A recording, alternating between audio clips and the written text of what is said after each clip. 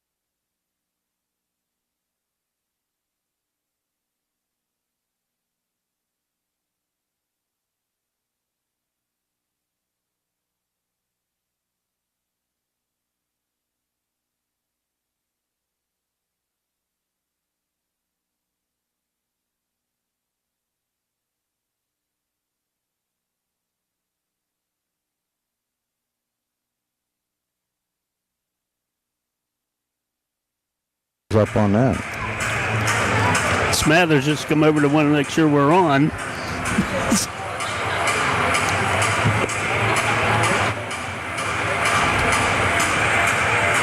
Okay, thank you. We're on break now.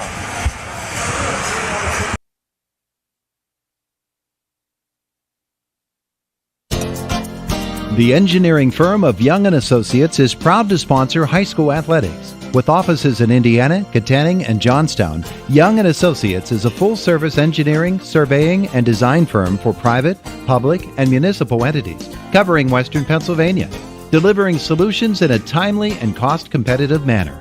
To see how they can be of service to you, go online to youngandassociates.com.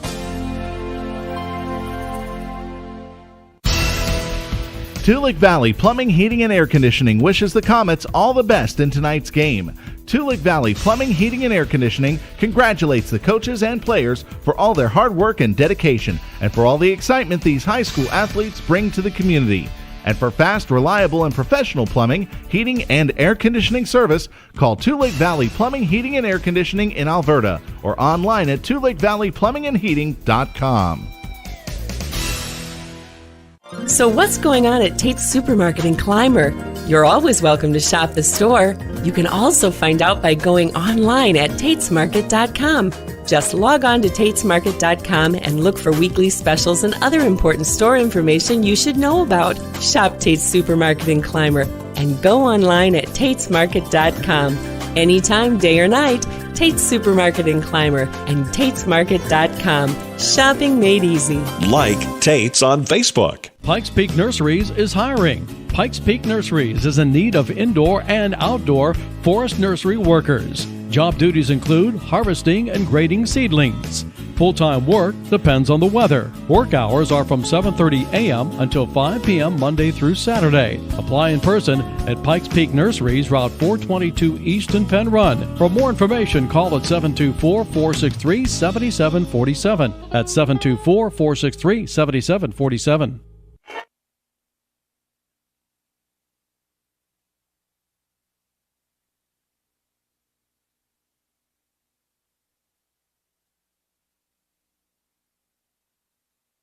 The KCAC presented by First Commonwealth Bank. It's the Heritage Conference Championships tonight. The first game featuring the Homer Center Wildcats and the Penns Manor Comets. Homer Center and Penns Manor played in the very first game of this Heritage Conference season.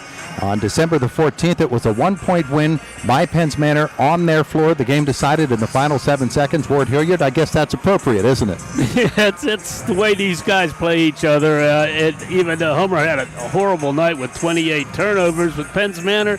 You know, you get them on that floor, they're very tough to beat. They're tough to beat anywhere, and they're going to be a great opponent here tonight. I think this is what a championship game should be. The two best, the two with the greatest reputations, they're going to meet head-to-head here. Boy, that'll be a great night. Let's hear from the coaches. First, Jason Maloser of the Penns Manor Comets. Jason Maloser, this is a familiar place for you, the KCAC, and this is what your fourth time playing out of the 6 years of the Heritage Conference Championships, and I know that there's a certain level of comfortability with that, but every season's a new season, and I know you're not really comfortable right now, are you? I mean, that's just it, Todd. I mean, this is, as you said, I think our fourth time playing here. But, you know, I'm just as excited as the first time. And, you know, you got those little bit of jitters. And for us as a team, you know, Megan played here quite a bit. But other than her, we don't have a lot of experience. So, you know, we're going to rely on her early on for her leadership and, you know, to get us to settle in the game and just go out and play basketball, as tough as that is in this type of environment. It got a little tense the other night against River Valley, but that's a really good basketball team. And sometimes we just have to acknowledge that the reason we're having a tough time is because they're good. Nonetheless, I know that there were some things that you wanted to clean up after that semifinal game with your team. Yeah, without a doubt. Obviously, a ton of credit goes to River Valley. They're a very, very, very good team, and they're playing really good basketball at the time. You know, proud of the way we were able to pull it out at the end, but, you know, as you said, we really talked and focused on starting that game, doing the little things right. The communication's got to be better, especially here where it's going to be tough to hear me. So that's one of the things we talked about in practice is the girls just have to do a better job of communicating that are out there on the floor with one another, whether that's on offense or defense. You know, a lot of the time we preached a lot on defense, but it's going to be the same thing on the offensive end tonight where if I'm calling out a play, they might not hear it if they're down the block already. So, you know, just little things like that with the communication that we talked about. And then, you know, obviously just taking care of the basketball, valuing every possession. You know, that's something that we've preached all year. We just got to make sure, you know, in those big games and those big moments, just make it just like a regular basketball game and take care of and value the basketball. Sometimes you have to know when to go and sometimes when to go slow. And I know that for coaches, it gets pretty frustrating watching it when, again, that communication isn't there. You have to rely on girls to use their experience. You've got a lot of experience, but you've got some young girls that haven't been through this before. You know, obviously, talked about Megan already. Deja and Kate went through a deep state playoff run last year, and Sydney Schaefer played some on that team as well. But we're playing 2 freshmen, a ton of minutes with Alyssa starting, and Allie playing a lot of the game, and then Sarah Steidler off the bench as well. So there are some girls that don't have quite as much experience, but throughout the year we talk all the time. Our juniors, you're close to being seniors now. You're no longer juniors. Our sophomores, you're already about juniors. We're at the end of the year now, so we're going to rely on some of the experience that they've gained throughout this year as a team, but still turning to those 3 girls that played a lot throughout that state playoff run to get us through those big moments, and really rely on their leadership.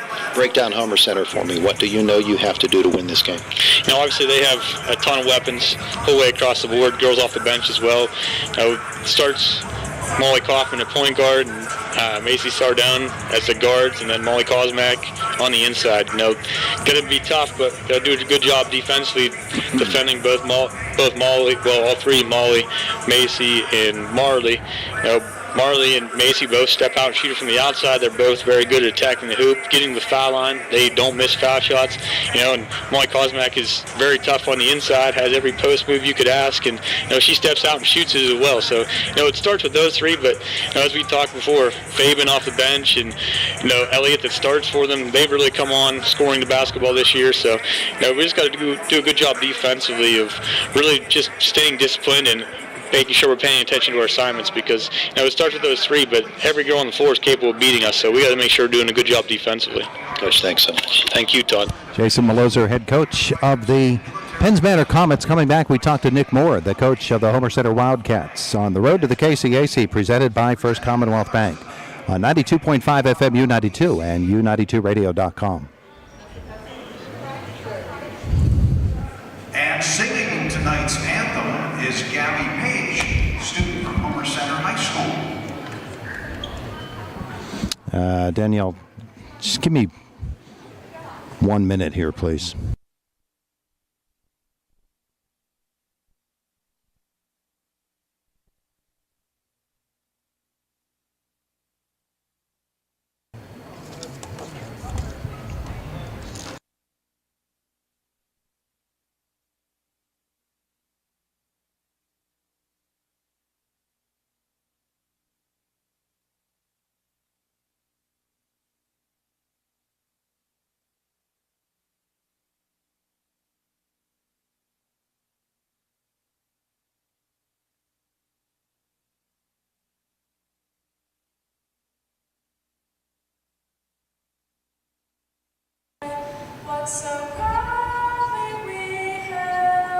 Let's try to catch our national anthem.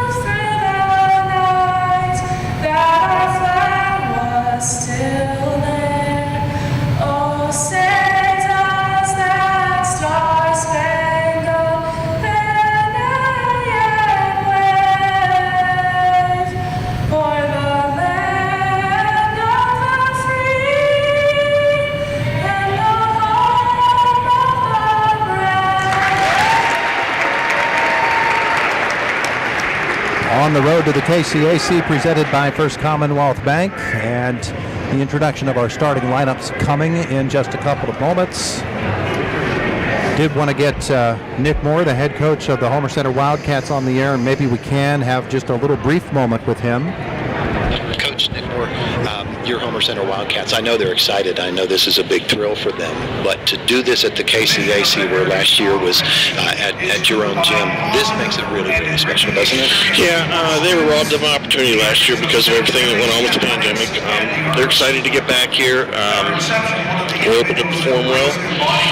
We're going to be up against a very well-coached, very well-disciplined team. So we've got a challenge in front of us, and hopefully we respond.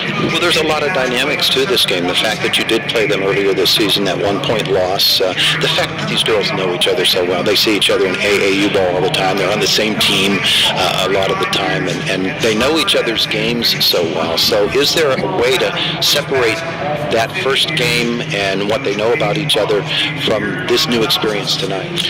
We know that we're a different team than December 9th or whatever it was, 10th, 11th, 12th, whatever, 14th, somewhere in there. But we know we're a different team. We're playing a different style. We bought into it defensively. These girls have no issue with going out there. When they step on the floor, they're bleeding black, black and white, and here we go. It doesn't matter who's on the other side. At the end of the game, they're going to shake their hand, give them a hug. These girls do spend a lot of time. They socialize with each other outside of this, so they're friends. But when you get on the court, just like I'm sure Penn's Manor will be there, here to compete, with the mechanics. There's the head coach of the Homer Center Wildcats, Nick Moore, just had a tribute to the real head coach, Jerry Page. Yeah, it was very nice, wasn't it? Had his picture up on the board there. Great man, great part of this conference. Getting set now for the introduction of our starting lineups. I have a nice video of the Homer Center girls going up now. We'll hear the music behind it, a great picture montage, and that will be followed by a similar presentation for the Penns Manor Comets girls. This is a special night from a number of different aspects, but for the girls themselves, all of the pageantry that surrounds the game, but they have to play a ball game too. Yeah, they do. They have to get back to doing what you do best, which is play the game, and that's not easy, Todd. As you can see, there's this video present. They haven't seen anything like that since, since last couple of years ago when they were up here. But it's just a great opportunity. That's what they knew coming up, and it's here now. And the reality is here, and whichever group can settle in quickest is going to have a good jump on that. All right, here come the starting lineup for the Wildcats. First off the bench is the junior, Justly Sharp, who also is a member of their hometown high Q team that won. The senior, Ayanna Elliott. She's a little spark here, isn't she? She has the game that you certainly love as a coach. And you certainly love the game of Marley Kaufman, too. Do it all from the point guard position. He's a veteran. She's the one I think they got to look to. The junior, Macy Sardone, with 15 points tonight, will reach her 1,000th of her career.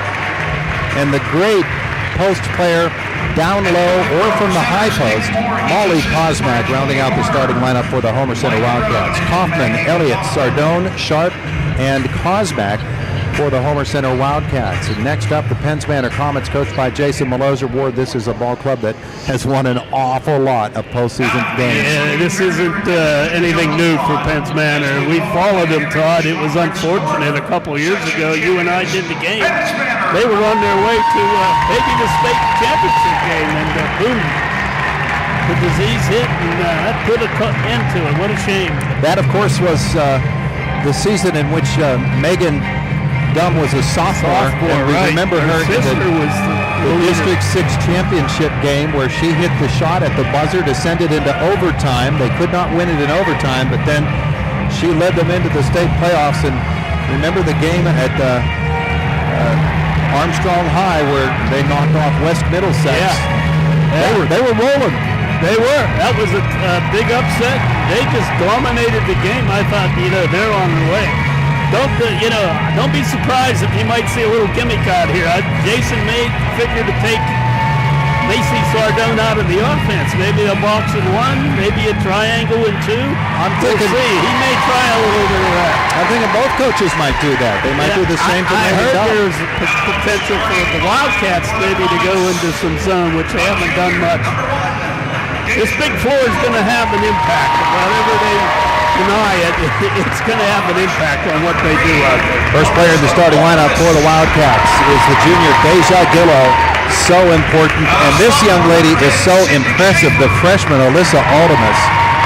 She has grown by leaps and bounds. So has this girl, sophomore Sydney Schaefer. Here's Megan Dunn. She's done it all for 4 years now. And just an amazing ball player. We think about her offense.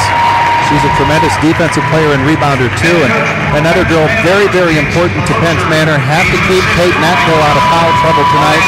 It will be a difficult challenge. You've got Molly Kosmak here defending. It's easy to pick them up quickly. Yeah, that works both ways. That's the other thing. Maybe we didn't touch on it enough, but you really got to settle down. When you get too excited, that's when you start running into somebody. You make a dumb foul, then another foul follows. And before you know it, you're sitting on the bench and missing a lot of the game. You don't want to do that. You've got to keep your poise, maintain your cool, and do your job out there. And, it's going to be real interesting to see how these teams react to all of this. Crowd's still filing in. I would have expected more, to be honest. Well, we'll get more as this evening goes along. Yeah. You can bet. Here come the two teams. Comets in their home white uniforms as the top seed. Blue numerals, light blue trim. The Wildcats, their away black uniforms with white trim. Molly Kosmak will jump against Natko. Wildcats to our right, Comets to our left. We're ready to go. Tony Satil, Fred Glasser, John Nepshaw are officials. Tony will put it in the air. And the road to the KCAC presented by First Commonwealth Bank. And they Tip will have to be redone. So we're off again.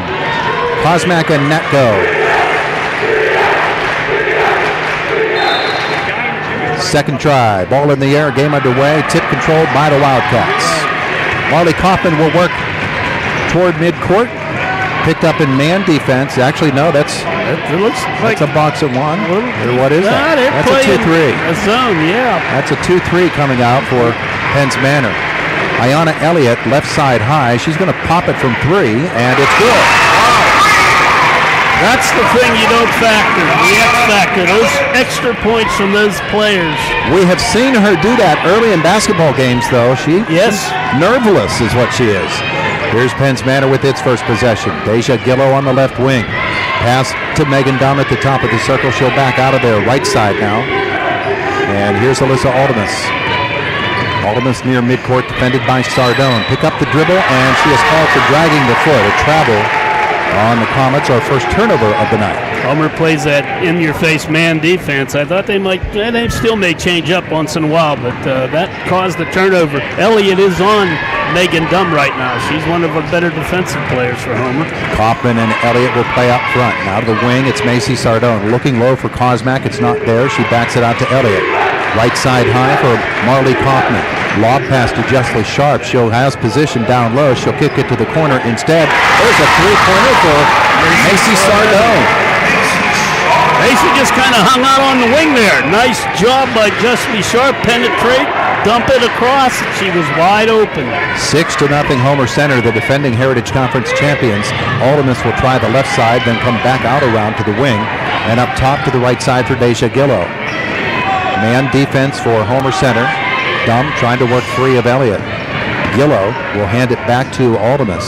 And Alyssa pick up the dribble. Now she'll lob it low. She's got Schaefer, who comes back outside. Megan Dunn for three. That's short. The rebound put away by Homer Center, and Marley Kaufman will bring it up the floor with the Wildcats leading it 6-0.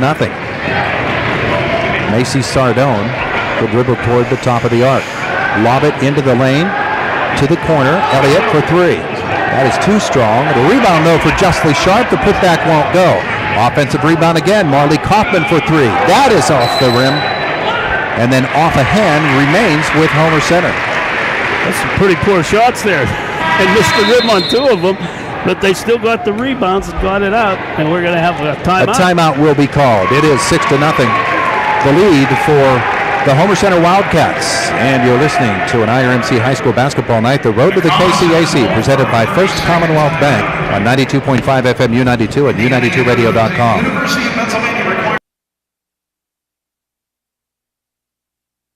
Kick off game day with the flavor and nutrients of dairy. Be sure to include 3 servings in your lineup.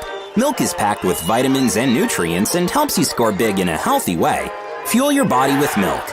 A message from the Allied Milk Producers. Rugby requires a lot of different skills. I'm shoving 800 pounds, and then I have to sprint to make a tackle. When we win, we get milk. And it really helps in recovery. It's always part of our celebration. It's something that we rally behind. There are lots of choices in life. No matter what you're told, when you're hurt and need physical therapy, presented by First Commonwealth Bank.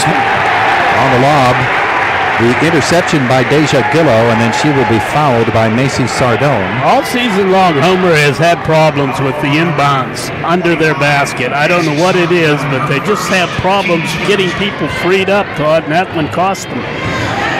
You can watch this game on Renda Digital TV by going to the website u92radio.com. Alyssa Aldemus for Penns Manor comes across the top to Deja Gillo. Dumb on the right side. Gillo will back out, then get the screen from Mumma, who's into the lineup for the first time tonight. Deja is going to get caught in the air, come down and be called for the travel. Allie Mumma, another freshman on the floor for the Penns Manor Comets. I think the reason Nick Moore called that timeout was that Homer was getting a little anxious with their shooting there. He said, take their time. They have a lead. Be comfortable. Run your offense. All four teams in the Heritage Conference Championships did have an hour's worth of practice on this big floor with the depth perception, and that probably was what that was all about. Yeah. I'm sure that helped a little. Ayana Elliott will throw it into the lane. Mumma steps in, almost intercepted, but Elliott comes up with it once more. She'll drive baseline. The block foul will be called on Allie Mumma, and it will send Ayana Elliott to the free throw line. Ayana's into the ball game already, is she not? She made a big bucket, and they're a drive to the hoop, drew the foul.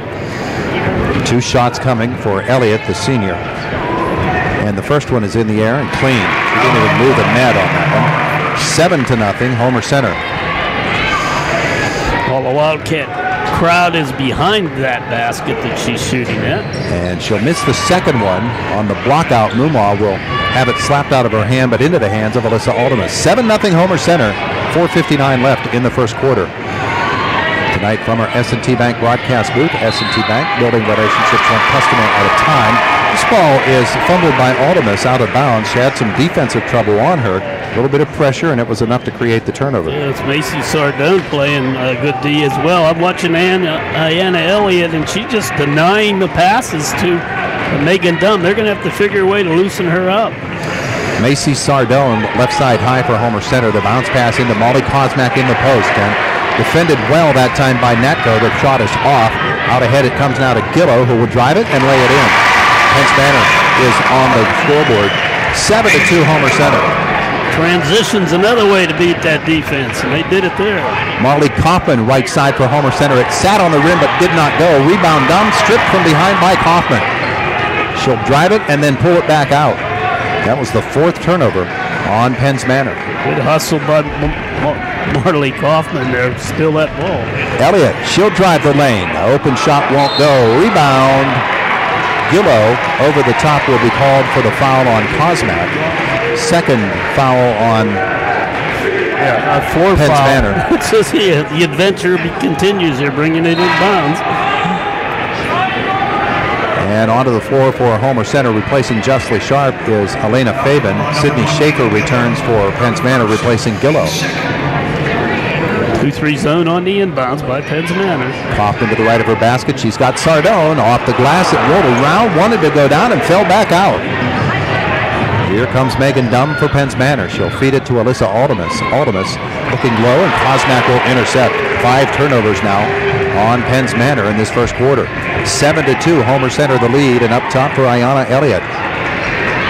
Elliott, jab step comes to her left, feeds Sardone on the wing for a 3. It won't go. Kosmak offensive rebound, and stealing it from her from behind is Megan Dunn. Pass out ahead to Kate Natko, or actually Sydney Schaefer. Now here's Natko down the lane. The lay-in is good. 7-4, Homer Center. Natko's first bucket.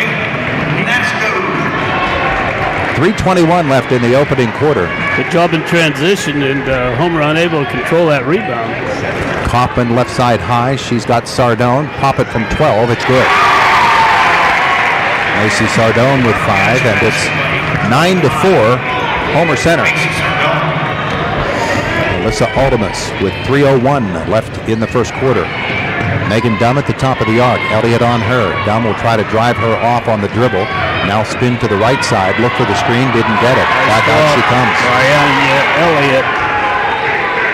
Sydney Schaefer steps out, has the ball to the top for Kate Natko. Natko to Dumb in the corner. Megan, pump fake, and then she'll drive it. A little one-footed runner there, won't go. Rebound contested, still free. To the floor go a couple of girls, Aldemus and Fabian. It's a held ball, the arrow pointing to Penns Manor. Timeout on the floor, 9-4. The Wildcats lead it. This is an Indiana Regional Medical Center High School basketball night on the road to the KCAC, presented by First Commonwealth Bank on 92.5 FM U92, U92radio.com.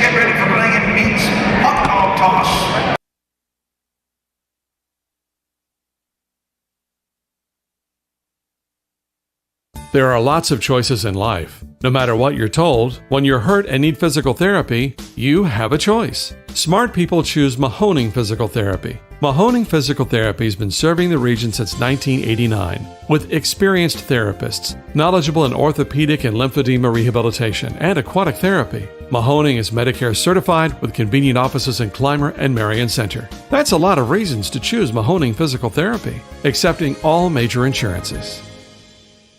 Dan in a van hasn't returned your call? Chuck in a truck can't get there for 2 months? Stop dealing with fly-by-nighters and call a company that's fully capable for all your plumbing and heating needs. Joyce Plumbing, Heating, and Air Conditioning Incorporated. Joyce Plumbing, Heating, and Air Conditioning Incorporated is on call 24/7, 365 days a year. Visit us at joyceplumbing.com. That's joyceplumbing.com. Joyce Plumbing, Heating, and Air Conditioning Incorporated, the best place in town to take a leak. PA 042115.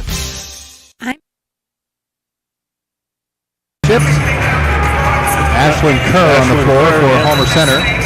Penns Manor ball there into the floor and a side out. The inbounds is to Alyssa Aldemus. She'll come right side for Sydney Schaefer. Aldemus up top. Megan Dumb trying to get free of Kerr now. Aldemus, the 5 seconds are in effect. Mumaw, she'll lob it low for Dumb, but it's out of bounds. They're trying so hard to get the ball to Megan Dumb that they're not looking at any other options. They're going to have to get another person to step up and take a little of that pressure off. Usually that is going to be Alyssa Aldemus or Deja Gillo. It is 6 turnovers now on Penns Manor. Our First Commonwealth Bank quick stats. First Commonwealth Bank time to be first. Member FDIC. There's Molly Kaufman for the Wildcats in a 2-3 zone for Penns Manor. To the corner, Sardone for 3. Yeah! That's hard to defend that. You got to get out.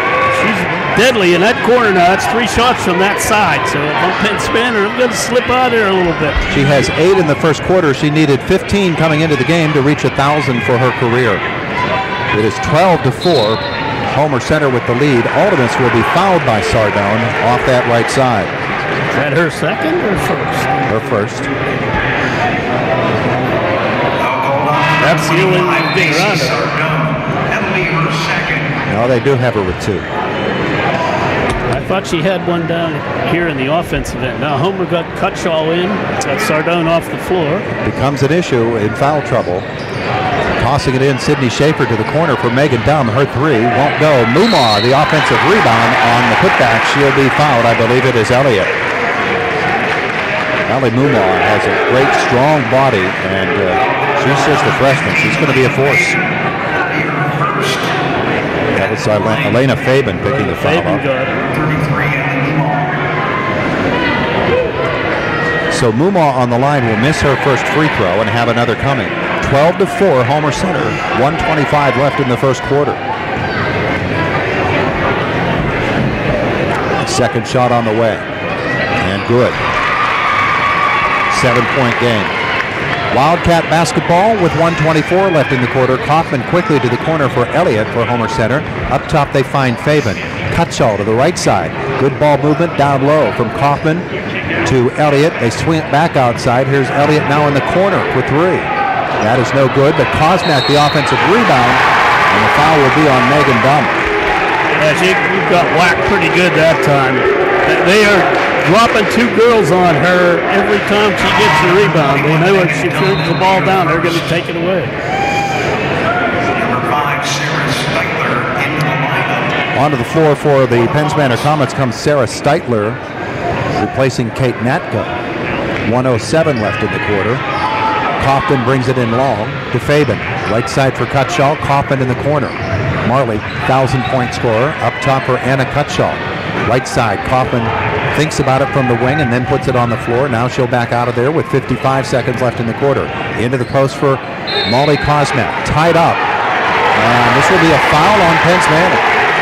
Again, three girls they just collapse on anytime Molly gets into that low post. That's their best way to defend it. They just dominate her with people. And that is 2 fouls on Megan Dumm, and that's a trouble spot. That's very much a trouble spot. Macy Sardone with 2 back in the ball game. 2 of the big players tonight carrying 2 fouls in their bag. They put Sardone onto the floor because they're on the offensive end. And they could probably play for a last shot if they choose. Here's Kaufman with 47 seconds left in the quarter. They'll try to get Macy open on a wing. Penn's Manor will try to cut it off. Dumm defends on Sardone. Now up top it comes. Kaufman. The ball low, intercepted by Mumar. Ahead it comes. Natko will feed it to Sydney Schaefer, and here's Megan Dumm. Dumm little ball fake, and then she drives it. She got it in, but it was a floor foul first, and I believe it's on Elliott. I believe so.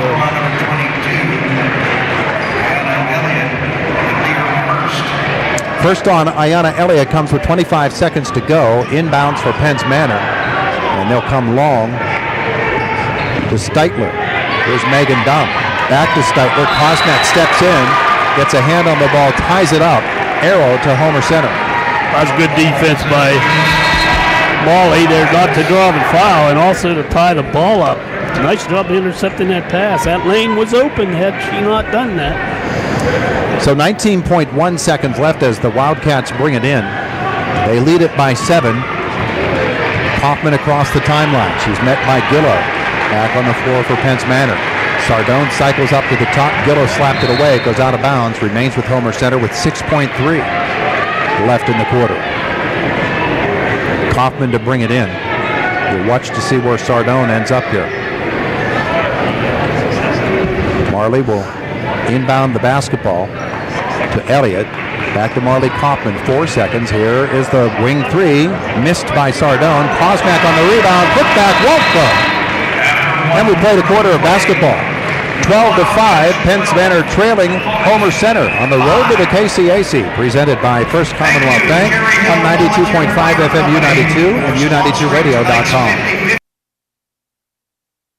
I'm Shannon Lipniskis. Hutton Blues Insurance of Indiana is proud to support high school football. I'm Jay Blues. You can't beat football season, and when it comes to your insurance needs, you won't beat the service we provide at Hutton Blues Insurance. Our family business has served Indiana and the surrounding counties for more than 3 decades. Once you do business with Hutton Blues Insurance, we'll make you a customer for life. So best of luck, area teams, from your friends at Hutton Blues Insurance in Indiana.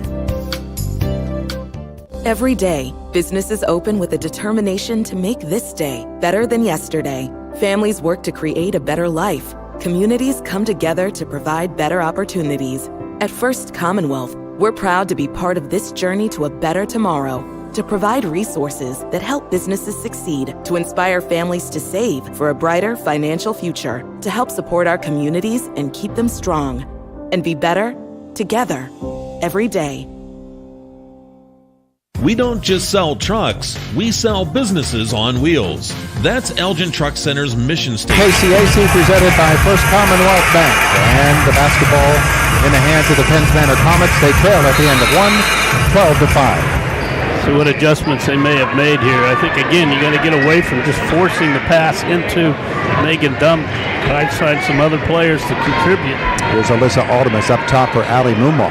To the left side for Deja Gilla. Here is Dumm with Elliott on her back. Literally. Dumm's working hard. To the corner for Gillow. Drive the baseline. Feed it to Mumar. She'll be fouled by Kosmak. Nice ball feed, yeah. You and I were going to say the same thing. It was a great ball movement. Little bounce pass. You had her one to the hoop. Perfect.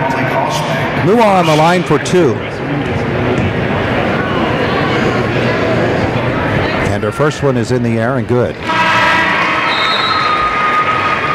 Girls seem to have adjusted to the big floor with the space behind it. Yeah, I think so. Kate Natko back for Penn's Manor. Ali Mumar for a second shot. Got them both. 3 for her in the night, all from the line. It's 12-7. This is one of those things with Penn's Manor, Ward. They're a team that can fall behind and look like they're completely out of it, and then you blink your eyes and they're in the lead. Well, we've seen them enough to know that is exactly right, and that's the kind of team they have. They're never out of a game, so you just, hey, we're ahead 7. That don't mean anything. Justly Sharp almost got away with the travel there, or did get away with one. You got to get Marley Kaufman involved a little offensively. She's distributing the ball all right. Elliott to the right side. The handoff is to Macy Sardone, and back to Elliott, or to Kaufman. She'll call Elliott up and come to the left side for Sharp, and she'll cut through, and Kaufman gets it in the corner. Drive with position. Good block there by Gillow, and the other way, Megan Dumm is going to be fouled by Marley Kaufman. Yeah, a little frustration foul perhaps. Boy, she made a nice drive and was blocked from behind. That is 16 fouls on Homer Center already. Elena Fabian back in replacing Kaufman. And Penn's Manor ball, the floor to go. This might be an opportunity for the Comets to make a move there with Kaufman on the bench. Elliott probably run the offense. Aldibus with the basketball now, left side, little double clutch. The freshman drives, pass through to Natko on the baseline. She falls and loses the ball. Sharp will pick it up. Here comes Homer Center with Macy Sardone to the corner for Ayanna Elliott. Kosmak posts low, they can't find her. Swing it back around, Fabian to the corner for Sardone. She tries to penetrate, then comes back out, intercepted. Intercepted with the floor to go. The driving layup is missed by Aldemus. Ball free on the floor. Elliott comes up with it. Here come the Wildcats. Ayanna Elliott feeds it to Macy Sardone. Her drive shot is off. Rebound on the floor. Dunn gets after it. Timeout is called by Penn's Manor. 12-7. Homer Center the lead. IRMC High School basketball night on the road to the KCAC, presented by First Commonwealth Bank on 92.5 FM U92 at U92radio.com. 30-second timeout. Hampton Inn, Indiana, whether visiting for business or pleasure. We don't just sell trucks, we sell businesses on wheels. That's Elgin Truck Center's mission statement. For more than 50 years, Elgin Truck Center has been providing trucking companies with high-quality used trucks. Their experienced staff and mechanics are knowledgeable about domestic and foreign trucks. Elgin Truck Center's customers always come first, and the staff is committed to giving high-quality service. To check inventory, go online to elgintruckcenter.com. That's elgintruckcenter.com.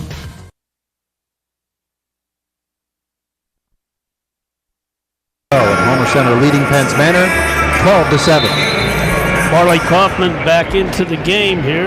Lee Moore's going to take a chance on that. I think she'll keep out of foul trouble. She just keeps under control. Comets basketball, Kate Natko. Right wing pass for Megan Dunn, has to save it and does. Dunn then will bring it back out of there. Get the screen from Natko. Drive to the foul line and back out again. She hands it off to Gillow. Gillow gets a screen from Mumar. Can't shake Anya Elliott there. Natko, right side high. Thought about Dom and said hands it off to Gillow. Here's Deja to the elbow. Backdoor cut is for Megan Dunn in the lane. She'll scoop it, and Kosmak slaps that one out of bounds. Let her go by and then slapped it from behind there. Risky, but it worked. Here comes Kerr back on the floor for Homer Center. Comets basketball. He's going to replace Elliott on Dumb, and that's Elliott's just wore out. Inbounds is to Gillow with a step. She'll be fouled by Kaufman. It'll be a two-shot foul for Deja Gillow. Just beat her to the low block, and Marley bumped her.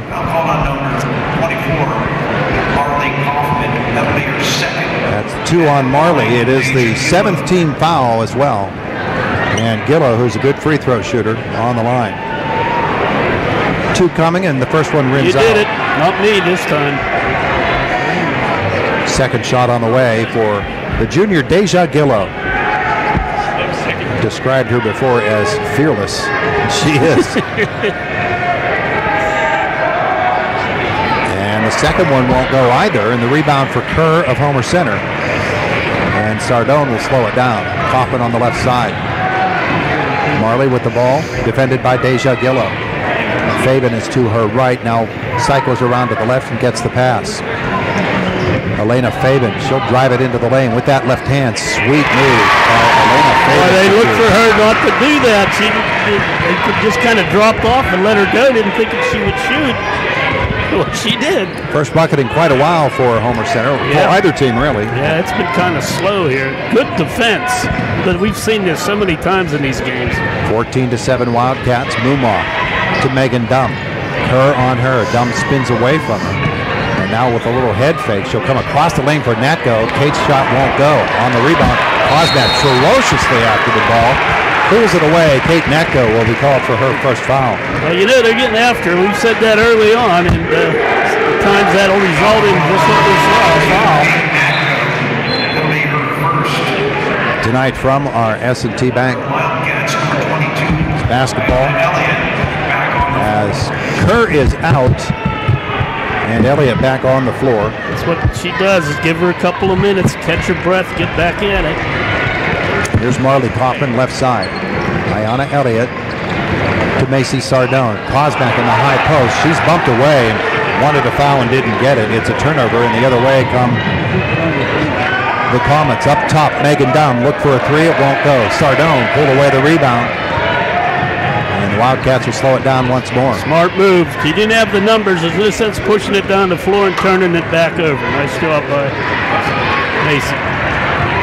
The drive here from Marley Kaufman, and it won't go, but the rebound by Kosnak, who powers it up and in for her first points of the night. It might have got her a little upset. She starts rebounding. Look out. 16-7 now. Comets have done a nice job of keeping her off the boards. Homer Center the lead. Penn's man to the ball, Deja Gillo. Stepping out to get the basketball is Ali Mumaw. Dumm is working so hard, and Elliott won't let up. Now Aldemus's pass will be picked off by Kaufman. 9th turnover on Penn's Manor. Sardone in the left corner. Back out for Kaufman. Marley wanted to go to the corner for Fabian. Instead comes up top for Elliott.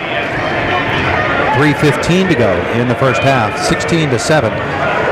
Homer Center the lead. Heritage Conference Championship. Good solid man defense by the Comets. By First Commonwealth Bank. Here's Marley Kaufman. Gillo backs away from him. And stepping in front, intercepting is Alyssa Aldemus again. Here comes the freshman up the floor. The left-hander won't go. Rebound is going to be out of bounds off Homer Center. 2:51 left in the first half. It is 16-7. Homer Center the lead in IRMC basketball night. The road to the KCAC presented by First Commonwealth Bank on 92.5 FM U92 and U92radio.com.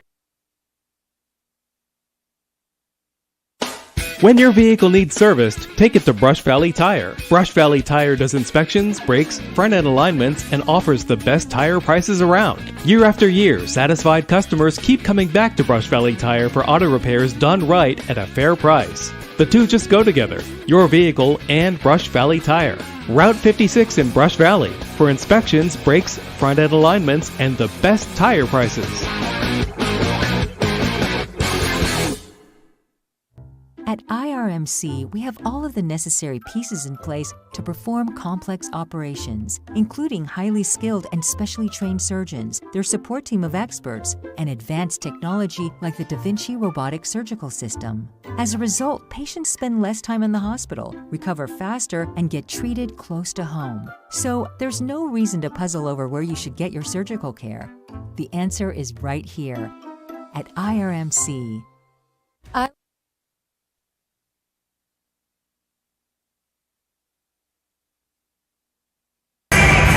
The road to the KCAC presented by First Commonwealth Bank. 16-7. Homer Center the lead. Penn's Manor the ball with 2:51 left in the first half.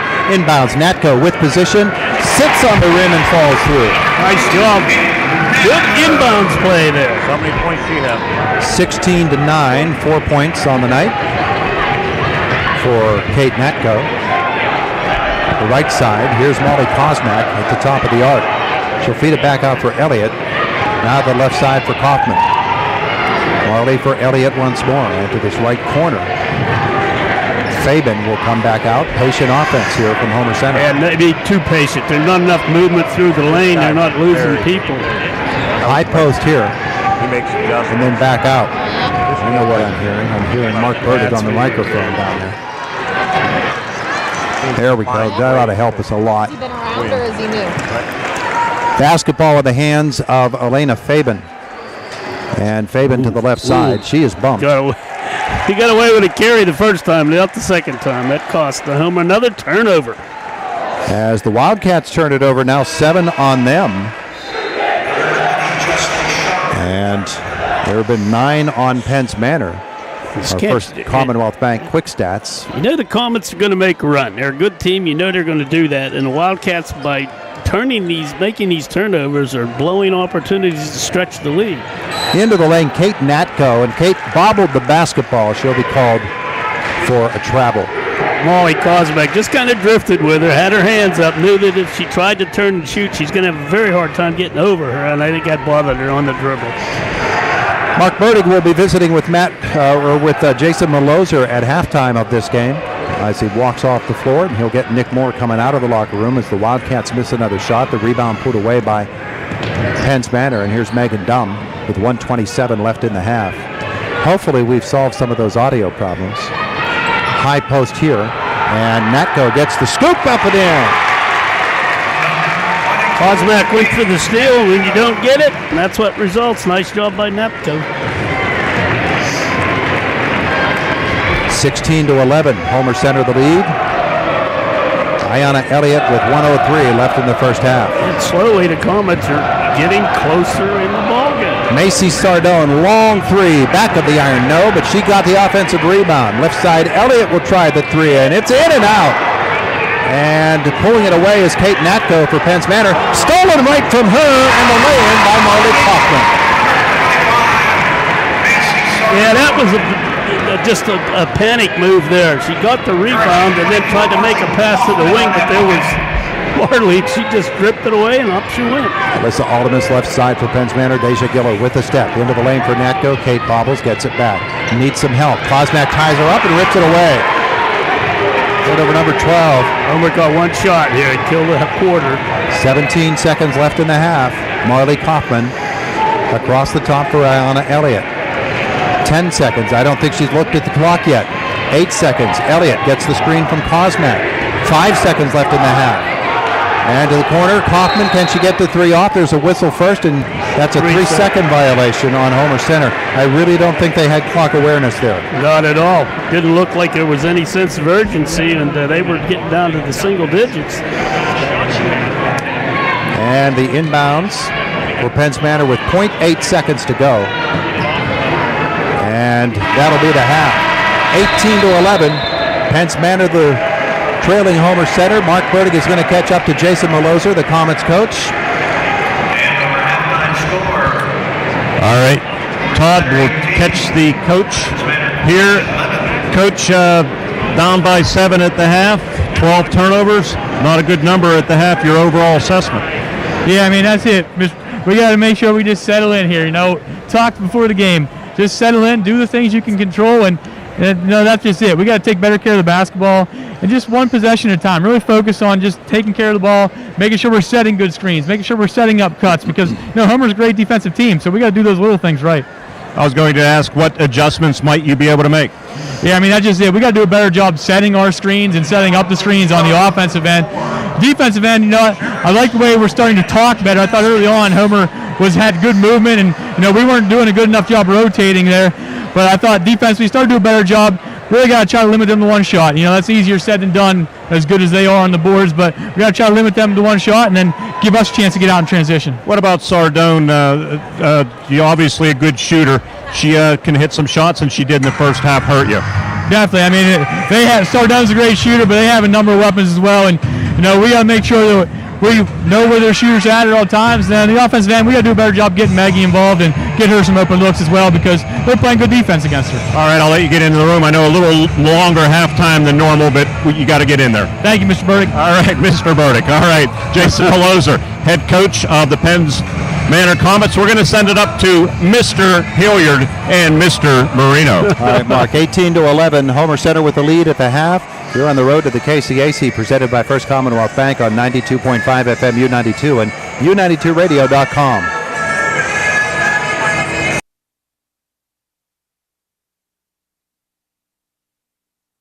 I liked the one with the stained glass ship in the front door. You liked the one with the 2-car garage. But then we found it, the one. It had a porch swing, a yard for our dog, a room for your office. Sure, it was 95 years old, but when we met with Amy at S&T Bank, she mentioned they had been around for over 115 years, and that made me feel better. Because even if we won't be here in 115 years, maybe our grandkids will be. Want to buy a new or pre-owned vehicle? Want to sell your current vehicle? At Luther Ford, you can do it all. Check out the great Luther Ford inventory and drive off today, or order the exact vehicle you want. Have a trade? Luther Ford will give you a check for your vehicle's high trade-in value. If you want to just sell your current vehicle, Luther Ford can pay you thousands over KBB. At Luther Ford, you can do it all. Luther Ford, Route 119, Homer City. The engineering firm of Young & Associates is proud to sponsor high school athletics. With offices in Indiana, Katanning, and Johnstown, Young & Associates is a full-service engineering, surveying, and design firm for private, public, and municipal entities, covering Western Pennsylvania, delivering solutions in a timely and cost-competitive manner. To see how they can be of service to you, go online to youngandassociates.com.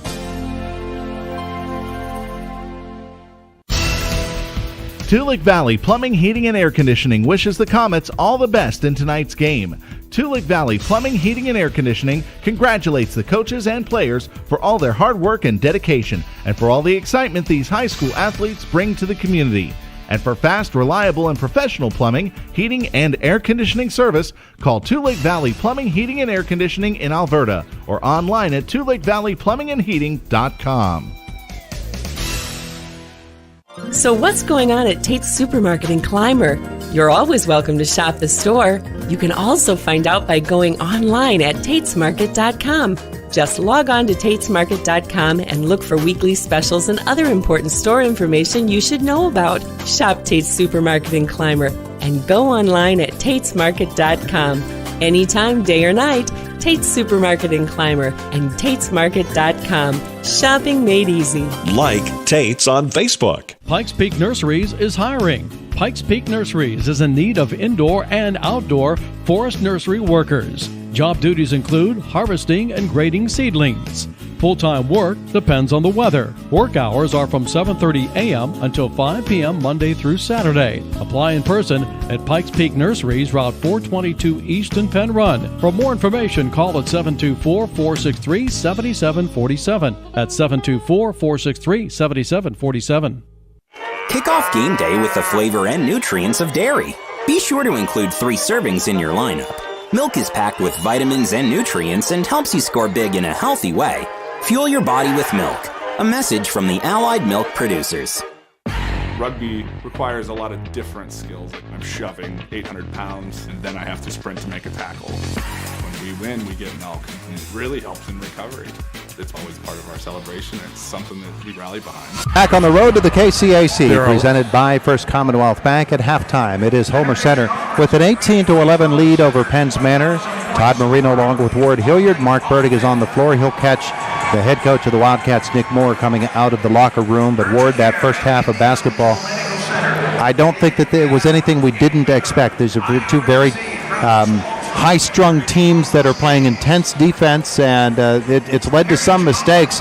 You look at the turnover numbers, I have Penn's Manor with 12 and Homer Center with 8. That's uncharacteristic for both teams. Yeah, it is, and it's a credit to the defense that they're both playing, and I think there's this little reluctance to really get aggressive offensively on both ends. As you can see, Todd, they're trying to be real safe with their passes, and a lot of times when you do that, you end up making more mistakes than you. I think they both need to loosen up. You're certainly not going to stay this way. Certainly Megan Dumb is not going to finish tonight with no points. Those are little factors that you know are going to occur. There's going to have to be some adjustments. As I said, I think they got to take the emphasis off Megan try to distribute the ball to some of the other people. They were getting the low post there. That was working.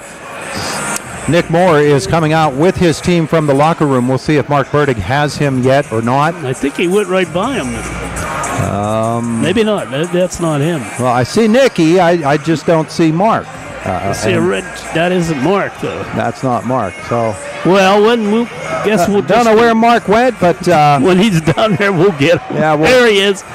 He's right by the scores table. All right. He's making his way over to Coach Nick Moore and using up my commercial time as he does so. He wants us to use a commercial, I think. Use a timeout. All right, we'll use a timeout. Danielle, no, he's getting him over there. Hand signals for Mark Burdig. He can hear us, can he not? I have no idea where he's going. Yes, he can. He just said he can. Okay.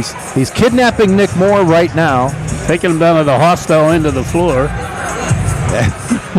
He is going far afield. Well, you got to pay to get in here. You keep going over there. Oh, there's a camera. I should have known. There you go. Okay, go, Mark. All right, thank you, Todd. Nick, good defense in the first half, forced 12 Penns Manor turnovers. Your overall thoughts?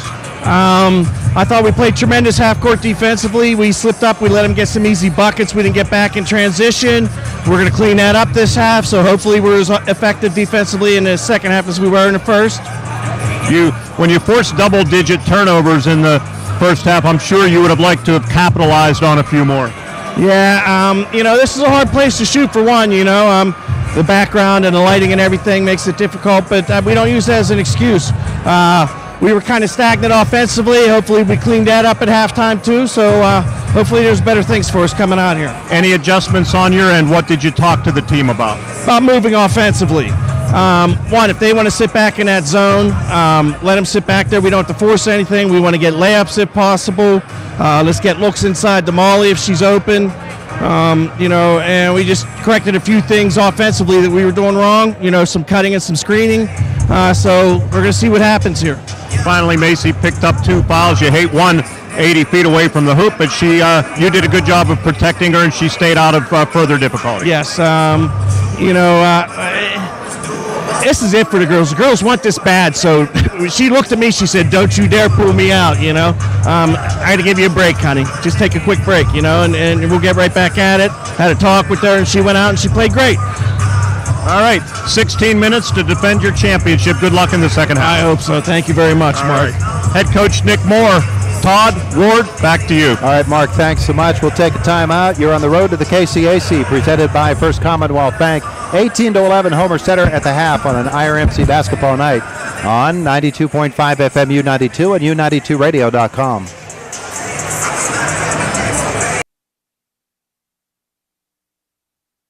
There are lots of choices in life. No matter what you're told, when you're hurt and need physical therapy, you have a choice. Smart people choose Mahoning Physical Therapy. Mahoning Physical Therapy has been serving the region since 1989 with experienced therapists, knowledgeable in orthopedic and lymphedema rehabilitation and aquatic therapy. Mahoning is Medicare certified with convenient offices in Clymer and Marion Center. That's a lot of reasons to choose Mahoning Physical Therapy, accepting all major insurances. Dan in a van hasn't returned your call? Chuck in a truck can't get there for 2 months? Stop dealing with fly-by-nighters and call a company that's fully capable for all your plumbing and heating needs. Joyce Plumbing, Heating, and Air Conditioning Incorporated. Joyce Plumbing, Heating, and Air Conditioning Incorporated is on call 24/7, 365 days a year. Visit us at joyceplumbing.com. That's joyceplumbing.com. Joyce Plumbing, Heating, and Air Conditioning Incorporated, the best place in town to take a leak. PA 042115. I'm Shannon Lipniskus. Hutton Blues Insurance of Indiana is proud to support high school football. I'm Jay Blues. You can't beat football season, and when it comes to your insurance needs, you won't beat the service we provide at Hutton Blues Insurance. Our family business has served Indiana and the surrounding counties for more than 3 decades. Once you do business with Hutton Blues Insurance, we'll make you a customer for life. So best of luck, area teams, from your friends at Hutton Blues Insurance in Indiana. Every day, businesses open with a determination to make this day better than yesterday. Families work to create a better life. Communities come together to provide better opportunities.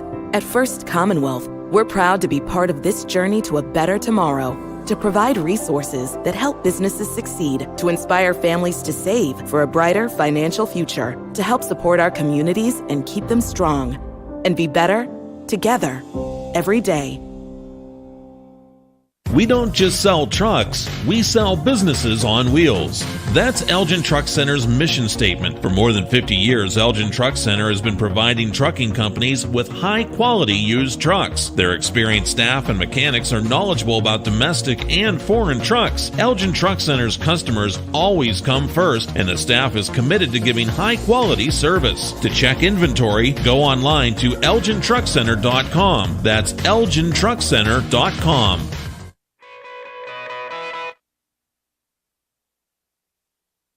Todd Marino along with Ward Hilliard at the half. Homer Center with an 18-11 lead over Pence Manor. And Ward, you've got some numbers for us.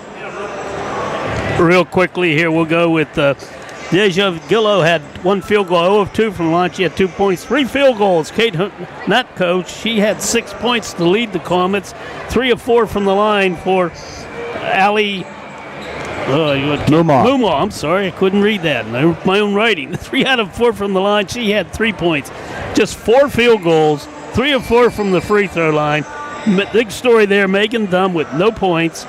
That will change. But 11 points for the Comets. The Wildcats have done a great job in the quarters of just limiting teams to single digits. For Homer Center, 3 field goals, Macy Sardone, 8 points. 2 of those were trays. A field goal, Marley Kaufman, she had 2. Field goal, Molly Kosmak, 2. Field goal, Ayanna Elliott. It was a tray. She was 1 of 2 from the line. She had 4. And Elena Fabit, a field goal for 2. 7 field goals for Homer Center. 3 of those were trays. Just 1 of 2 from the free throw line. 18 first half points. All right, let me, Mark Burkig just sat down there. I'm going to ask him to get right back up and walk to the other end of the floor where Judd McCullough is sitting with his West Shamokin Ball Club, and he's going to get our pregame interview with Judd for Game 2 of this doubleheader for the Heritage Conference Championship. What a special night it is, as all the way down there, Mark, at the other end of the floor. It's the only way you can do it, Ward. You got to point them and almost grab them by the hand like and walk them right cattle, there. Isn't it? Come on now, keep them moving there, Bessie. We're like herding cats, as they say. Both teams are back out on the floor and getting set for second half action. Signaling he's ready to go here. Who are you doing there, Mark? Well, I didn't know what you wanted. Guess where my cell phone is? Way back there, so now I have to go get it to do the recording. No. Oh, you're a real pain. And Dave Small said you're not very good. Yeah, well, he's Dave Small. That's all you really need to know about that. He was having fun with you, Todd.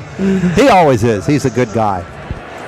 He does these a lot. He was very, very upset that we weren't sitting down there beside him tonight, Ward, too. So. Yeah, I think we were, too. We got a this is like a Central Cambria again. We have to stand to do the game. Yeah, it's almost like a Central Cambria or even a Bishop Carroll game when you're doing a game there. But we're just happy to be here at the KCAC this year. You'll recall that last year's championship games were played on the home court of the higher seed. In this case, it was Homer Center defeating West Shamokin on their floor. Yeah, this is so much nicer. It's a great idea when they started it. Boy, I hope it continues. And Game 2 will be a rematch of last year's championship game between United and West Shamokin. That was played at West Shamokin. West Shamokin won that title. Both those teams are here today. And Matt Rodkey, the head coach of the Lions, so we'll be talking with Mark Birdie between games. And Mark still is tracking down Judd McCullough. I can see him from here. Let's see if Mark can track him down. Straight up there, Mark. Put your headsets on. There you go. I think he found him. All right, we're ready to go. Second half action. Our officials tonight for this game, Tony Satil, Fred Glasser, and Johnny Nepshaw. And the Wildcats come out with a 7-18-11 lead. They'll send out their original 5.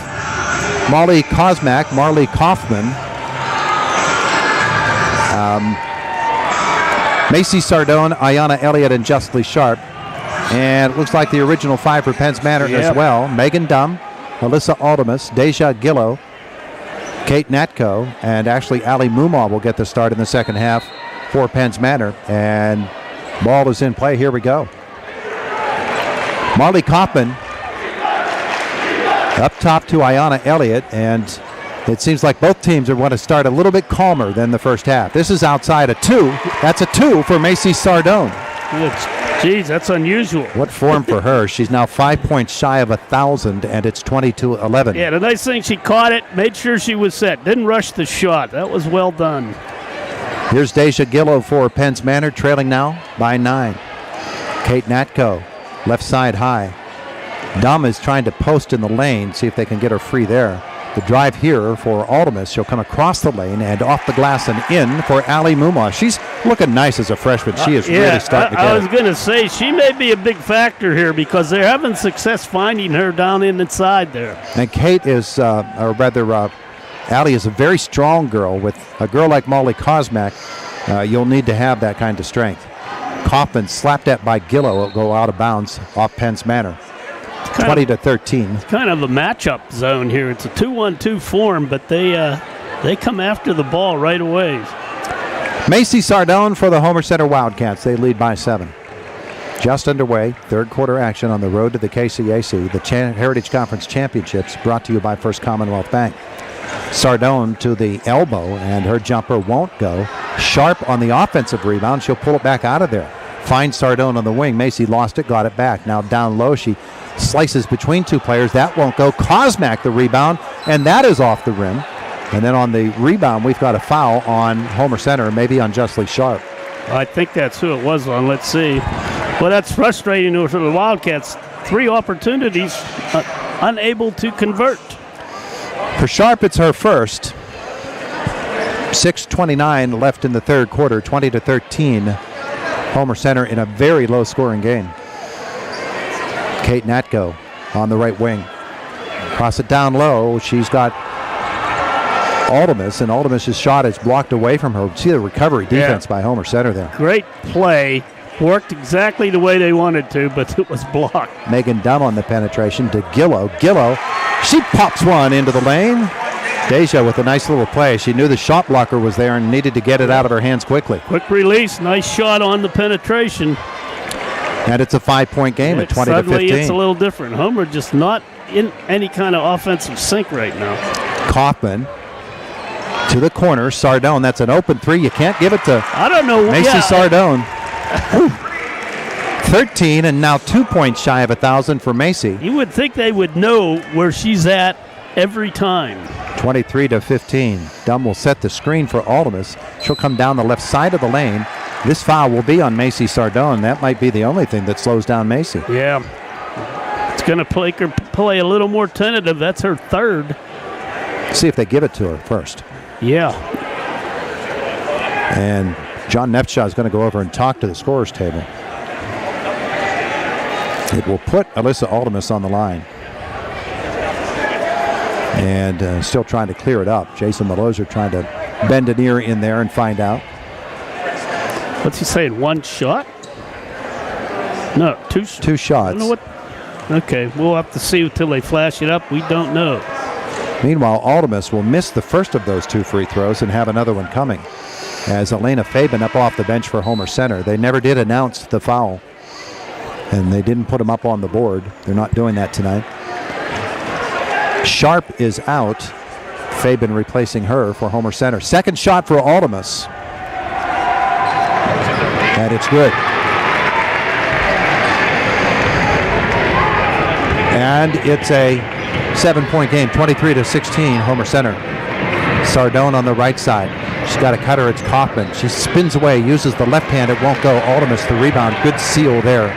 Yep, nice job with defense. Again, they're dropping people in the lane and doubling up on shooters. Good job. Deja Gillo, right side for Alyssa Aldemus. Mumma runs the baseline. Dumb cycles up high.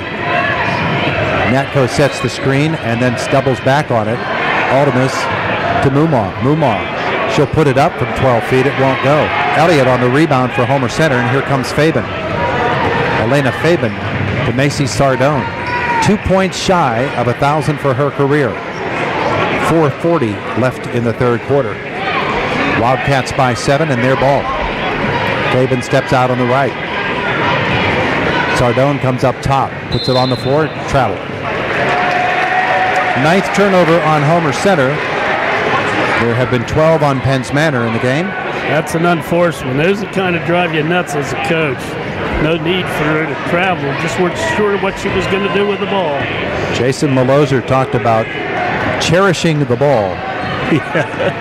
Here's Alyssa Aldemus into the lane. She should have taken that right to the hole, but did not. Fed it off to Natko. A difficult shot. Aldemus backside rebound. And then on the rebound, second time, it's out of bounds off Penn's Manor. I've been watching Megan Dunn, and she is frustrated beyond belief. I see the look on her face. They can't get her the ball. She can't shake Elliott. And even Jason said they needed to set up harder screens, and so far it's not working. Kaufman left side high for Homer Center. 4:02 left in the third quarter. 23-16 Wildcats. Marley Kaufman. She looks high with Deja Gilla back off her by 5 feet. Kaufman now will penetrate to the free throw line, come out to Elliott. Pop a three, it's short. Rebound, Kosmak up over top of everybody, drive it to the hole and put it in. She got a good jump on the ball, and that's how she got that rebound. Just took one dribble in. Good job. 25-16, a 9-point margin now. Ashley Kerr going to check in here. Remember, Molly did not play last weekend against United because of that badly sprained ankle. She intercepts a pass here. And that was intended for Dummy. She was open that time, but Molly stepped down. That help out defense clogging that lane. Oh, yeah. You can see they've done it once or twice, huh? Kaufman, top of the arc, left side Sardone. Macy, she'll drive it, she'll scoop it, and it's in! And that is the 1,000th point in the career of Macy Sardone. Her 15th point of the night. And they'll stop for a little celebration time. Boy, what a time to get it, huh? A championship game. 27-16. You got people coming around slapping you from. Yeah, I know that guy, but I can't think of his name. I hate when they I have seen now 4 girls this season hit the 1,000 point mark. Pretty amazing. I saw Megan Dunn, Bethany Smith, Maddie Scalise, Macy Sardone. I saw somebody else. Yeah. In fact, I don't think I saw Scalise's 1,000, but I saw somebody else. And it was pretty amazing what's been happening in the Heritage Conference this year.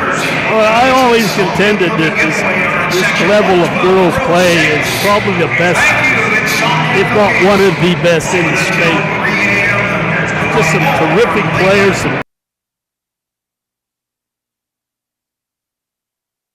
Dan in a van hasn't returned your call? Chuck in a truck can't get there for 2 months? Stop dealing with fly-by-nighters and call a company that's fully capable for all your plumbing and heating needs. Joyce Plumbing, Heating, and Air Conditioning Incorporated. Joyce Plumbing, Heating, and Air Conditioning Incorporated is on call 24/7, 365 days a year. Visit us at joyceplumbing.com. That's joyceplumbing.com. Joyce Plumbing, Heating, and Air Conditioning Incorporated, the best place in town to take a leak. PA 042115. I'm Shannon Lipniskus. Hutton Blues Insurance of Indiana is proud to support high school football. I'm Jay Blues. You can't beat football season, and when it comes to your insurance needs, you won't beat the service we provide at Hutton Blues Insurance. Our family business has served Indiana and the surrounding counties for more than 3 decades. Once you do business with Hutton Blues Insurance, we'll make you a customer for life. So best of luck, area teams, from your friends at Hutton Blues Insurance in Indiana.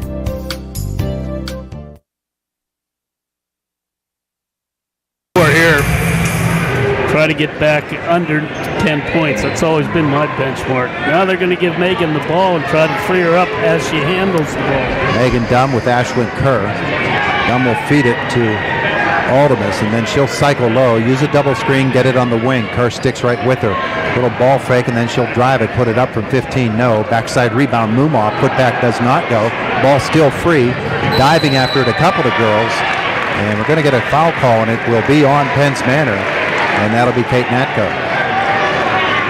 Yeah, they needed that badly, the Comets did.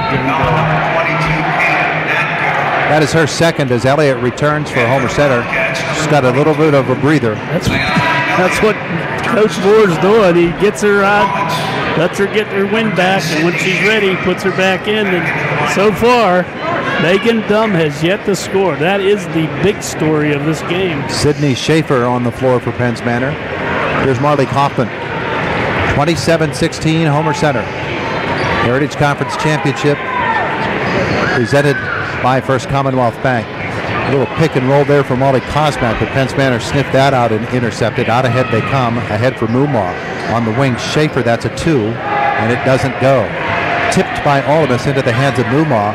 Her cross-court pass off the hands of Kosmak, and Molly intercepts it and stays in bounds. How'd she do that? That's amazing. I thought she was clearly going out of bounds, but she hung in there. Homer needs to just settle down, run clock. 2:04 left in the third quarter. Homer Center leading it, and there's the 3 from Marley Kaufman. Doesn't go. Dumb the rebound for Penns Manor. Outlet right through the hands of Mumaw, and picked off by Sardone, and Mumaw will foul her. A big mistake there for Penns Manor. Yeah, Comets are just not flowing as smoothly as they have all year long. Wildcat D's had something to do with that. Gillow back, Schaefer out. 1:51 left in the third. Wildcats 27, Comets 16. They may try to isolate Gillow. I think she's a good enough shooter if they can get her some shot opportunities here. Kaufman with the inbounds. Posting low is Kosmak. Interception by Mumaw. Good play by her. That time Stacy made a bad pass there. Didn't look quickly enough. Megan Dunn with the basketball. Dribble to the right side. Now come back around to the left with Elliott on her. She backs it all the way out. That is frustrating. I'm telling you. You can see it on. I can't get rid of this girl. It's like flypaper. Nobody sets those screens for her, so she's really dead in the water. Aldemus gets the screen from Dumb. She'll pop one from 12. It doesn't go. Chasing to the corner. The save inbounds by Fabian to Marley Kaufman. And then Mumaw will slap it away from her from behind. 1:12 left in the third. 27-16. Homer Center over Penns Manor. Marley's not taking it to the hoop like she normally might do. But that's maybe by design. Here is a line of Ayanna Elliott for Homer Center. Calmly with 1:06 left in the third. Kaufman. So you're trying to run a wheel, but it's got a broken axle here right now. Elliott on the right. Drive it to the baseline. Put the shot up, partially blocked by Dumb. Rebound Natko. Here comes Megan Dumb. Dumb up the floor for Penns Manor. Stop, hesitate. Now she looks to get free, and she can't, and Elliott. Natko's posting low with Kosmak. She got the pass over her, but Molly had gotten so much in her way that it goes out of bounds. It's a Penns Manor turnover. Number 16 in the game is Justly Sharp. Hustles back in for Homer Center. 37.2 seconds left in the third. Get Molly off the floor so she doesn't pick up another foul. 27-16. Homer Center's lead. And here comes Marley Kaufman once more. Comets are going to have to do some pressing or at least move their defense down a little more. Justly Sharp in the high post, and Dumb almost got it away from her. Into the hands of Elliott. She'll bump into Mumaw and lose it out of bounds. They didn't need to attack there. They did, and the Comets made them pay. Nice job defensively by the Comets. Homer pulled that out. 0.2 seconds left as Penns Manor brings it inbounds. Here comes Deja Gillow. 13 seconds left in the third. Gillow to the left side for Aldous. 8 seconds. Top of the circle for Natko with 6. Here's Gillow. 4 seconds. They're not watching the clock. Kaufman slaps it away. Here's Elliott. And the horn will sound. A few wasted opportunities there. We played 3 quarters. It's Homer Center 27, Penns Manor 16. It's the Heritage Conference Championship presented by First Commonwealth Bank on 92.5 FM U92 and U92radio.com. I'm Shannon Lipniskus. Hutton Blues Insurance of Indiana is proud to support high school football. I'm Jay Blues. You can't beat football season, and when it comes to your insurance needs, you won't beat the service we provide at Hutton Blues Insurance. Our family business has served Indiana and the surrounding counties for more than 3 decades. Once you do business with Hutton Blues Insurance, we'll make you a customer for life. So best of luck, area teams, from your friends at Hutton Blues Insurance in Indiana. Every day, businesses open with a determination to make this day better than yesterday. Families work to create a better life. Communities come together to provide better opportunities. At First Commonwealth, we're proud to be part of this journey to a better tomorrow, to provide resources that help businesses succeed, to inspire families to save for a brighter financial future, to help support our communities and keep them strong, and be better together every day. We don't just sell trucks, we sell businesses on wheels. That's Elgin Truck Center's mission. It is Homer Center 27, Penns Manor 16 as we begin the fourth quarter. You look up at the scoreboard, both teams in with 2 fouls. I think that's got to have to accelerate higher if Penns Manor has any chance of getting in this game. They have got to become more aggressive. Here's Megan Dunn with the basketball. She'll get the screen from Ali Mumag. Dribble to a spot, pump it, got it. Field goal for Dunn. There's the start right there. She's a great pressure shooter. Her first points of the night. She got free, and that shows you what she can do when she gets a little room. That makes it a 9-point margin. As the 1,000-point scorer, Macy Sardone. She'll be bumped off the ball, lose it, put up again by Kerr. No. Rebound Homer Center. This shot doesn't go. It's batted around to Kerr once more. And Nick Moore says, give me the timeout. He wanted to preserve that possession. Yeah, it was going the other way. Really. 27-18, Homer Center the lead. It's an IRMC high school basketball night on the road to the KCAC, presented by First Commonwealth Bank. 92.5 FM U92, U92radio.com.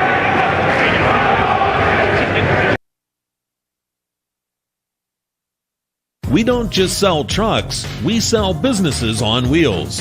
That's Elgin Truck Center's mission statement. For more than 50 years, Elgin Truck Center has been providing trucking companies with high-quality used trucks. Their experienced staff and mechanics are knowledgeable about domestic and foreign trucks. Elgin Truck Center's customers always come first, and the staff is committed to giving high-quality service. To check inventory, go online to elgintruckcenter.com. That's elgintruckcenter.com.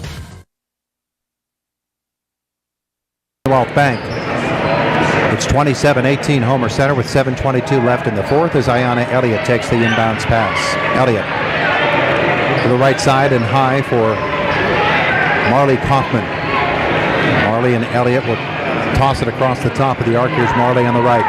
Sardone steps out. Macy thought it got it into Elliott, and it's off Ayanna's foot and out of bounds. A Homer Center turnover.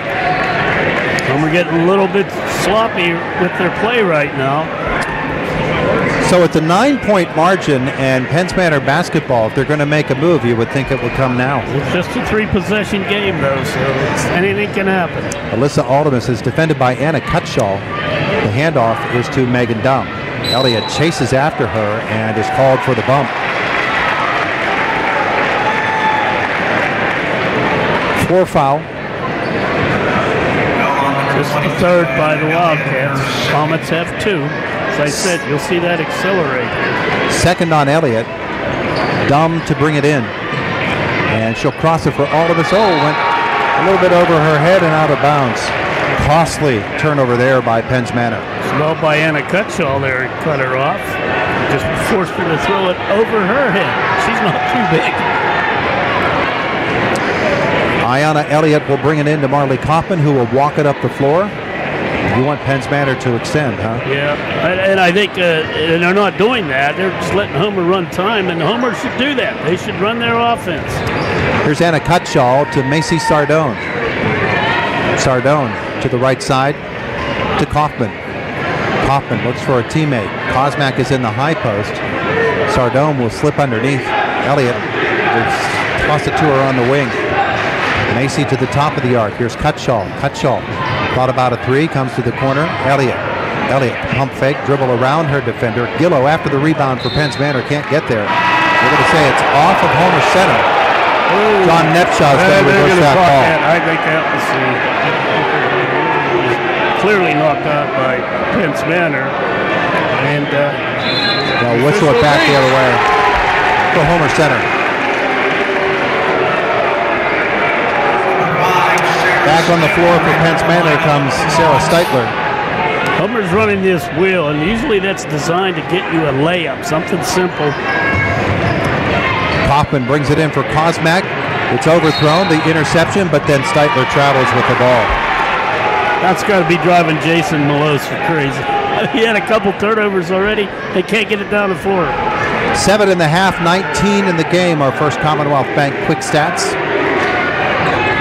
Homer Center has turned the ball over their share of times as well, 14 times. Kaufman looking to bring it in and was not able to, and they didn't get the timeout called. There's my point.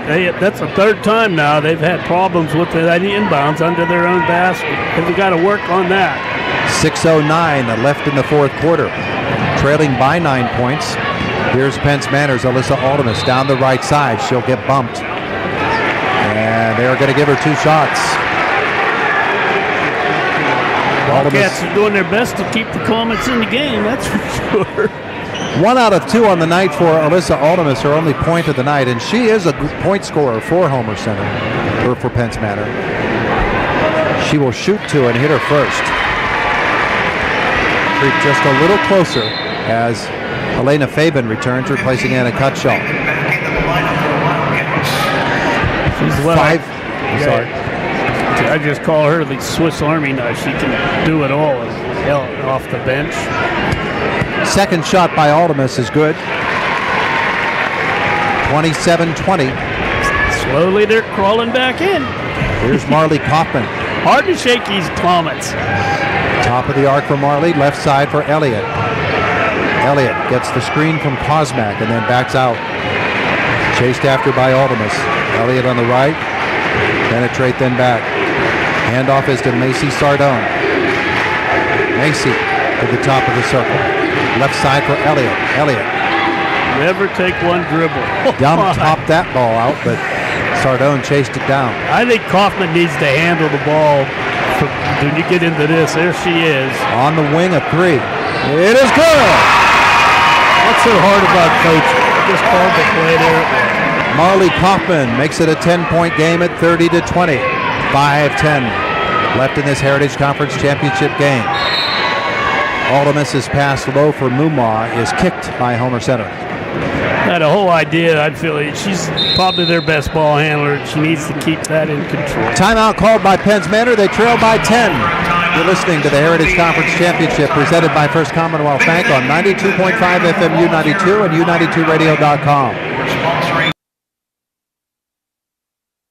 We don't just sell trucks, we sell businesses on wheels. That's Elgin Truck Center's mission statement. For more than 50 years, Elgin Truck Center has been providing trucking companies with high-quality used trucks. Their experienced staff and mechanics are knowledgeable about domestic and foreign trucks. Elgin Truck Center's customers always come first, and the staff is committed to giving high-quality service. To check inventory, go online to elgintruckcenter.com. That's elgintruckcenter.com.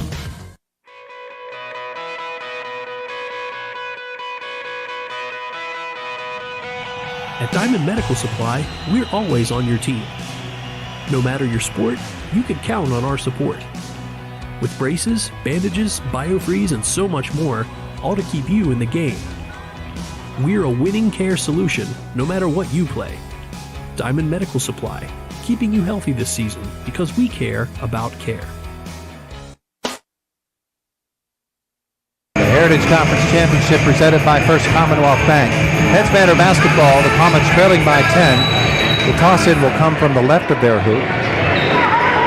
And Alyssa Aldemus looks, and finally gets it in to Megan Dumm. Elliott defends. Dumm, all with one hand off 1 foot, and the shot won't go. Rebound Sardone of Homer Center. I think that's the shot she really wanted to take, but again, she's kind of frustrated. She just wants to get something going.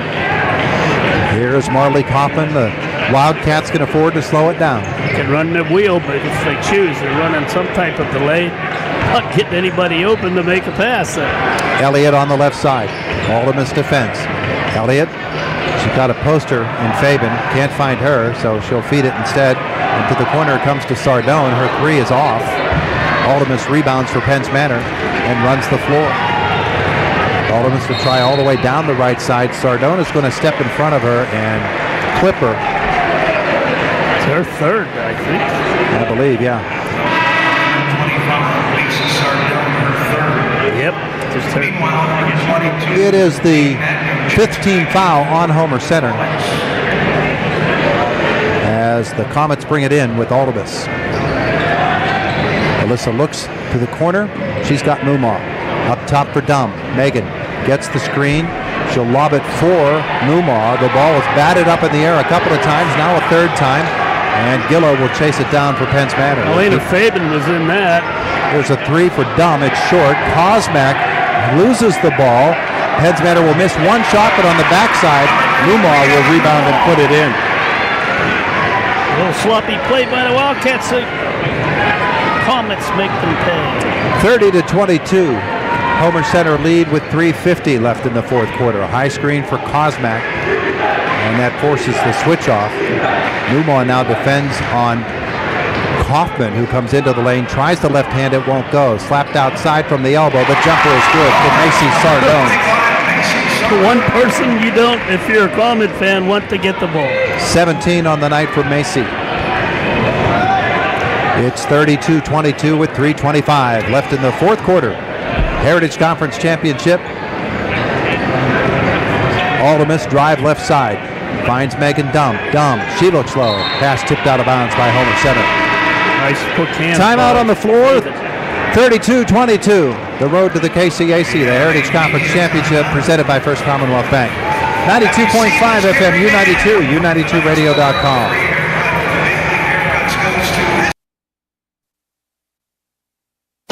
When your vehicle needs serviced, take it to Brush Valley Tire. Brush Valley Tire does inspections, brakes, front-end alignments, and offers the best tire prices around. Year after year, satisfied customers keep coming back to Brush Valley Tire for auto repairs done right at a fair price. The two just go together, your vehicle and Brush Valley Tire. Route 56 in Brush Valley for inspections, brakes, front-end alignments, and the best tire prices. At IRMC, we have all of the necessary pieces in place to perform complex operations, including highly skilled and specially trained surgeons, their support team of experts, and advanced technology like the Da Vinci robotic surgical system. As a result, patients spend less time in the hospital, recover faster, and get treated close to home. So there's no reason to puzzle over where you should get your surgical care. The answer is right here at IRMC. I liked the one with the stained glass ship in front. 3:13 left in the Heritage Conference Championship, presented by First Commonwealth Bank. Homer Center 32, Penns Manor 22, Comets basketball. And the inbounds pass open for the two is Allie Mumma, and she will be fouled by Elena Fabian. Comets have had luck on those inbounds plays, whereas Homer Center has not. Allie Mumma on the line. She is 3 for 4. Ball in the hand and now in the air, and she got it. She has been impressive tonight. Yeah, most teams, when they have leads at that 4-minute mark, that kind of kicks in your delay games, and I think we're going to see that weave in the Wildcats on the other end. Second shot for Allie Mumma. Got it. Still no press. I would have thought they would have changed up and come after him. They're starting to pick him up at half court, but, you know, time is of the essence right now. 32-24. Homer Center lead and basketball. Kaufman loses the dribble, needs some help, finds Elliott up top. Kosmak and Fabian are in the posts. And this is going to be a held ball. Nice job by Megan Dumb. Grabbed that. Homer fortunately has a possession for them. Yes, they do. Inbounds now. And the pass to Elliott, and stripped away from her. Ball still free, though. Rolls and is tied up, and now Penns Manor will get it back. So Megan Dumb making that one tie-up gets them the ball as a result. She caused the second as well. Now, this could be a 6-point game real quick here. Natko back on the floor for offense for Penns Manor, and here comes Alyssa Aldemus. And that's 2 possessions, folks. So if they score here, Penns Manor scores here, we're in for a real exciting end. Gillow to the left side for Aldemus. Now the pass to Natko. She has called for the travel. Oh. For Penns Manor, that is 8 turnovers in the half and 20 for the game. Wow. Schaefer back. No, Jason is not happy with that. That's an opportunity there. Kate will take a seat. 32-24. Here's the pressure you've been calling for from Penns Manor. Elliott will break it, though. Crosses the timeline with 2.5 left in the fourth. Here's Marley Kaufman. Homer Center leading it 32-24. Kaufman chased after by Schaefer. They bump a little bit. Kaufman comes back the other way. Marley penetrates. Now to the corner. She finds Fabian and outside for Elliott. Now here's Sardone. Macy, leading scorer in the game with 17. The handoff is to Marley Kaufman. Kaufman with 2:08 to go to Elliott. Whistle. Well, that's a good foul. Penns Manor's only got 3 team fouls. They've got a couple more to give. They may as well play aggressive against this. They do want to do that because they want to put them on the line. Second on Alyssa. Plus, Homer's not done a real smooth job of handling the ball in this. Look, they can't get open. 2:06 to go. Inbounds is to Sardone. Yeah, you got to attack the ball. Get after it right away and pick up another foul. Stop the clock, force those inbounds. Macy will hand it to Marley Kaufman. Gillow chases. Kaufman dribbles through Dumb. Penetrate and then kick it out. Sardone brings it up front. 1:48 left in this Heritage Conference Championship game. Regulation time. Kaufman, Sardone rather, to Kosmak. Molly out front will hand it back to Marley Kaufman. 1:36 left. Left side for Macy Sardone. Yeah, you got to take a chance and stop the ball. Now she goes into the backcourt. They say Dumb tipped it though, and no over and back violation. So Homer Center maintains with 1:20 to go. Sardone to the elbow, into the lane. Mumaw will slap it away from her, and Kate paid a price. She got hit right on the chin. Third on Alley. It's just a 4th team foul there. They have 2 more to give before Homer even gets to the line. So they got to, I was saying, they got to accelerate those fouls. They're not doing it. Yeah, Jason should basically empty the bench of girls that he can afford to get out of there. You got to stop the ball. Yeah, Homer has the ball. They have the advantage. It's the first thing I ever taught my kids. Now, Mumaw is hurt as she comes off the floor. Maybe it's her her neck area. It's right on the chin, and maybe she just got it jarred. Yeah, could have. Amber Lockhart, the trainer, is going to check her out.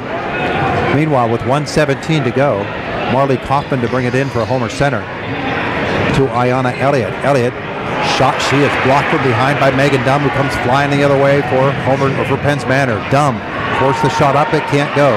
Rebound Kosmak. Outlet to Marley Kaufman. Kaufman up the floor for Homer Center. She'll be fouled. No, actually, it'll be a timeout called by Nick Moore. 32-24 Homer Center with 1:02 left in the fourth. It's the Heritage Conference Championship presented by First Commonwealth Bank on 92.5 FM U92 and U92radio.com. I liked the one with the stained glass ship in the front door. You liked the one with the 2-car garage. But then we found it, the one. It had a porch swing, a yard for our dog, a room for your office. Sure, it was 95 years old, but when we met with Amy at S&T Bank, she mentioned they had been around for over 115 years, and that made me feel better. Because even if we won't be here in 115 years, maybe our grandkids will be. Want to buy a new or pre-owned 32-24 Homer Center, a minute and 2 seconds away from defending their Heritage Conference Championship. You're listening to the championship presented by First Commonwealth Bank. And it will be Wildcats basketball with Marley Kaufman to bring it in. She looks for a teammate and finds Elena Fabian, then gets it right back. Now we're under a minute. Fabian. That should be fouled right now if you have any chance.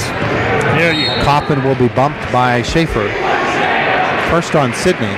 52.9 seconds to go. 8-point game. Still, it's a floor foul, and they've got to commit 2 more before they're shooting. Yeah, they got to get right at it. If they don't intercept this, foul. Stop the clock. Kaufman finds Elliott.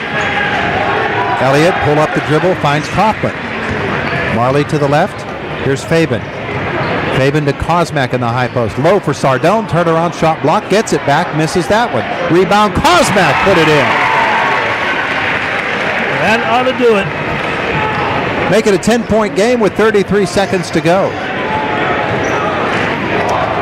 And Aldemus will be stripped by Ayanna Elliott, and Elliott will dribble at the length of the floor and lay it in. She had the first bucket of the game. That may be the last. 36-24 with 15 seconds to go. And Alyssa Aldemus will drive it and knock it in. 7.8. Aldemus, her first field goal of the night. Jason Maloser will call timeout for Penns Manor. It's a 10-point game, 36-26. The Heritage Conference Championship presented by First Commonwealth Bank. 92.5 FM U92 and U92radio.com. Want to buy a new or pre-owned vehicle? Want to sell your current vehicle? At Luther Ford, you can do it all. Check out the great Luther Ford inventory and drive off today, or order the exact vehicle you want. Have a trade? Luther Ford will give you a check for your vehicle's high trade-in value. If you want to just sell your current vehicle, Luther Ford can pay you thousands over KBB. At Luther Ford, you can do it all. Luther Ford, Route 119, Homer City.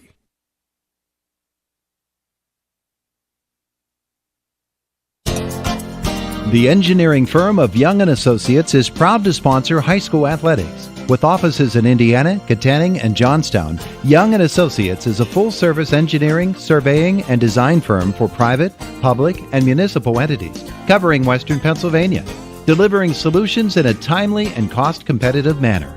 To see how they can be of service to you, go online to youngandassociates.com.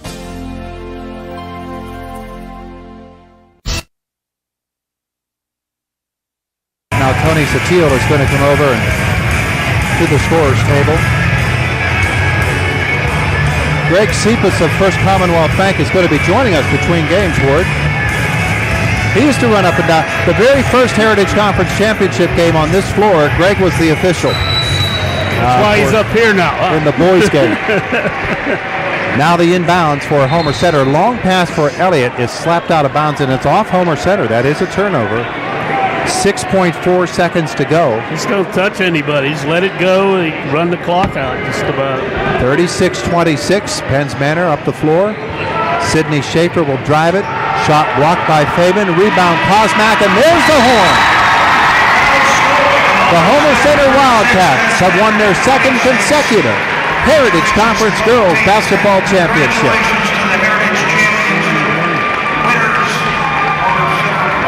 And our First Commonwealth Bank post-game show is next. First Commonwealth Bank, time to be first member FDIC. It is an IRMC high school basketball night on the road to the KCAC, presented by First Commonwealth Bank, 92.5 FM U92 and U92radio.com.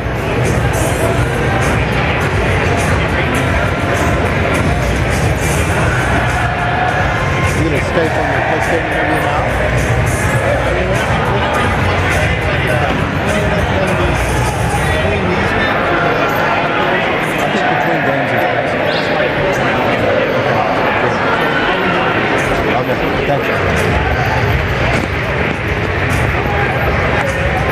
They bring it back, Danielle. We're back at the KCAC, the Heritage Conference Championships presented by First Commonwealth Bank. Mark Burdig is on the floor. Mark, let's go to you quickly. All right, we'll try to pick up the presentation here, Todd. Before we do, we'd just like to congratulate both teams and wish both teams the best of luck in the pending District 6 tournament. This is Jody Rainey, president of the Heritage Conference. Let's have a round of applause for both of these teams and the fine effort and the great game they gave us tonight.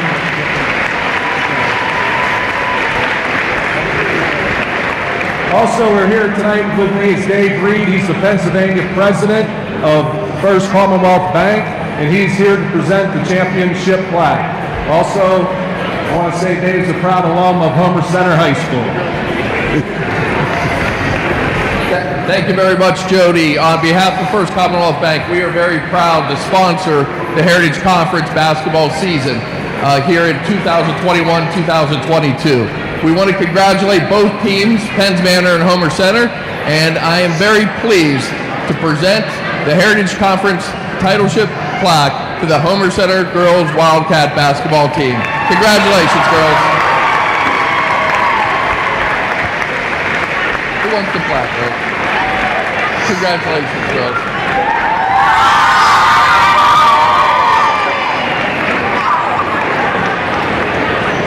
Presentation of the plaque for the championship to the Homer Center Wildcats. Mark Burdick is on the floor. He's got Dave Reed beside him, and he's going to go get Nick Moore. Mark, go ahead. Coach, congratulations back to back. Yeah, I mean, it feels real good. My hat's off to them. Penns Manor Commons battled. They came to play. It was a great defensive effort on both sides of the ball for both teams. Just proud of these girls. I'm going to let you get in the picture, and then we'll get back to you and a couple of the girls, okay? All right, Mark. Appreciate that. We're going to take a timeout, come back. The Heritage Conference Championship presented by First Commonwealth Bank. Time to be first. The Homer Center Wildcats are your champs. It's an IRMC High School basketball night here on 92.5 FM U92 and U92radio.com.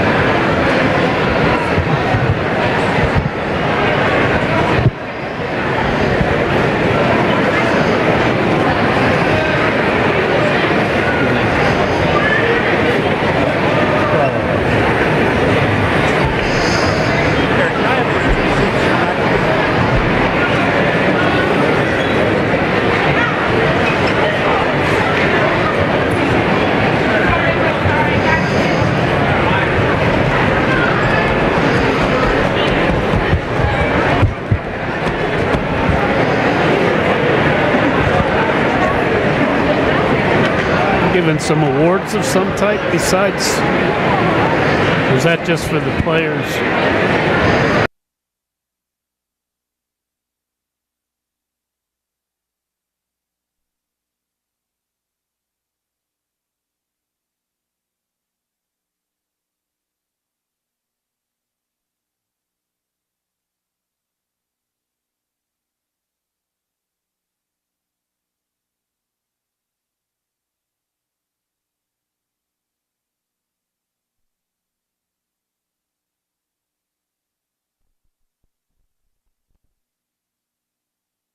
KCAC, the Heritage Conference Championship presented by First Commonwealth Bank. Back down to the floor, the Homer Center Wildcats are the Heritage Conference champs, a 36-26 victory. Mark Burdick on the floor with Nick Moore.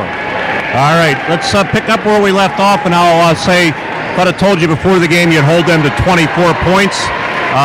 You might have thought that I was crazy. I'd have said first half. I would have thought you were crazy, but we had tremendous defensive effort tonight. That's all I can say. They bought into it. What did you do different, Nick, from the first meeting, which I realized was a long time ago? Okay. All right. Well, let's talk. I just asked. We have Ayanna Elliott with me on the post-game show. And Ayanna, I just asked Coach Moore what you did differently defensively from that meeting early in the season in December. And he said, right here's what we did different. So tell our viewers and our listeners what was different about tonight's defensive game plan. At the beginning of the season, we knew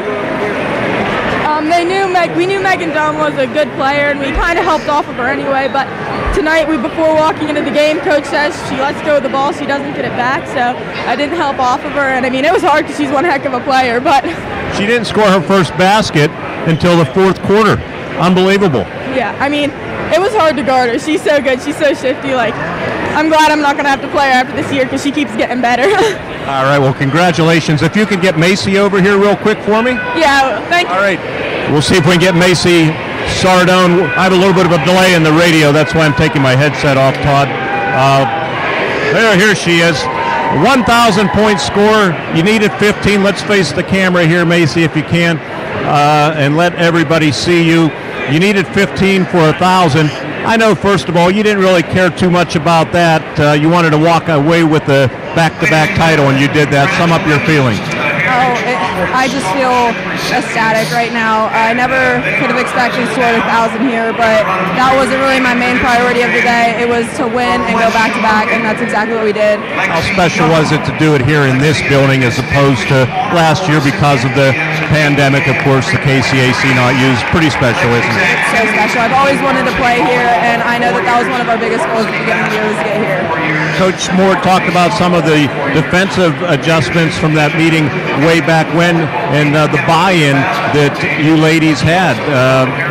You made some adjustments, didn't you? Yes, we did, and I'm just so proud of our girls. We worked so hard at practice, and I'm just so proud. Words can't describe how proud I am. Well, next up, you want to make a run in the district playoffs, right? Heck yeah. All right, congratulations. 1,000-point score. That's quite an accomplishment. You're only a junior. There's more to come. Thank you so much. All right, Macy Sardone. She had a huge game Tuesday night in the game that I did at the Homer Dome with a career-high 28-15 here tonight, just enough to get to 1,000. Most importantly, it propelled her team to a championship victory in back-to-back seasons. Todd Ward, back upstairs to you. All right, Mark, we take a timeout. Our First Commonwealth Bank post-game show. First Commonwealth Bank, time to be first on the road to the KCAC, presented by First Commonwealth Bank. Our final score, 36-26. The Homer Center Wildcats, your Heritage Conference champions, on the floor right now, presenting Player of the Year and scholarships and all kinds of things on behalf of the KCAC. We see Judd McCullough, the head coach of the Homer Center Wildcats, or rather of the West Shamokin Wolves, with Bo Schwartz. And it's just a very, very nice moment for all of these schools. Each school represented, and each school will have a scholarship presentation to a male and a female student, and that's going on right now. As we take a timeout, return. Coming up, we're talking with Greg Sipos of First Commonwealth Bank. It is an IRMC High School basketball night, the road to the KCAC, the Heritage Conference Championships, presented by First Commonwealth Bank on 92.5 FM U92 and U92 Radio. Tulick Valley Plumbing, Heating, and Air Conditioning wishes the Comets all the best in tonight's game. Tulick Valley Plumbing, Heating, and Air Conditioning congratulates the coaches and players for all their hard work and dedication, and for all the excitement these high school athletes bring to the community. And for fast, reliable, and professional plumbing, heating, and air conditioning service, call Tulick Valley Plumbing, Heating, and Air Conditioning in Alberta, or online at tulickvalleyplumbingandheating.com. So what's going on at Tate's Supermarket in Clymer? You're always welcome to shop the store. You can also find out by going online at tatesmarket.com. Just log on to tatesmarket.com and look for weekly specials and other important store information you should know about. Shop Tate's Supermarket in Clymer and go online at tatesmarket.com. Anytime, day or night, Tate's Supermarket in Clymer and tatesmarket.com. Shopping made easy. Like Tate's on Facebook. Pikes Peak Nurseries is hiring. Pikes Peak Nurseries is in need of indoor and outdoor forest nursery workers. Job duties include harvesting and grading seedlings. Full-time work depends on the weather. Work hours are from 7:30 a.m. until 5 p.m. Monday through Saturday. Apply in person at Pikes Peak Nurseries, Route 422 East in Penn Run. For more information, call at 724-463-7747. That's 724-463-7747.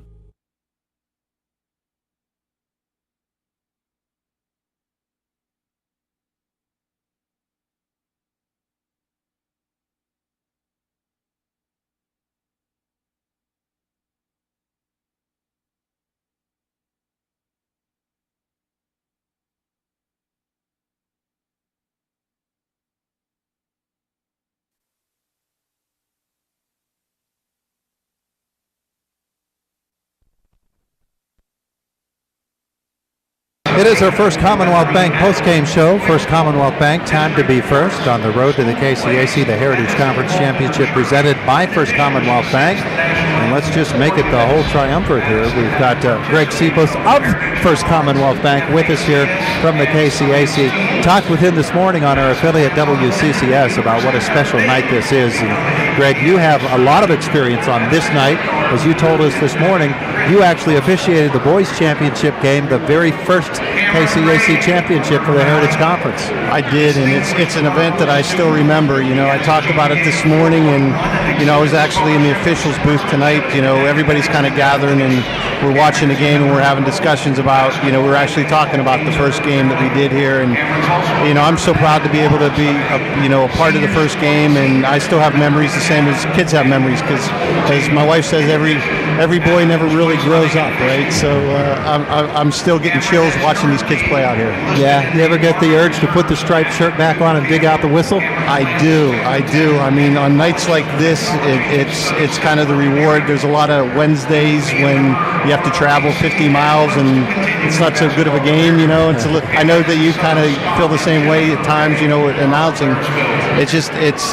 But nights like this make it all worthwhile. Absolutely. And this atmosphere here tonight, all of these fans, all of the school students coming from all over the Heritage Conference and even beyond, it's really, as we said this morning, it's what First Commonwealth Bank envisions when it talks about getting into the community, helping the community, reaching out to students and helping them to further their dreams. That's what this is about, but that's really what First Commonwealth Bank, why you're involved in things like this.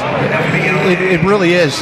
When you think about Indiana County, Indiana County has a population of 80,000 people, 90,000 people, and when you think about this, the size of the schools that are involved in this tournament, they're all single A, double A, they're very small schools, and to have an event like this, I don't know that there's really any other county that would have something like this for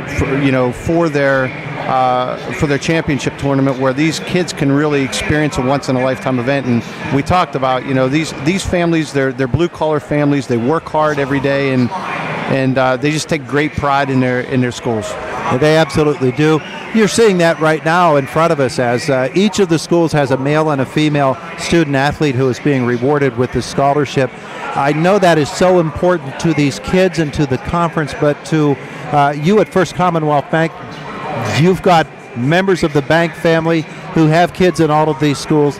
They know what it means to the children and to the students to support them in their academic, their artistic, and their athletic endeavors. And again, that is what this is all about here tonight, but it's also a part of what First Commonwealth Bank wants to put forth as representative of your values. It really is, because we show commitment back to our employees and to the community when we do things like this. There's employees throughout the organization. They show up for work every day, and then at night they go home and they either help their kids with homework or they're going to a game that night and they're cheering for their team, and then to see their employer actually stand behind them on a night like this, it feels really good for them, and it feels really good for me to be able to be a small part of it and just see the smiles on everybody's faces and just the excitement in the air. It's a cool night. It's a cool night. The expansion of the Heritage Conference into Cambria County continues. Announcement made just yesterday, last night, and then this morning made official that Conemaugh Valley now is joining this conference. First Commonwealth Bank, of course, your footprint is not just here in Indiana County, it's outlying counties. In fact, it's all over western Pennsylvania and even beyond the borders of Pennsylvania. For First Commonwealth Bank to have that sort of involvement is extremely important, and to recognize that your involvement is not just here, it's everywhere. It's everywhere the bank goes. It's where these schools are located. Yeah, as we talked this morning, you think about the roots of the bank. Back when I first started at the bank, we were a bunch of smaller banks. You had mentioned we were National Bank of the Commonwealth back in the day. And in Cambria County we were Senwest Bank. And back in the early 90s, we merged all of those banks together to become, First Commonwealth Bank, and we kind of kept the same values that we did when they were all, smaller banks at the time. And we still don't miss the fact that this is where our roots are. And we talked this morning, 70% of our deposit base that we have throughout the entire footprint of the bank is in western Pennsylvania. And those are the households that put us on the map, and and we just want to keep giving back to those to those within those communities. Give you a chance to brag a little bit on how First Commonwealth Bank has embraced banking in this new age. It used to be you had a branch office every half a mile, and people would have to walk in and make their deposits there. First Commonwealth Bank, with everybody else in the banking industry, had to adapt to the new age. The pandemic has even further hastened that development. But every banking service you can think of, and it's enabled you to really reach into other lives and help people to get their banking and their financial houses a little bit better shape. Yeah, you think about how digital banking just got put on a fast track. I mean, if you would have talked about the numbers, the engagement that we have, and the sheer number of customers that use digital banking today, if you would have said 3 years ago that it would have hit that number, people would have looked at you sideways. But because of the pandemic, people were forced, and you think about all types, all ages, all demographics, and as you said to me today, now you made some reference about grandchildren to me, and I am old enough to have grandchildren. You think about grandparents that, how Facebook came about, and how all of a sudden when, you're now able to connect with your grandchildren over, over live video, and that was kind of an important step to kind of get us, get people comfortable with doing digital banking. And now, when you tell people they have to go into a branch, they look at you like, why do I have to go in? They still connect to the community, but they've gotten very comfortable with the digital age. And we're fortunate at First Commonwealth that we have a very strong digital platform, and I think we were fortunate to prepare for what was coming ahead of us. Well, you've done it so well, and the community involvement with events such as this, and this is just one of many different efforts by First Commonwealth Bank to help people and to particularly help young people, and we appreciate so much your involvement in helping the Heritage Conference to put on a presentation such as this. It really is a special night. We thank you for being a part of our broadcast tonight, too. I love it. I'm ready for the boys' game. So, my juices are flowing, and we have one of our employees, their son is playing tonight for United, so I know that I kind of saw her earlier, and she's all hepped up, so we'll see how that goes. He's Greg Cephas from First Commonwealth Bank joining us here on our First Commonwealth Bank post-game show. First Commonwealth Bank, time to be first, member FDIC. Final score of Game 1, the Heritage Conference Girls Championship. Homer Center 36, Penns Manor 26. The Wildcats repeat as Heritage Conference champions. Can the West Shamokin Wolves repeat as they play United for the championship in the boys' side for the second year in a row? We'll find out next. You're listening to The Road to the KCAC, the Heritage Conference Championship, presented by First Commonwealth Bank on 92.5 FM U92 and U92radio.com.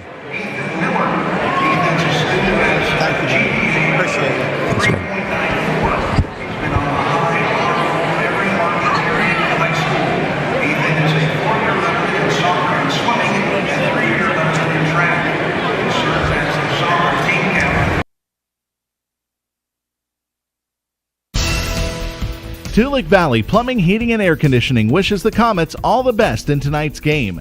Toolik Valley Plumbing, Heating, and Air Conditioning congratulates the coaches and players for all their hard work and dedication, and for all the excitement these high school athletes bring to the community.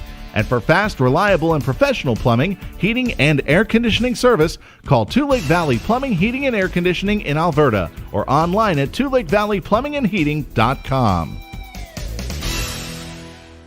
So what's going on at Tate's Supermarket in Clymer? You're always welcome to shop the store. You can also find out by going online at TatesMarket.com. Just log on to TatesMarket.com and look for weekly specials and other important store information you should know about. Shop Tate's Supermarket in Clymer and go online at TatesMarket.com. Anytime, day or night, Tate's Supermarket in Clymer and TatesMarket.com. Shopping made easy. Like Tate's on Facebook. Pikes Peak Nurseries is hiring. Pikes Peak Nurseries is in need of indoor and outdoor forest nursery workers. Job duties include harvesting and grading seedlings. Full-time work depends on the weather. Work hours are from 7:30 a.m. until 5 p.m. Monday through Saturday. Apply in person at Pikes Peak Nurseries, Route 422 East in Penn Run. For more information, call at 724-463-7747. That's 724-463-7747. Kick off game day with the flavor and nutrients of dairy. Be sure to include 3 servings in your lineup. Milk is packed with vitamins and nutrients and helps you score big in a healthy way. Fuel your body with milk. A message from the Allied Milk Producers. Rugby requires a lot of different skills. I'm shoving 800 pounds, and then I have to sprint to make a tackle. When we win, we get milk, and it really helps in recovery. It's always part of our celebration. It's something that we rally behind.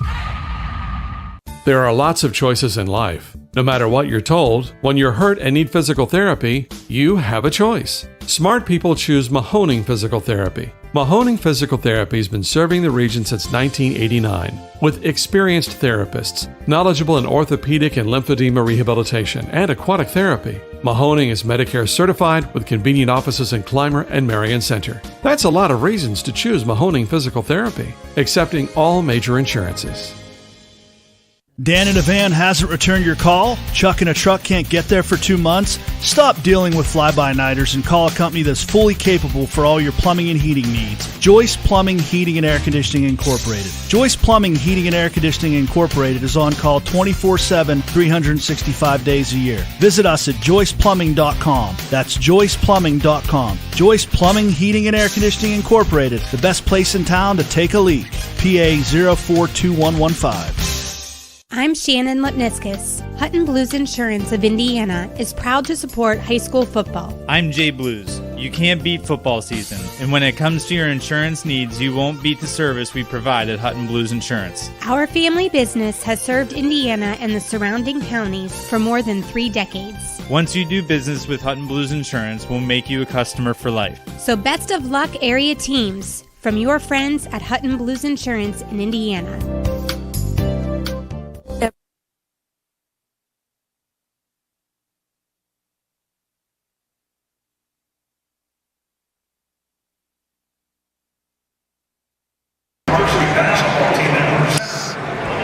Back at the KCAC, the Heritage Conference Championships presented by First Commonwealth Bank. 36-26, the Homer Center Wildcats are repeat champions in the Heritage Conference girls play. And with the numbers from this basketball game tonight, here's Ward Hilliard. Hi, thank you, Todd. Yeah, for Penns Manor, here's the biggest stat of the night. Megan Dunn, 1 field goal, 2 points.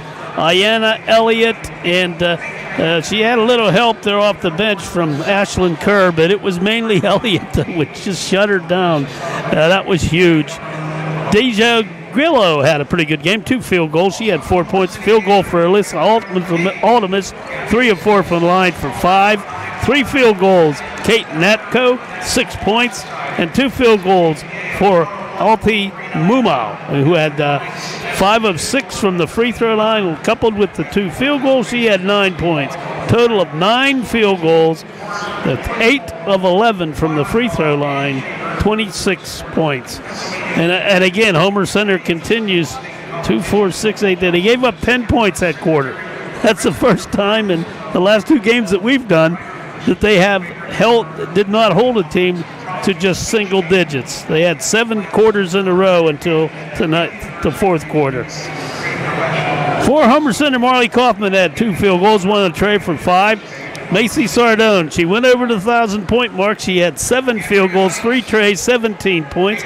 3 field goals, Molly Kosmak, 6 points. Ayanna Elliott, solid game. 2 field goals, 1 of those a tray, 1 of 2 from the line for 6. And Elena Fabian off the bench, a field goal. She had 2. Homer had 15 field goals. 5 of those were trays. They were 1 of 2 from the free throw line for the night for their 36 points. Pretty amazing things. Really, really is. Yeah, great defense, both ways. Well, that's the thing. When you come into these basketball games in this atmosphere, could any event prepare a team any better for the pressure of the District 6 playoffs than this? No, especially the quality of play in this conference. Just to get here, you had to go through some good teams. River Valley is very comparable to these teams. I'm really believing, Todd, that there's going to be 2 Heritage teams in the District 6 final at 2A. Now, I'm not sure who's A and who's double A right now. Girls play, you mean? Yeah. Well, I'll tell you what, we can very easily check it out, see what the rankings are right now in District 6 as we continue to digest what happened here. They are still taking photos and moving folks around as they make the scholarship presentations here at the KCAC. This evening, it's a very, very special night. Each of the schools has a student athlete, a boys and a girls student athlete who are given a scholarship by the conference, and it's happening right now. Yeah, it's more than just the basketball. It's like a celebration of the conference. And there's the academic, of course, that is being celebrated now. There's an art show involving students from the Heritage Conference as well in the upper concourse here at the KCAC. So you can actually go and see the artwork as it's just that kind of a thing. This is the bellwether event for the Heritage Conference. Glad it's back, huh? In girls AA, the standings in District 6 right now, the rankings, which are so important, and we're adding up points even as we go. Bishop McCourt is number 1 at the moment. Remember, Bishop McCourt was beaten by River Valley earlier this week. Yes. Penns Manor came into the night number 2, followed by Homer Center. Bellwood Antis and United. There's your top 5. Ooh, those are good teams. Then Southern Huntington, Juniata Valley, and hanging on to the last spot, Purchase Line. There are 8 teams that will go into the District 6 playoffs. Those are your 8. Now, Purchase Line at 12 and 7. West Branch next behind them at 10 and 9. Overall win-loss record doesn't really mean as much as does the ranking points that you have. Purchase Line with 76 and West Branch with 61. Games through the 17th next Wednesday are going to count toward your total before the District 6 seedings come out and we find out exactly who makes all of these tournaments. So that's where it stands in Class AA. Now, there are no Heritage Conference teams, boys or girls, in Class Single A this year. How odd is that? Yeah, that's kind of surprising. In AAA, there are a couple of teams from the Heritage Conference, Marion Center and River Valley. And River Valley is number 2. Forest Hills is number 1. River Valley 2. Then Westmont Hilltop, Penn Cambria, Juniata. Richland is 6th, and we know that's a quality team. Yeah. Huntington area and Penns Valley, those are your top 8. Penns Valley comes into the night with 893 points. Or I should adjust that. Penns Valley with 62 ranking points. Bald Eagle is next at number 9 with 57. But then comes Marion Center, and they actually have more points, 59, than Bald Eagle area. So Marion Center should actually be in the 9 spot behind Penns Valley, and Marion Center at that point would be only 3 points behind River Valley or Penns Valley for the final playoff spot in AAA. That's hard to believe it, but they've got a shot. Stingers at 9 and 13. So, yeah, that's the girls' rankings as there are more activities going on the floor tonight here from the KCAC. You are listening to the Heritage Conference Championships presented by First Commonwealth Bank. See Judd McCullough, the West Shamokin coach, down on the floor. Judd is waiting the chance to bring his team out here, and I imagine these boys are getting a little bit antsy right now. Yeah, they are. I see them out. We look on the far side, we see West Shamokin. They're getting ready. And United there, and the interesting thing about that, we're going to get into the boys pregame here in just a couple of moments, is you've got 2 teams, both out of the Western Division, who are going to be playing for the championship tonight. It's a rematch of last year. Let's get into that next. Okay. This has been our First Commonwealth Bank post-game show. First Commonwealth Bank, time to be first. Member FDIC. The Heritage Conference Girls Champions for a second year in a row. The Homer Center Wildcats defeating Penns Manor 36-26. And it is 92.5 FM U92 and U92radio.com.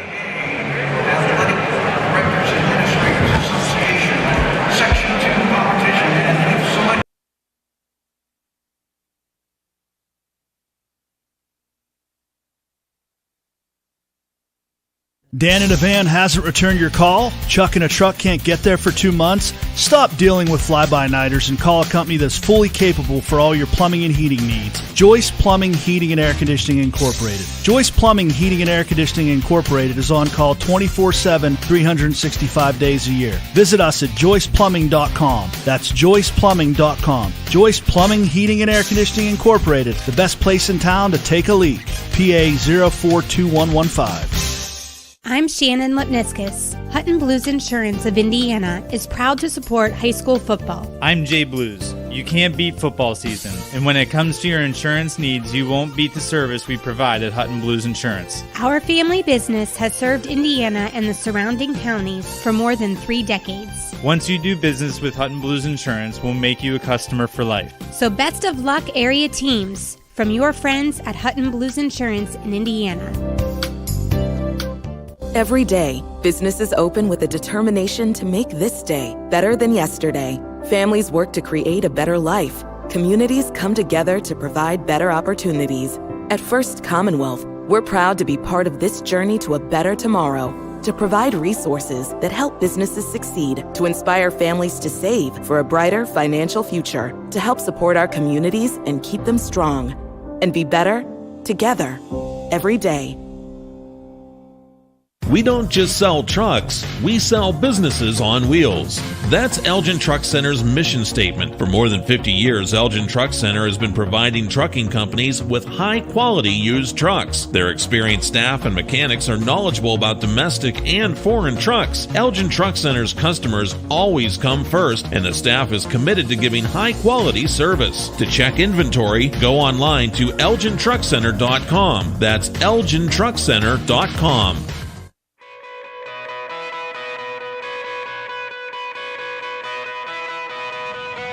At Diamond Medical Supply, we're always on your team. No matter your sport, you can count on our support. With braces, bandages, biofreeze, and so much more, all to keep you in the game. We're a winning care solution, no matter what you play.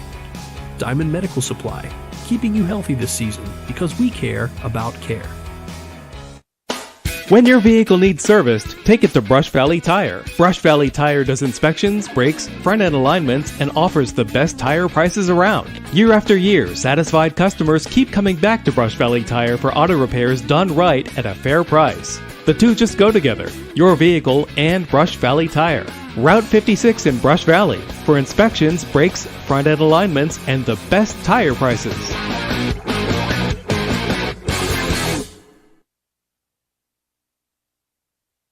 Marino along with Ward Hilliard, thanking you for joining us as we get the broadcast underway. We've just had the Girls Championship Ward where the Homer Center Wildcats defeated the Penns Manor Comets. Boys game, the second of the season between two games that actually split the two games that they played this year. So the third game is the rubber match for them, and it's the Heritage Conference Championship on the line. Yeah, and they're two solid programs. You know, the pace of this game, it's going to be a little quicker than what we just witnessed with the girls. I think two solid teams that both played very well, but they had their ups and downs. This is a toss-up, I think. I don't know of one that's stronger than the other. West Shamokin has played well recently, so maybe there's a little edge to them. But ought to be an interesting game with some great athletes on the floor. It's going to be fascinating to watch. We had the game at West Shamokin that United won, but just 2 weeks ago on January 31st, less than 2 weeks ago, West Shamokin hung one on United on their floor. Yeah. A 17-point victory there. And Trevor Smulik has just been a load for anybody to try to handle all season long, and he really came up big in the semifinal win over Penns Manor.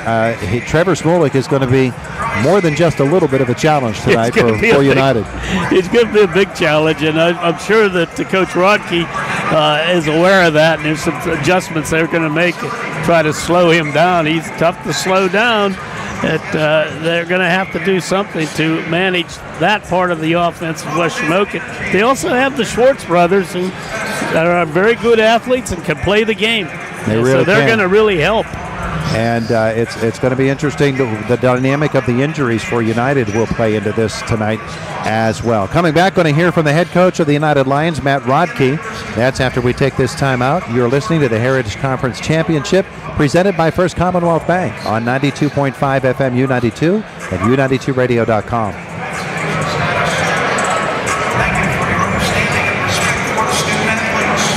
I never saw them play.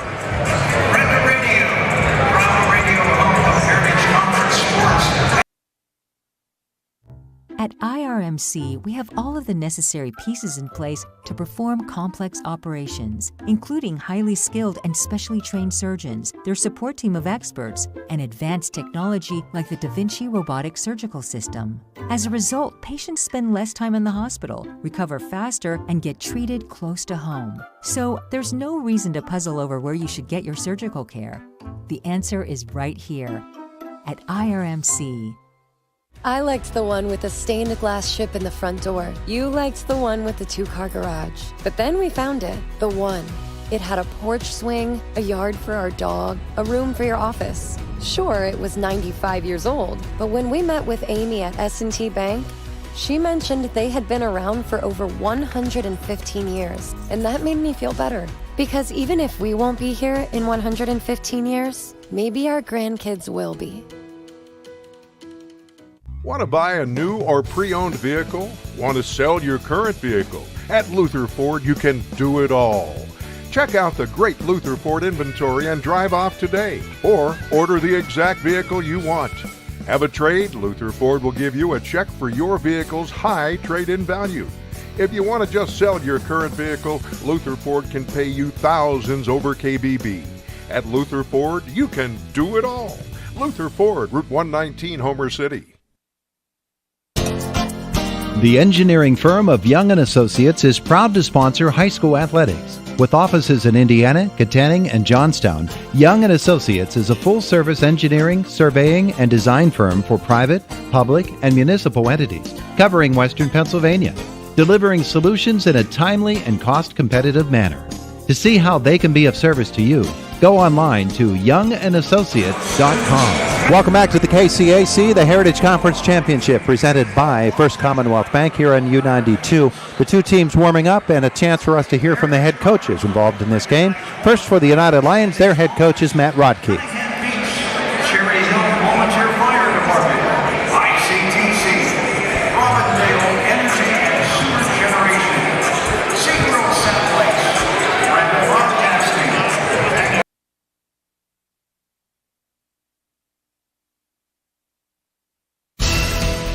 Tulick Valley Plumbing, Heating, and Air Conditioning wishes the Comets all the best in tonight's game. Tulick Valley Plumbing, Heating, and Air Conditioning congratulates the coaches and players for all their hard work and dedication, and for all the excitement these high school athletes bring to the community. And for fast, reliable, and professional plumbing, heating, and air conditioning service, call Tulick Valley Plumbing, Heating, and Air Conditioning in Alberta, or online at tulickvalleyplumbingandheating.com. So what's going on at Tate's Supermarket in Clymer? You're always welcome to shop the store. You can also find out by going online at tatesmarket.com. Just log on to tatesmarket.com and look for weekly specials and other important store information you should know about. Shop Tate's Supermarket in Clymer and go online at tatesmarket.com.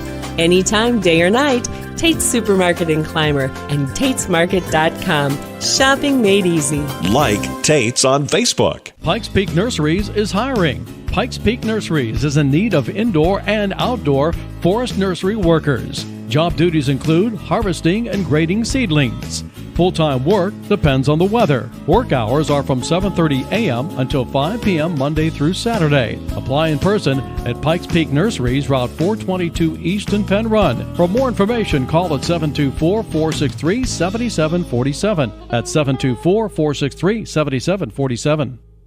Kick off game day with the flavor and nutrients of dairy. Be sure to include 3 servings in your lineup. Milk is packed with vitamins and nutrients and helps you score big in a healthy way. Fuel your body with milk.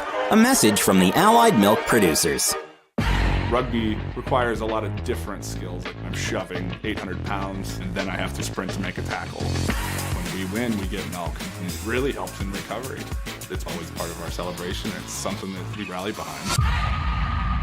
There are lots of choices in life. No matter what you're told, when you're hurt and need physical therapy, you have a choice. Smart people choose Mahoning Physical Therapy. Mahoning Physical Therapy has been serving the region since 1989 with experienced therapists, knowledgeable in orthopedic and lymphedema rehabilitation and aquatic therapy. Mahoning is Medicare certified with convenient offices in Clymer and Marion Center. That's a lot of reasons to choose Mahoning Physical Therapy, accepting all major insurances.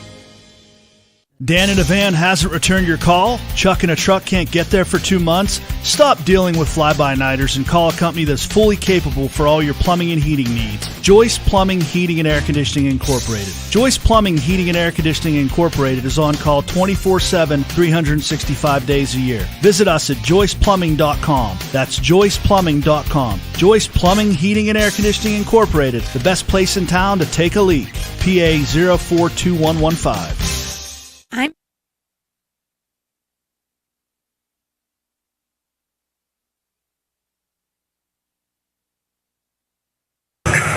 All right, Mark, thanks so much. Wanted to tell folks about Carson Boyer Funeral Home in Rural Valley. Great people at Carson Boyer Funeral Home. Charlie and Brian, they do such a wonderful job. They are compassionate. They are more than willing to do whatever it is that you need done in order to make your funeral arrangements. Your pre-planning is certainly a service that they have available. Also Carson Boyer Monument, and they are just people who bend over backwards for you to make your experience as comforting as it can possibly be. I know Charlie and Brian personally. I do a lot of work there at the funeral home, and I just highly recommend that if you are someone who has never thought about making your funeral arrangements, you ought to do it now. And you don't want to have to make some of those decisions in the heat of the moment or in the emotion of the moment. To do it now and to get that taken care of is a pretty good idea. So do indeed get in touch with Carson Boyer Funeral Home in Rural Valley. They've been serving that area for decades, and they'll continue to serve it for many, many more. It is an IRMC high school basketball night. Our Heritage Conference Boys Championship presented by First Commonwealth Bank here on 92.5 FM U92 and U92radio.com.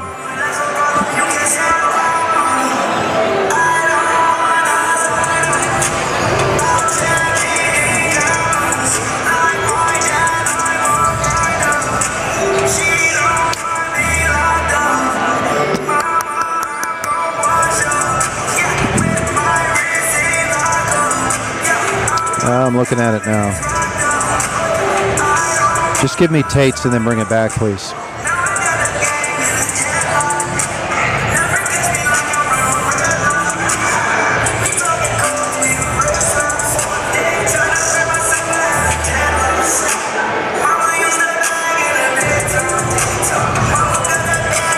You guys need to get better chairs.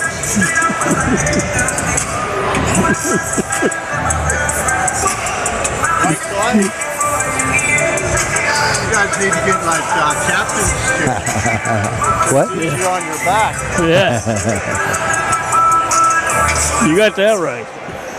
I'm still playing golf. Yeah, as much as I can. Back at the KCAC, the Heritage Conference Championship presented by First Commonwealth Bank. Todd Marino along with Ward Hilliard getting set for Game 2, the Boys Championship between United and West Shamokin. And a chance Mark Verdig had to catch up with the head coach of the Wolves, Judd McCullough.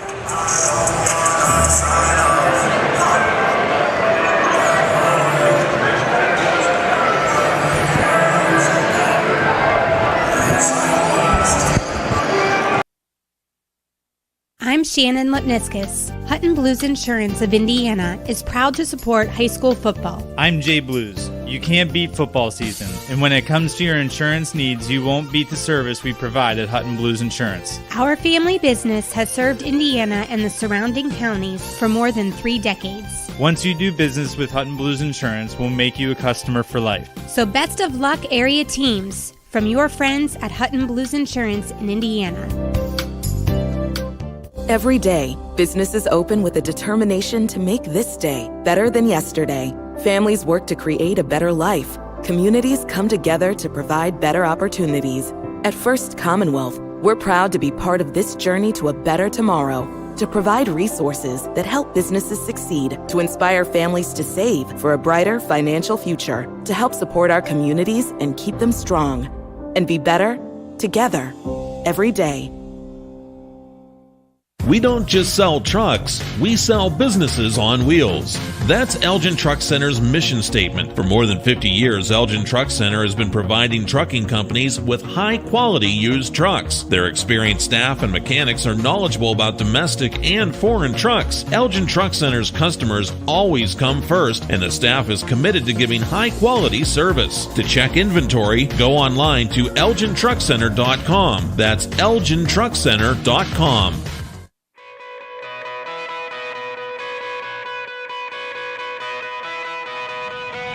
At Diamond Medical Supply, we're always on your team. No matter your sport, you can count on our support. With braces, bandages, biofreeze, and so much more, all to keep you in the game. We're a winning care solution, no matter what you play. Diamond Medical Supply, keeping you healthy this season because we care about care. When your vehicle needs serviced, take it to Brush Valley Tire. Brush Valley Tire does inspections, brakes, front-end alignments, and offers the best tire prices around. Year after year, satisfied customers keep coming back to Brush Valley Tire for auto repairs done right at a fair price. The two just go together, your vehicle and Brush Valley Tire. Route 56 in Brush Valley for inspections, brakes, front-end alignments, and the best tire prices.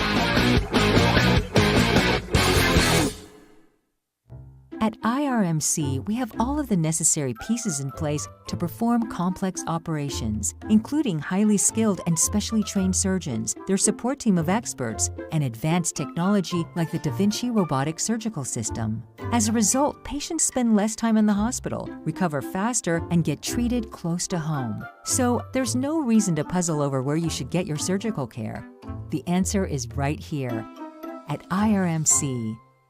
I liked the one with the stained glass ship in the front door. You liked the one with the two-car garage. But then we found it, the one. It had a porch swing, a yard for our dog, a room for your office. Sure, it was 95 years old, but when we met with Amy at S&T Bank, she mentioned they had been around for over 115 years, and that made me feel better. Because even if we won't be here in 115 years, maybe our grandkids will be. Want to buy a new or pre-owned vehicle? Want to sell your current vehicle? At Luther Ford, you can do it all. Check out the great Luther Ford inventory and drive off today, or order the exact vehicle you want.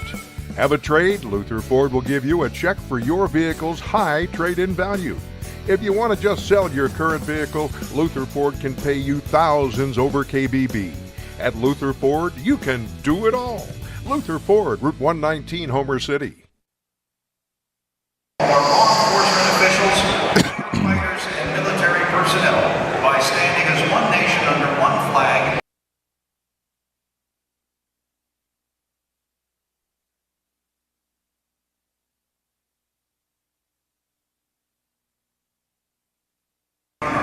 It is the Heritage Conference Championship presented by First Commonwealth Bank from the KCAC tonight. And coming onto the floor right now, the Honor Guard, and we'll soon have the National Anthem and the introduction of our starting lineups in this Boys Heritage Conference Championship.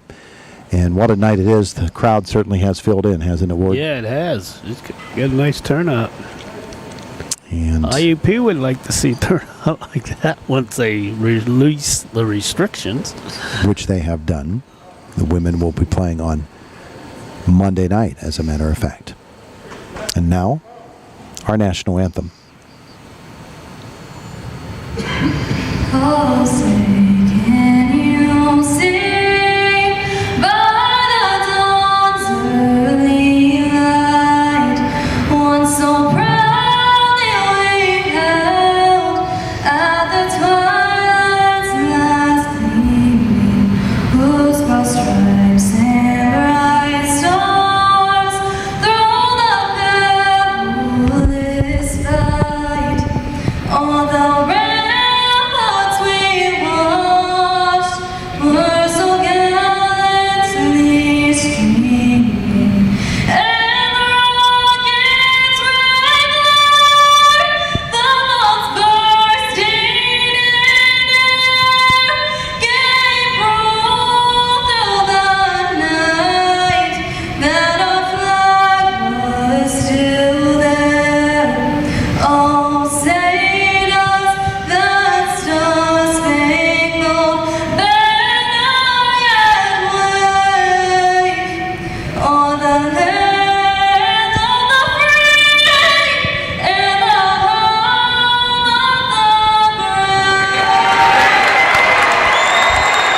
Our national anthem tonight from the KCAC, the Boys Heritage Conference Championship, is presented by First Commonwealth Bank. Next up, the introduction of our starting lineup. Ford, we haven't really gotten into conversation about one of the concerns in this game tonight, and that is United's injury problem. John Henry is back from the elbow surgery. He got the pin after the midseason injury there, the pin placed in his elbow. He's played the last couple of games. Johnny Machesko has had a bit of a knee problem, and I understand he turned an ankle the other night. Joe Marino he's got a very bad ankle as well. He is in uniform, but I would not expect much of a contribution from him tonight in terms of actually getting on the floor, because he only returned to practice yesterday, and it was I just know because he's family. Yeah, I know that it was familiar name, Marino. Not easy on him in practice yesterday, and we see him down there with the warm-up on, so he won't be in the starting lineup tonight. So Coach Rodkey would tell you we got to play with what we have and to do the best we can. They're acknowledging Bill Wild here, who is passed. Great United Athletics name there. Indiana County Sports Hall of Famer. They honored Jerry Page before, and Bill, of course, a moment of silence for him. Thank you. Welcome to the Caboolture. And here we go. The place is filled up nicely. Yeah, it'll be a good game. And as both coaches said, they look for a close game. Yes, indeed. We'll have the video presentation of each of these teams: the West Shamokin Wolves, the United Lions. West Shamokin, the defending Heritage Conference champions, defeated United on the West Shamokin floor in the championship game last year. And they will be the visiting team. Heritage Conference record this season of 10-2. Led, of course, by Trevor Smulik and Bo Schwartz. They were big in the game the other night. Trevor, of course, has been pounding it from downtown, the three-pointers. Lou the other night was in the paint all night long and just making things miserable for Penns Manor. He's such a slick passer and puts the basketball in the hole with regularity, when you wouldn't expect him to be able to get the room that he does inside, but he makes his own room inside the paint, and just a great job by him the other night. They've got great complementary players, Bo Schwartz, Sean McCullough. Lou Schwartz is such a big, strong kid. They're a handful. Yeah, they're going to be tough for United, especially if they have some people with some injury problems. We'll see how that goes. First off the bench, the senior at 6'1", he is Bo Schwartz. And at 6 feet 5 inches tall, Trevor Smulik is a fantastic basketball player for West Shamokin. Owen Stover, he's a guy that just gets after it. He's up and down the floor. He's on the floor a lot. Really heady point guard in Sean McCullough, who can also score the three. And then the muscle underneath in Lou Schwartz for West Shamokin. So Schwartz and Schwartz, attorneys at law. Smulik, McCullough, and Stover for West Shamokin. Lou Schwartz is a big dude. I just saw him down here. My goodness, he will take up some space. Yeah, the two of those guys, of course, a lot of time on the basketball or on the football field as well. Our officials tonight for Game 2. Jim Ricchini will wear the R tonight. He's working with Chuck Glasser and with Doug Steve. Next, the video presentation of the United Lions and some of the fellows whose names we'll be calling. Big Ben Tom is such a key in this basketball game. He's so big and so strong that you forget what a really slick passer of the basketball he is. Yeah, I've watched him down here at warm-ups, and you think, oh, this guy can't move. Yeah, he can, and he does very well. So he's certainly going to be a key too, with the size that Schwartz brings. That ought to be interesting inside. Yeah, it really should be. Ben Tom, of course, he's already signed to play baseball for UPJ. He's a very, very highly rated pitcher. He led the state of Pennsylvania in strikeouts last year. You can see why. Set a few records. And so Ben Tom, Brad Felix is so slick, so smooth with the basketball. He's going to be a key to this game tonight too. It's important that you keep your turnovers down, as in any game of this size and this magnitude. So here come the starting lineup for the United Lions. First off the bench for Coach Matt Rodkey. Oh, he wants to be Isaac Worthington, but A senior, number 12, Jacob Boring. Jacob Boring, he's another of those do-everything athletes. Remember him in football season playing quarterback. He wasn't a quarterback, but he took one for the team and played QB and did so well. And he sort of quarterbacks this offense a little bit, too. yeah, and in line with that, next year they're going to be inheriting some Black Lake Valley players. So maybe that United program is going to turn a little bit. This young man, Brad Felix, is so slick, as we were talking about a couple of moments ago. Next off the bench, John Henry, back from the elbow surgery, in the lineup for the United Lions tonight. Big Ben Thomas, 6 feet 4 inches tall. Here he comes. And Johnny Machesko has had a fantastic senior season for the United Lions, too. He and Bo Schwartz and Sean McCullough are going to be doing battle here tonight. I love that name, Johnny Machesko. I don't know, guess there's a good ring to it. It's going to be a lot faster pace than we saw that first game. I can tell you that already. West Shamokin black uniforms, white numerals. They work the bucket to our right. United white uniforms, blue numerals. They'll work to our left. Just like in the first game, we've got a team in white with blue trim and a team in black with white trim. Yeah, it's interesting. And here we go. You can feel this place coming alive. Yeah, a lot. That's what I love is the students showing up and then getting in a group and making noise. That's what makes these games so good. And here we go. This is like This is like the district playoffs now. Felix will jump it up against Smulik. Jimmy Ricchini will put it in the air.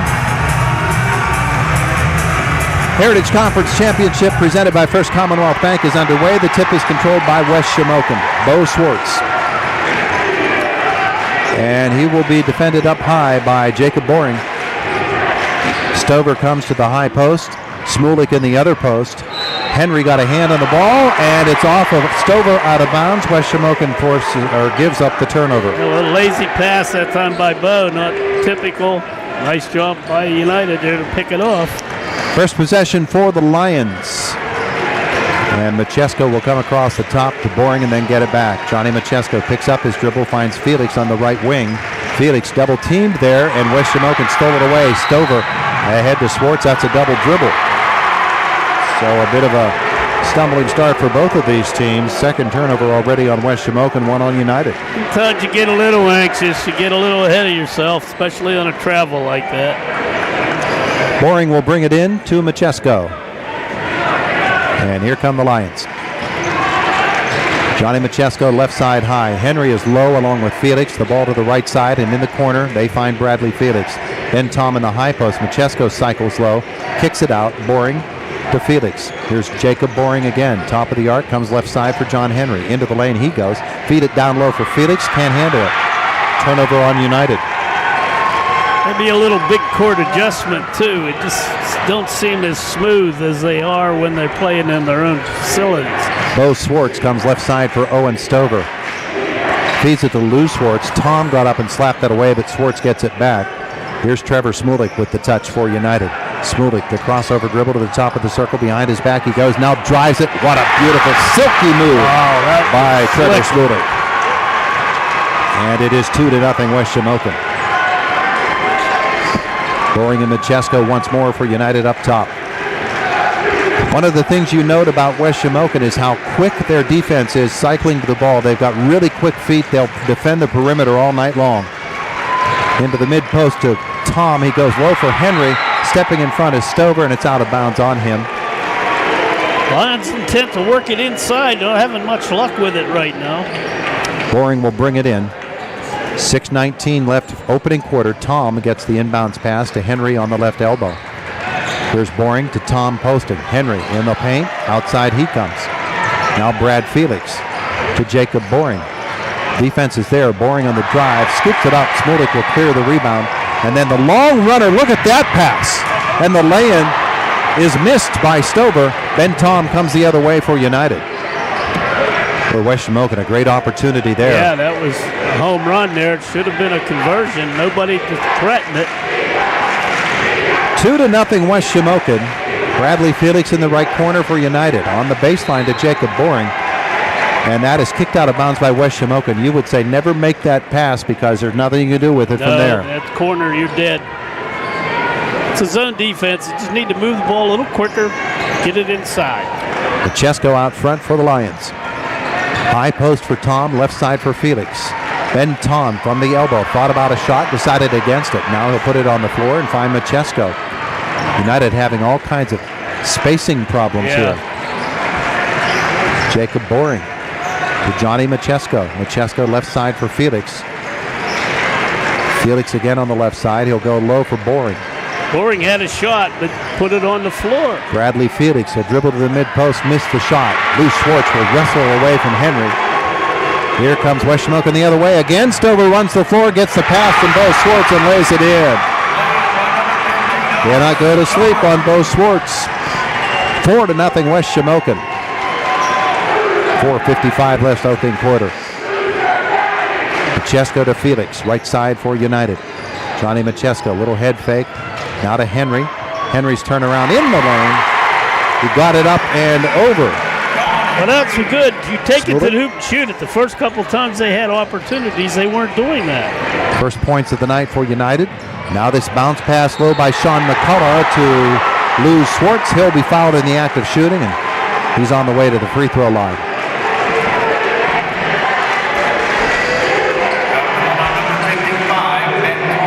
Ben Tom picks up his team's first. Lou Schwartz will step to the line. He's a good free throw shooter, and the first one is good. And another one on the way.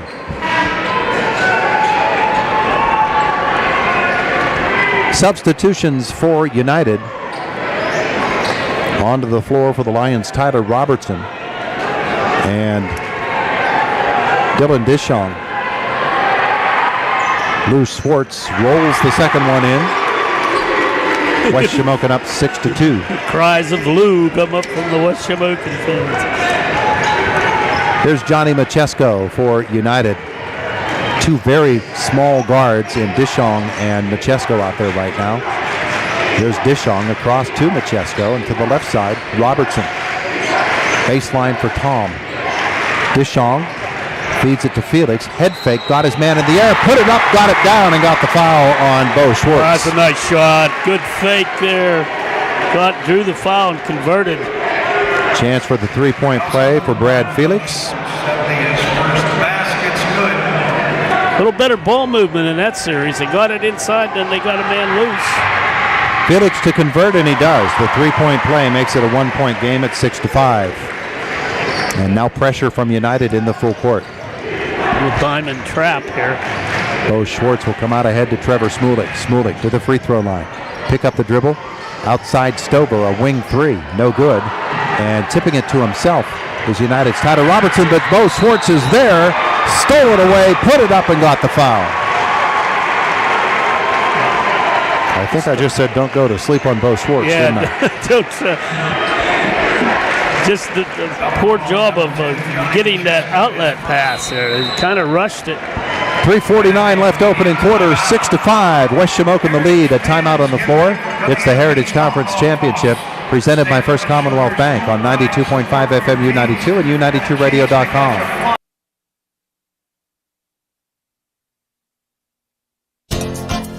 The engineering firm of Young & Associates is proud to sponsor high school athletics. With offices in Indiana, Katanning, and Johnstown, Young & Associates is a full-service engineering, surveying, and design firm for private, public, and municipal entities, covering Western Pennsylvania, delivering solutions in a timely and cost-competitive manner. To see how they can be of service to you, go online to youngandassociates.com.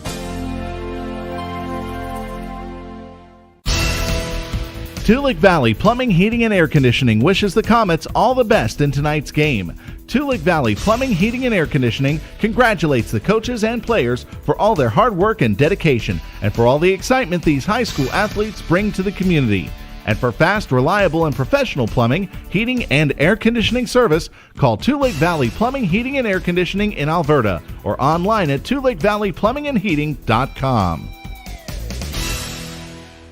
So what's going on? Heritage Conference Championship presented by First Commonwealth Bank. 6-5, United trailing West Shamokin. Bo Schwartz of the Wolves on the line to shoot two. He's short on the first one. Unusual. That's the depth perception issue, one would think. I think so. Here comes the second, and he made the adjustment and softly rolled that one in. 7-5, West Shamokin. 3:44 left opening quarter. Here's Johnny Machesko, defended by Stover. Machesko hands it off to Dishong. Dillon drives to the baseline, then comes swinging back out around. Low, the good feed for Ben Tom. Bobbles, got it back. Slapped out of bounds, though, by Lou Schwartz. They're making good passes down low, but they're not controlling them very well, and they're not getting the shots off quickly enough. Jacob Boring set to check back in. The inbounds is to Ben Tom. He'll try the left side of the lane, then spin it back, put it up and miss. Bo Schwartz the rebound, and he wants to run. Here comes Schwartz. He's going length of the floor. Collision, and a travel is called before he ran into Dishong. And that is the third turnover on West Shamokin. A little downfield running there by Bo. Unfortunately, you're not allowed to do that in basketball. Well, he does it pretty well in football. He's signed to play quarterback at Edinburgh. Yeah, that's impressive. He's going to join Bartolini from River Valley. That'll be nice. Here's Johnny Machesko for United. The Lions trailing by 2, 7-5 with 3:11 left in the opening quarter. And basketball to the right side for Jacob Boring.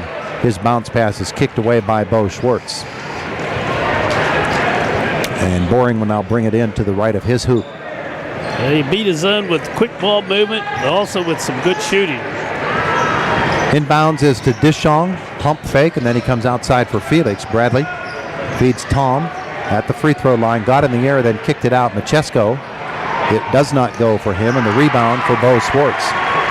Here's Trevor Smulik on the run. Smulik drove his defender off. The pull-up jumper won't go, and on the rebound, Lou Schwartz is over the back. The one thing about United that we're noticing, Ward, is offensive options. Joe Marino does give them a three-point threat from downtown, and with West Shamokin packing that lane so tightly and challenging United to shoot outside, they're not confident enough yet to take those shots. It's a good point. It's exactly what's happening. They got to get those outside shots and get that defense pulled out. Boring in the corner here. Passed on up. Right there was a shot. Dishong on the baseline. He'll try the bounce pass, and Smulik says no. He intercepts.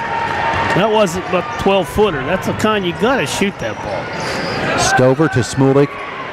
Smulik had 6 3-pointers in the semifinal win over Penns Manor. He feeds Bo Schwartz. On his drive, reaching around and slapping it away and out of bounds is Jacob Boring. Joe Marino is going to come in now along with John Henry. Marino with that bad ankle. We'll see what kind of mobility he has as Schwartz brings it in. Boy, Coach Rutke's upset about something down there. He thought it should have been his ball. Schwartz to bring it in, and he does. And getting free is Owen Stover for the lay-in. Yeah, you can't. That's why you don't man up on those inbounds passes. It's too easy to free up someone for an easy 2. 4 points for Stover. Machesko for United. Brad Felix now to the corner for Marino. Put it on the floor. Now back out front to Johnny Machesko. Boring and Machesko once more. Jacob Boring. Lob it for Henry. It's stolen away, though. Good play by Sean McCullough there. United's 6th turnover of this quarter. And ahead for Lou Schwartz, who lays it in. That's Lou, I think. Lou Schwartz. Yes, his 4th point. Makes it 11-5 West Shamokin. Good transition. They're bringing that out to a 3-2, dropping back. Machesko to Henry for United. Lions looking for some offense. Jacob Boring. Pick up the dribble, lob it across court, and out of bounds. Turnover number 7 on United. 11-5, West Shamokin the lead. As West Shamokin will send Nico Buffon onto the floor, replacing Lou Schwartz. United's got to make some adjustments, get that ball to the wing, and to take the shot. They're not taking shots when they do get them. Trevor Smulik comes up top for West Shamokin. On the wing, here's Owen Stover. Stover to Sean McCullough. And here's Smulik again. Head fake once, head fake twice. Drive it to the free throw line. Spin move, got his defender by. Marino came over and helped out on that defense and slapped it away, and United comes up with the ball. Joe Marino low now, and they're going to call him on the charge. Bo Schwartz went down. Marino, his first foul and the 8th turnover on United. It's a fairly soft foul, but it was nevertheless called. Lou Schwartz will come right back in for Nico Buffon with 37.7 seconds left in the first quarter. Yeah, they haven't really gotten Trevor Smolik involved much, so. Sean McCullough will lob it low and too far. They're going to say United touched that last. I thought Lou Schwartz had a chance at it, but no, United did get a hand. So break for West Shamokin. They keep the ball with 29.9 left in the quarter. Bo Schwartz lobs it in for Trevor Smulik. Lou Schwartz to Bo. Smulik will post low now. Out front it comes. McCullough for 3. It's short. Rebound Stover. Bo Schwartz now. Machesko came in. Tied him up. Held ball. With 19.2 seconds to go, the ball returns to the United Lions. Big play for the Lions. They need to get a bucket here. Get into this ball game a little bit. 19 seconds left first quarter. It means West Shamokin will get it first to start the second quarter. 13.9. Machesko to the corner for Marino. Up front for Boring. Jacob Boring, 7 seconds left in the quarter. Machesko in the corner. Up top for Felix. Felix with 3. Jumper from the free throw line. Doesn't go. Machesko, can he get it in at the horn? Oh, it rimmed in and out. And we played a quarter of basketball. It is West Shamokin 11, United 5, the Heritage Conference Championship presented by First Commonwealth Bank on 92.5 FM U92 and U92radio.com. Johnny Machesko at the line for United. 60 seconds, please.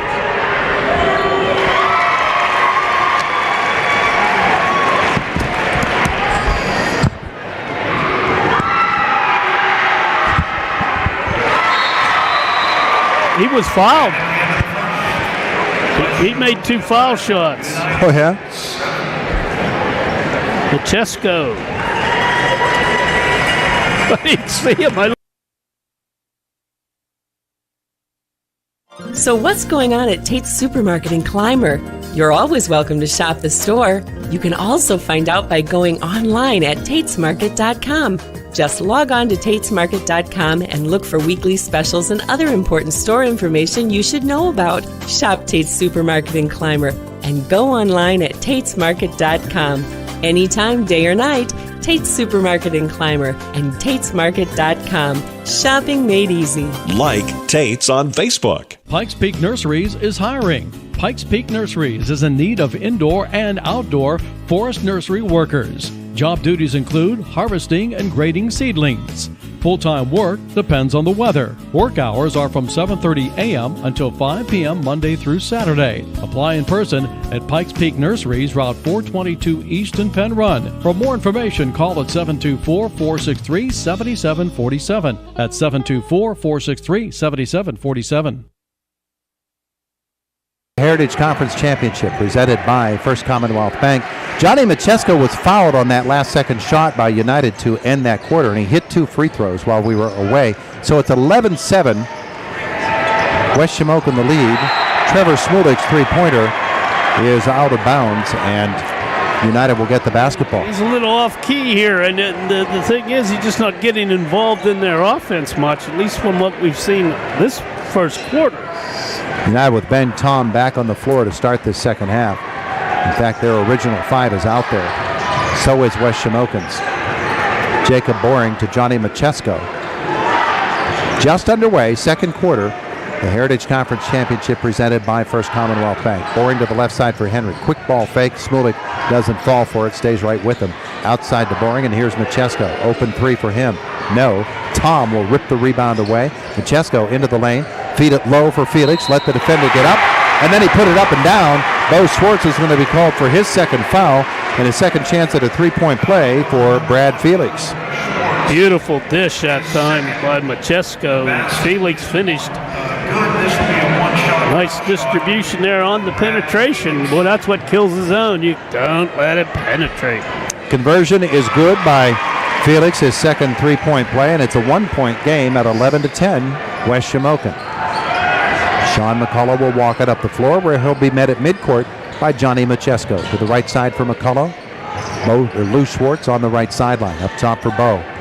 Bo uses the screen from Lou. He'll drive all the way to the baseline, feed it through for Stover. Out around to McCullough. McCullough and Machesko reached around him, tipped it, and they're going to converse here. Jim Merkini and Chuck Glasser, they reversed the call. They had signaled United ball. They reversed and say it is West Shamokin. Good job by the officials there. These guys are veterans.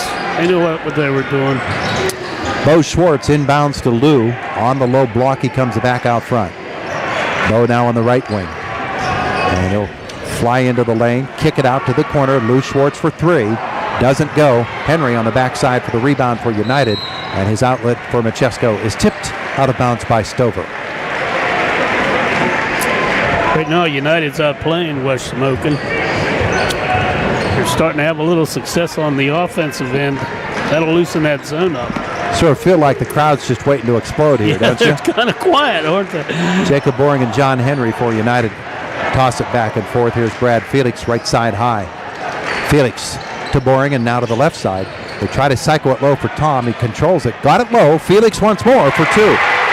There's the passing we talked about from Ben Tom. And with 6:11 to go in the first half, United takes its first lead. Felix is making himself available. Trevor Smulik the other way, got low, but good help out defense. Shot doesn't go. United will come back the other way. Boring. He'll drive it toward the hoop. Play it up, can't get it down. Stover the rebound, the foul.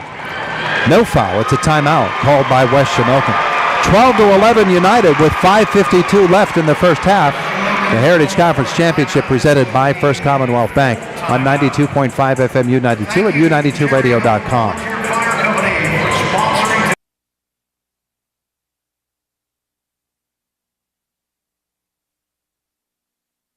Kick off game day with the flavor and nutrients of dairy. Be sure to include 3 servings in your lineup. Milk is packed with vitamins and nutrients and helps you score big in a healthy way. Fuel your body with milk. A message from the Allied Milk Producers. Rugby requires a lot of different skills. I'm shoving 800 pounds, and then I have to sprint to make a tackle. When we win, we get milk, and it really helps in recovery. It's always part of our celebration. It's something that we rally behind. There are lots of choices in life. No matter what you're told, when you're hurt and need physical therapy, you have a choice. Smart people choose Mahoning Physical Therapy. Mahoning Physical Therapy has been serving the region since 1989 with experienced therapists, knowledgeable in orthopedic and lymphedema rehabilitation and aquatic therapy. Mahoning is Medicare certified with convenient offices in Clymer and Marion Center. That's a lot of reasons to choose Mahoning Physical Therapy, accepting all major insurances. Action 5:47, and United has a 12-11 lead. It's West Shamokin basketball. Trevor Smulik left side. Little subtle press put on by the line. They're feeling pretty good about themselves now. They're in the ball game. Felix on Smulik, who feeds it off to Bo Schwartz. Schwartz will penetrate into the lane, then feed it back outside for Lou Schwartz. He goes right to the hole, and United let him, and he laid it in. Yeah, he just kind of saw the waters part there. Wolves back up on top by a point at 13-12. Now Machesko. He'll drive it by Stover and go to the hole. Johnny Machesko with the bucket. United leads it 14-13. They're starting to get a little 2-2-1 trap. This long pass perfectly fed for Stover. Lou Schwartz on the drive. It won't go. Rebound tipped out of bounds off West Shamokin. Good job of breaking the press. Unfortunately, did not convert on the other end. 4:59 left in the first half. Mark Burdig will be with Judd McCullough heading into the locker room at the half from the floor. Johnny Machesko, defended by Owen Stover, lost it and got it back.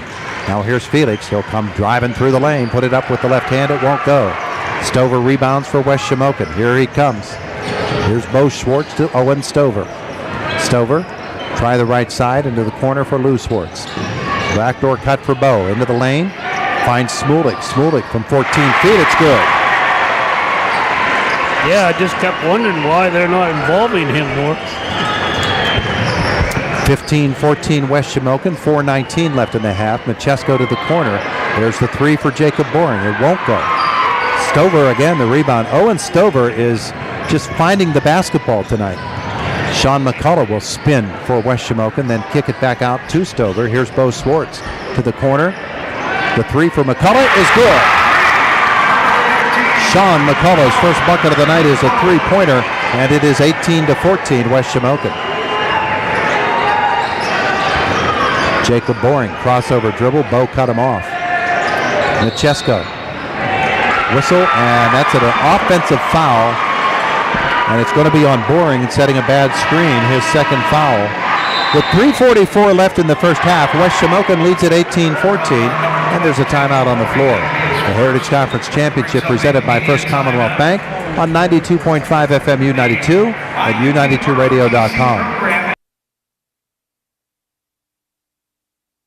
Dan in a van hasn't returned your call? Chuck in a truck can't get there for 2 months? Stop dealing with fly-by-nighters and call a company that's fully capable for all your plumbing and heating needs. Joyce Plumbing, Heating, and Air Conditioning Incorporated. Joyce Plumbing, Heating, and Air Conditioning Incorporated is on call 24/7, 365 days a year. Visit us at joyceplumbing.com. That's joyceplumbing.com. Joyce Plumbing, Heating, and Air Conditioning Incorporated, the best place in town to take a leak. PA 042115. I'm Shannon Lipniskus. Hutton Blues Insurance of Indiana is proud to support high school football. I'm Jay Blues. You can't beat football season, and when it comes to your insurance needs, you won't beat the service we provide at Hutton Blues Insurance. Our family business has served Indiana and the surrounding counties for more than 3 decades. Once you do business with Hutton Blues Insurance, we'll make you a customer for life. So best of luck, area teams, from your friends at Hutton Blues Insurance in Indiana.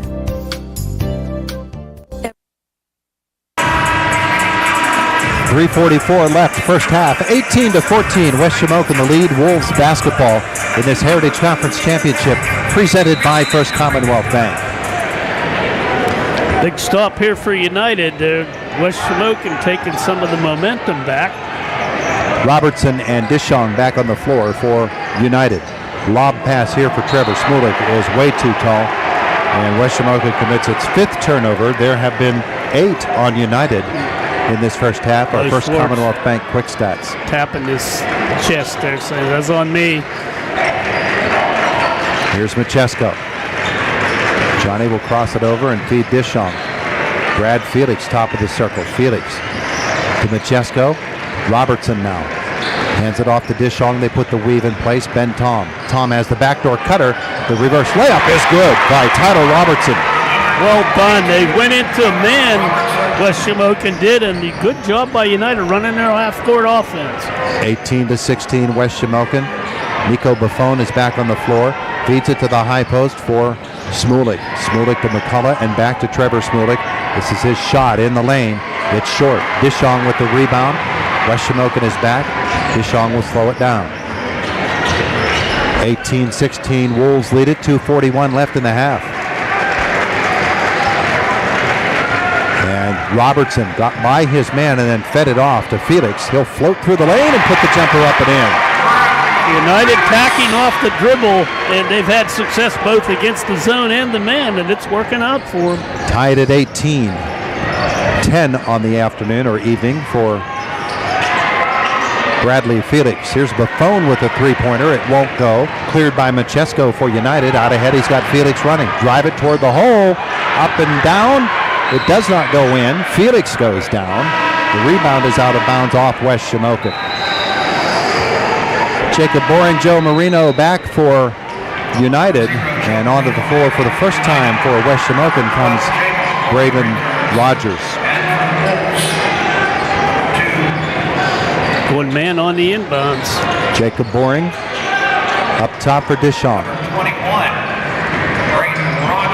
And Dishong, he came around with the left hand. Stover followed him right through, rejected it. Great save inbounds by Smulik. Here come the Wolves on the run. Feed out ahead. The layup is no good by West Shamokin. And Felix will clear it back the other way. That's a conversion you got to have there. Bradley Felix on the float. The reach foul will be on Trevor Smulik. And that'll be the 5th team foul on West Shamokin. Inbounds for Robertson. He needs to get rid of it, and he finally does. Bradley Felix defended by Trevor Smulik. Felix all the way up front. Marino on the wing. Little ball fake. He drives it toward the hole. The layup doesn't go. Rebound. Boring back up and he's fouled. Jacob Boring will step to the line to shoot 2. Boy, they missed him on the inbounds here. He was open. They didn't get it to him, but he got to the line here. Foul on Sean McCullough. Boring on the line. This one rolls in and out. 16 foul on West Shamokin, so United will shoot the rest of the way. Right? John Henry back for United. And after a brief rest, Tom and Machesko ready to come back in if Boring can hit this shot. And he does not. So West Shamokin with the rebound, and Bo Schwartz with 1:23 left in the half brings it up the floor. Drive it into the lane, put the layup up, it doesn't go. Rebound, Rogers, that doesn't go either. Henry pulls it away for United. I'll tell you, West Shamokin has missed a plethora of shots here in this quarter. Dishong with 1:05 left in the half in an 18-18 basketball game. Dillon, right side for Robertson. Back in the zone for West Shamokin. That's kind of slowed down the Lions. Penetration and the feed low for Felix. His shot blocked by Smulik. McCullough comes up with it. Boring will get him. And I've got 3 on Jacob Boring. 15 foul. Not that that means anything right now. Machesko back in. So is Ben Tom. They only have Boring with 2, so he's okay. 46.3 seconds left in the half in an 18-18 game. The Heritage Conference Championship presented by First Commonwealth Bank. It's West Shamokin ball. At the left elbow, Smulik. Turn around, they let him go. He took the jumper and missed it. Uncharacteristic. Yeah, he is not having a very good shooting night, at least in this first half. Machesko for United. 25 seconds to go. They can play for the last shot. Tied at 18. Johnny Machesko to the right side. And timeout called by the Lions. 19.9 seconds left in the half. The Heritage Conference Championship brought to you by First Commonwealth Bank on 92.5 FM U92 and U92radio.com.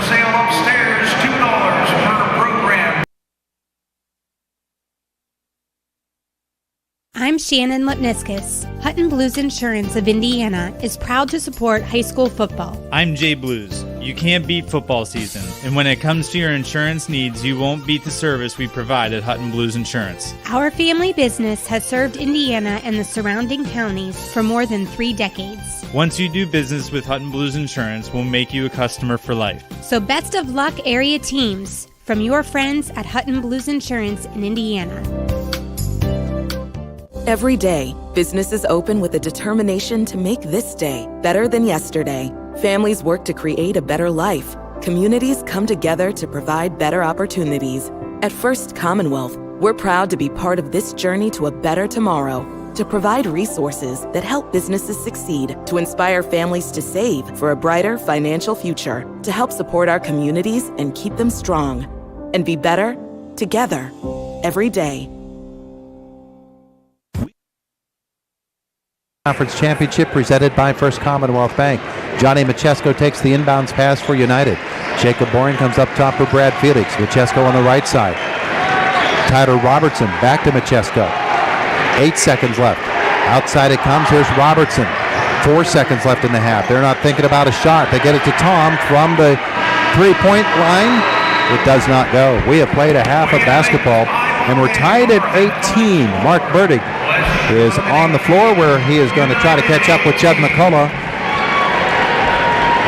We'll just send it down to Mark. I know that you're awaiting the coach, and here he comes. Mark, it's yours. Okay, Todd, thank you very much. And we'll take care of an attendance figure, too, when we're done with Coach McCullough. Coach, expected a good game, knotted up at the half. Your impressions of the first half? Yeah, it's a lot to be, that's what we kind of expected from both sides. Some early jitters, very even game. Both sides are playing hard, and both sides missing some easy shots. You got off to a little bit of a quicker start, and Matt called a timeout, and they turned up the defensive intensity, started hitting some shots. Did they make an adjustment that gave you some trouble? Yeah, they started to do a better job of getting the ball inside on the 3-2, and we got out of that and had to go man. And so I give credit to Coach Rodke. What do you tell your team at the half? What adjustments might you make? The better defensive team in the second half, the team that rebounds better is going to win this game. Coach, good luck, and you have 16 minutes to defend your title. All right, thank you. Okay, head coach Judd McCullough. And Todd, real quickly, we're going to bring in Colin Stokes, Vice President, Secretary of the Heritage Conference. The attendance number is in for the night. You know, there was some concern because of the KCAC with the shutdown in the last two IUP games without fans. Some confusion out there perhaps, but Colin, the number is in, and it's a strong number, maybe just shy of a couple of years ago. Tell our listeners and viewers. Yeah, we're at 2498 paid attendance tonight, so we have a great crowd and a great atmosphere here for high school basketball. 2,498 paid, but that doesn't tell the entire story because you also have a lot of comps that, you know, with the different award winners, etc., that get in, and other personnel from the various schools. So I would think this attendance figure with the comps is pushing 3,000. I would agree. So it's a great atmosphere here tonight. And 2 years ago, I believe it was about 2,600 paid. Yeah, that is correct. So all things considered, a strong number. We congratulate you, Jody, everybody involved with the conference and the member schools. And by the way, exciting news I learned last night with Conemaugh Valley becoming the 11th member. Any quick comment on that? Absolutely. We're glad that Conemaugh Valley's here. They're here tonight seeing the basketball championships, and we're looking forward to them to be a member of the conference. I noticed you wore their school colors tonight. Yeah, but this is United Blue tonight. Colin, thanks, and good luck to the Lions in the second. All right, thanks. All right. Boy, that's a really good number, guys. 2,498. Just yesterday, the box office sales were down considerably from what they were 2 years ago. So I think that they made that up with a strong walk-up sell. A big crowd here tonight at the KCAC. It's been a lot of fun. You can feel the energy down here. Todd Ward, back up to you. And you can smell the popcorn up here, Ward. Yeah, it's burned, but it's got a good odor to it. Halftime, we're tied at 18. The Heritage Conference Championship presented by First Commonwealth Bank on an IRMC high school basketball night on 92.5 FM U92, U92radio.com. We don't just sell trucks, we sell businesses on wheels. That's Elgin Truck Center's mission statement. For more than 50 years, Elgin Truck Center has been providing trucking companies with high-quality used trucks. Their experienced staff and mechanics are knowledgeable about domestic and foreign trucks. Elgin Truck Center's customers always come first, and the staff is committed to giving high-quality service. To check inventory, go online to elgintruckcenter.com. That's elgintruckcenter.com.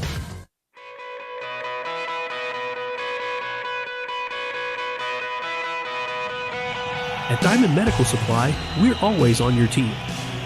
No matter your sport, you can count on our support.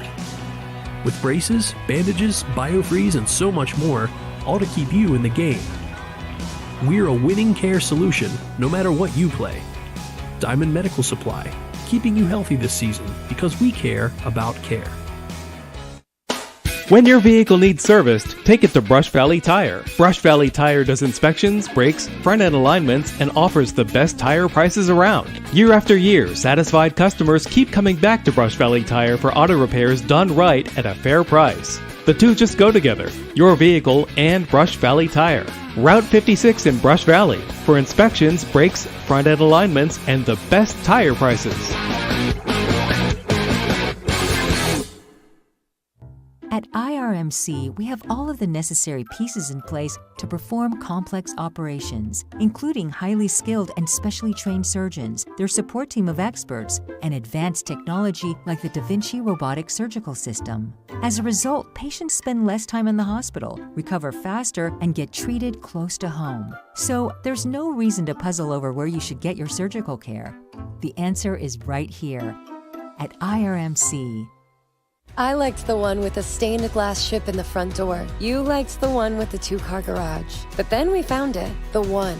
It had a porch swing, a yard for our dog, a room for your office. Sure, it was 95 years old, but when we met with Amy at S&T Bank, she mentioned they had been around for over 115 years, and that made me feel better. Because even if we won't be here in 115 years, maybe our grandkids will be. Want to buy a new or pre-owned vehicle? Want to sell your current vehicle? At Luther Ford, you can do it all. Check out the great Luther Ford inventory and drive off today, or order the exact vehicle you want. Have a trade? Luther Ford will give you a check for your vehicle's high trade-in value. If you want to just sell your current vehicle, Luther Ford can pay you thousands over KBB. At Luther Ford, you can do it all. Luther Ford, Route 119, Homer City. One or the other is going to have to take a little control. I'm surprised that Trevor Smolik's not more involved in the offense on the West Shamokin side. He has touched the ball maybe 10 times, if at that many. It hasn't really had a lot of quality shots, so they need to figure a way to get him more involved. He's the big threat.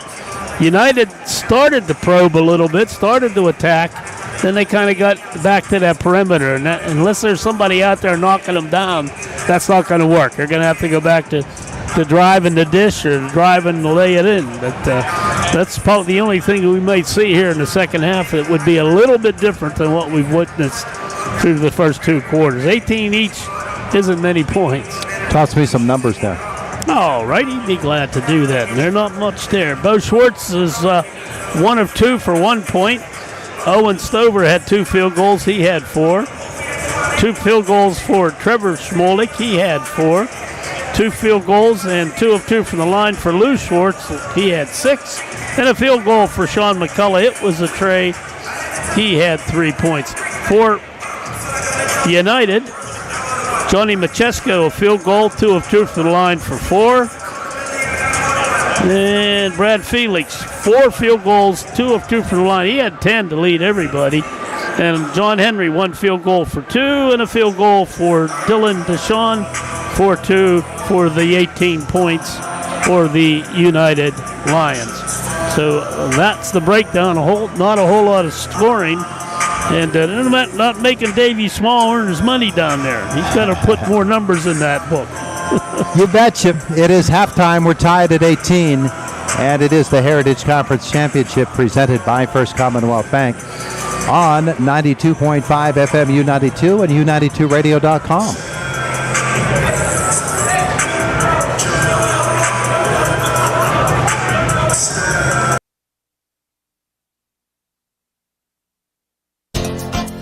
The engineering firm of Young & Associates is proud to sponsor high school athletics. With offices in Indiana, Katanning, and Johnstown, Young & Associates is a full-service engineering, surveying, and design firm for private, public, and municipal entities, covering Western Pennsylvania, delivering solutions in a timely and cost-competitive manner. To see how they can be of service to you, go online to youngandassociates.com. Tulick Valley Plumbing, Heating, and Air Conditioning wishes the Comets all the best in tonight's game.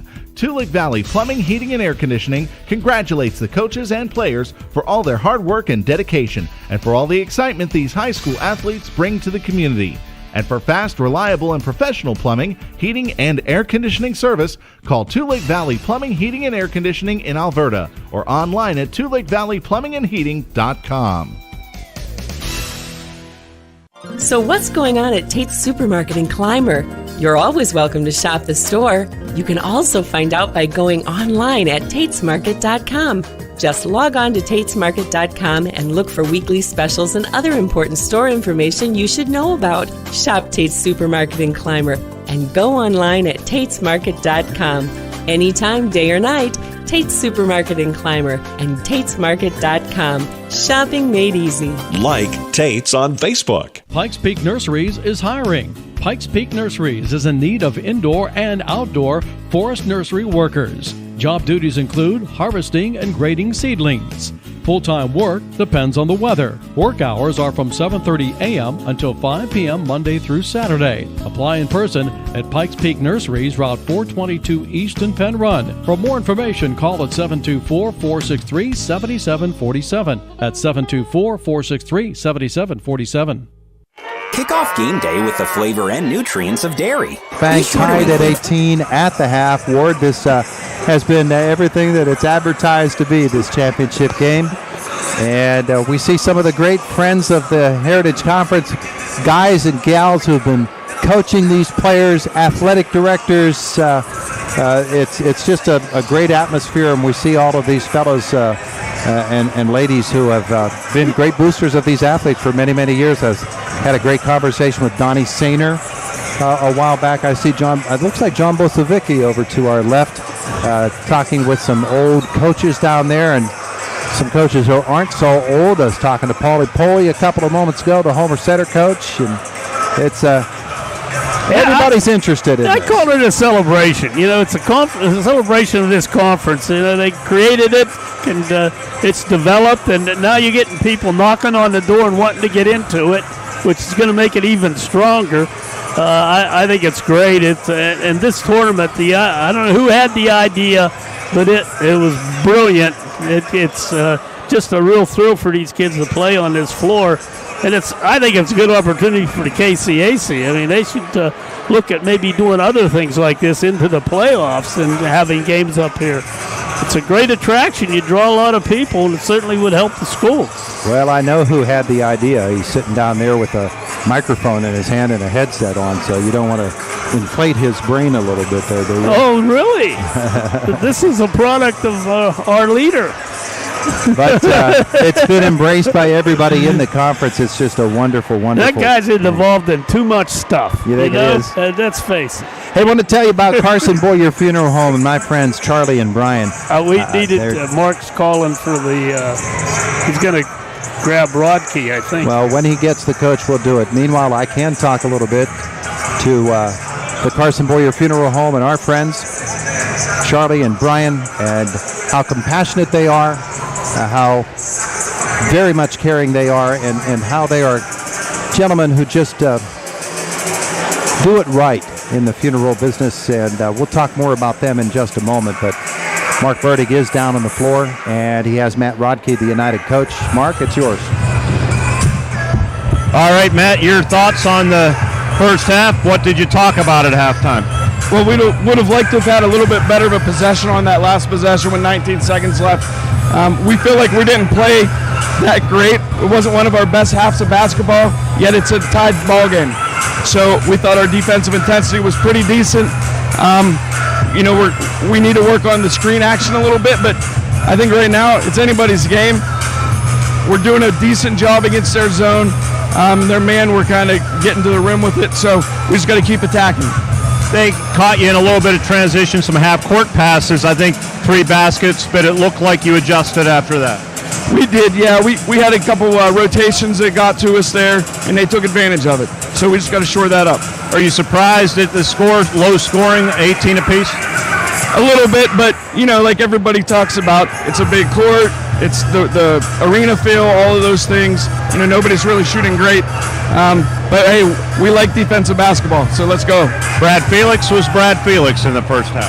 Yes, he was. He's one of our best guys. He's working his butt off on both ends of the floor. Keys to the second half. We still got to try to limit Smolik. We got to drive the ball to the hoop, and we got to win it at the free throw line.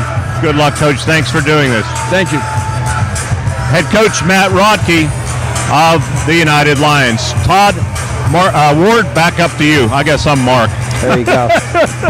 Before I was so rudely interrupted by having to talk about basketball, I was telling you about Carson Boyer Funeral Home and our friends Charlie and Brian. Pre-planning your funeral is really what folks are needing to do. It's such an emotional time when your family member dies, and there are so many decisions to be made, so why not take care of those decisions now?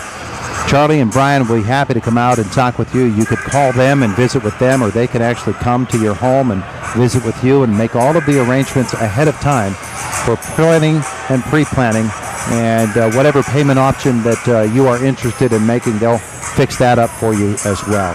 Carson Boyer Monuments, wonderful service. I have worked with Charlie and Brian at Carson Boyer Funeral Home for years, and they're just top-notch guys. So do indeed take advantage of Carson Boyer Funeral Home in Rural Valley. Good people doing great things. And it is looking at me when you were talking about the people. Just sizing you up. I didn't pull out my tape measure, but I could have. All right, we're ready to go. Second half action tonight. The Heritage Conference Championship presented by First Commonwealth Bank. We're tied at 18, and it will be United basketball to start the second half. And looking it over the original 5 for each team. Johnny Machesko takes the inbounds pass from Brad Felix. He's out there with Jacob Boring, Ben Tom, and John Henry. And for West Shamokin, Bo and Lou Schwartz, Sean McCullough, Owen Stover, and Trevor Smolik. 3-2 zone action. Bo Schwartz will drop down from his peak position there at the top of it.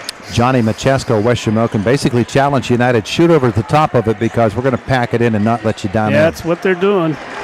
To the corner for Machesko and back out front for Boring. Here's Felix. Felix will try the right side. Pull up. And to the elbow, he finds Ben Tom. Reverse it to Machesko. His jumper from 16, no. Boring gets after the rebound. Stover is down there too. Bo Schwartz on the floor. It's a held ball, the arrow to West Shamokin. Chuck Glasser will hand it off to Owen Stover. United will put a little pressure on the ball. That was a nice job by the Lions getting that shot. Unfortunately, unable to convert it. And then they're not getting either team getting a lot of second chance opportunities. Lou Schwartz will rocket about the foul line, or half court line. Had me flustered there. Yeah. Trevor Smolik hands it to Bo Schwartz. Now John Henry steps in front of this pass, slaps it away, drive it, lay it in. He got it up and down, and then a whistle. And they're going to call a foul on Sean McCullough. I think that might have even been away from the ball. Yeah, I didn't see anybody near Henry when he went up, unless you saw something. No, I did not. Now, the basket counts, and they're going to call the foul after the shot. Yeah. And United will bring it inbounds. So, big turn of events here. Henry with the steal, drives it the length of the floor. He actually looked like his hand got tangled up with the rim as he was going up for that layup, shook it around. Yeah. And it's kind of a weird sequence of events there, and I'm not sure what's going on here. Doug Steve and Chuck Glasser are going to talk. Coach Rodke was upset thinking the basket wasn't any good. It's on the board, though, is it not? It is. Making it 20-18. Judd McCullough is asking for an explanation. And Jimmy Ricchini is going to go talk to Chuck Glasser once more. Judd McCullough, hands spread wide. He wants an explanation. Matt Rodke signaling basket is good. Now Chuck Glasser will go down and talk to Judd, while Jimmy Ricchini goes to talk to Matt. It's remarkable. And again, as Chuck walks down the floor, McCullough coming after him, hands spread wide, wanting to know what actually went on. It is 20-18, and United will get the inbounds pass, and Lou Schwartz will intercept it. So Bo Schwartz will get the basketball, kick it to the left corner. A three for Owen Stover doesn't go. Bo Schwartz gets the rebound. The foul is going to be, I believe, on Johnny Machesko. Well, guys do not like the calls. Little bit of consternation there. They got to get back into the flow of the game here. That was weird. I'll have to tell you a story sometime about a play like that. All right, tell me a story sometime. Yeah. Trevor Smolik, the inbounds pass, will dribble to the free throw line, now to the mid-post, and he'll put it up off the glass. It won't go for him. Boy, he's having troubles. Felix after the rebound, and Bradley kicks it, and it goes out of bounds, remains with West Shamokin. We're playing at United. I went in, made a layup. After the layup, I got fouled. So I ended up shooting 2 foul shots. I don't know how that happened. I ended up with 4 points on one play. It's the highlight of my career. Only 4 of your season. Yeah. Bo Schwartz for the West 26. Shamokin Wolves. It's 20-18. United with the lead. Trevor Smolik, top of the arc, defended by Felix. Gets the screen from Lou Schwartz. To the elbow and outside for McCullough.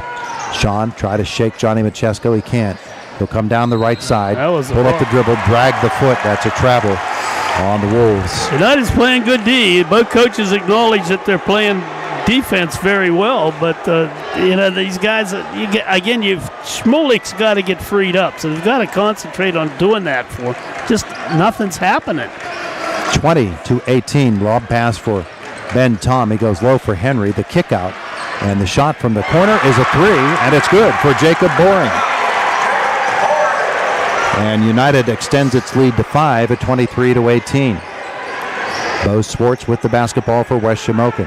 Uses the screen from Lou to the free throw line, now down the lane. Schwartz can't get it off the glass. Lou Schwartz saves it in bounds, and then stepping in front and tipping it out is Jacob Boring. So West Shamokin retains possession. Second half, 5:41 left in the third. The Heritage Conference Championship brought to you by West Shamokin. I did that again. First Commonwealth Bank. It's West Shamokin ball.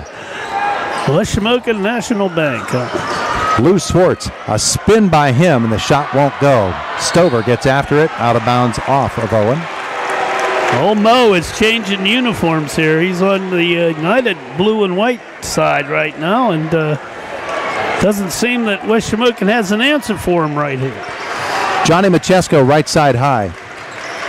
To Bradley Felix and then back to Machesko. They'll swing it around and down low. Ben Tom. Swartz will reject that one. Bo Schwartz will come out of there. The dive and the steal attempt there by Jacob Boring, and he commits his third foul.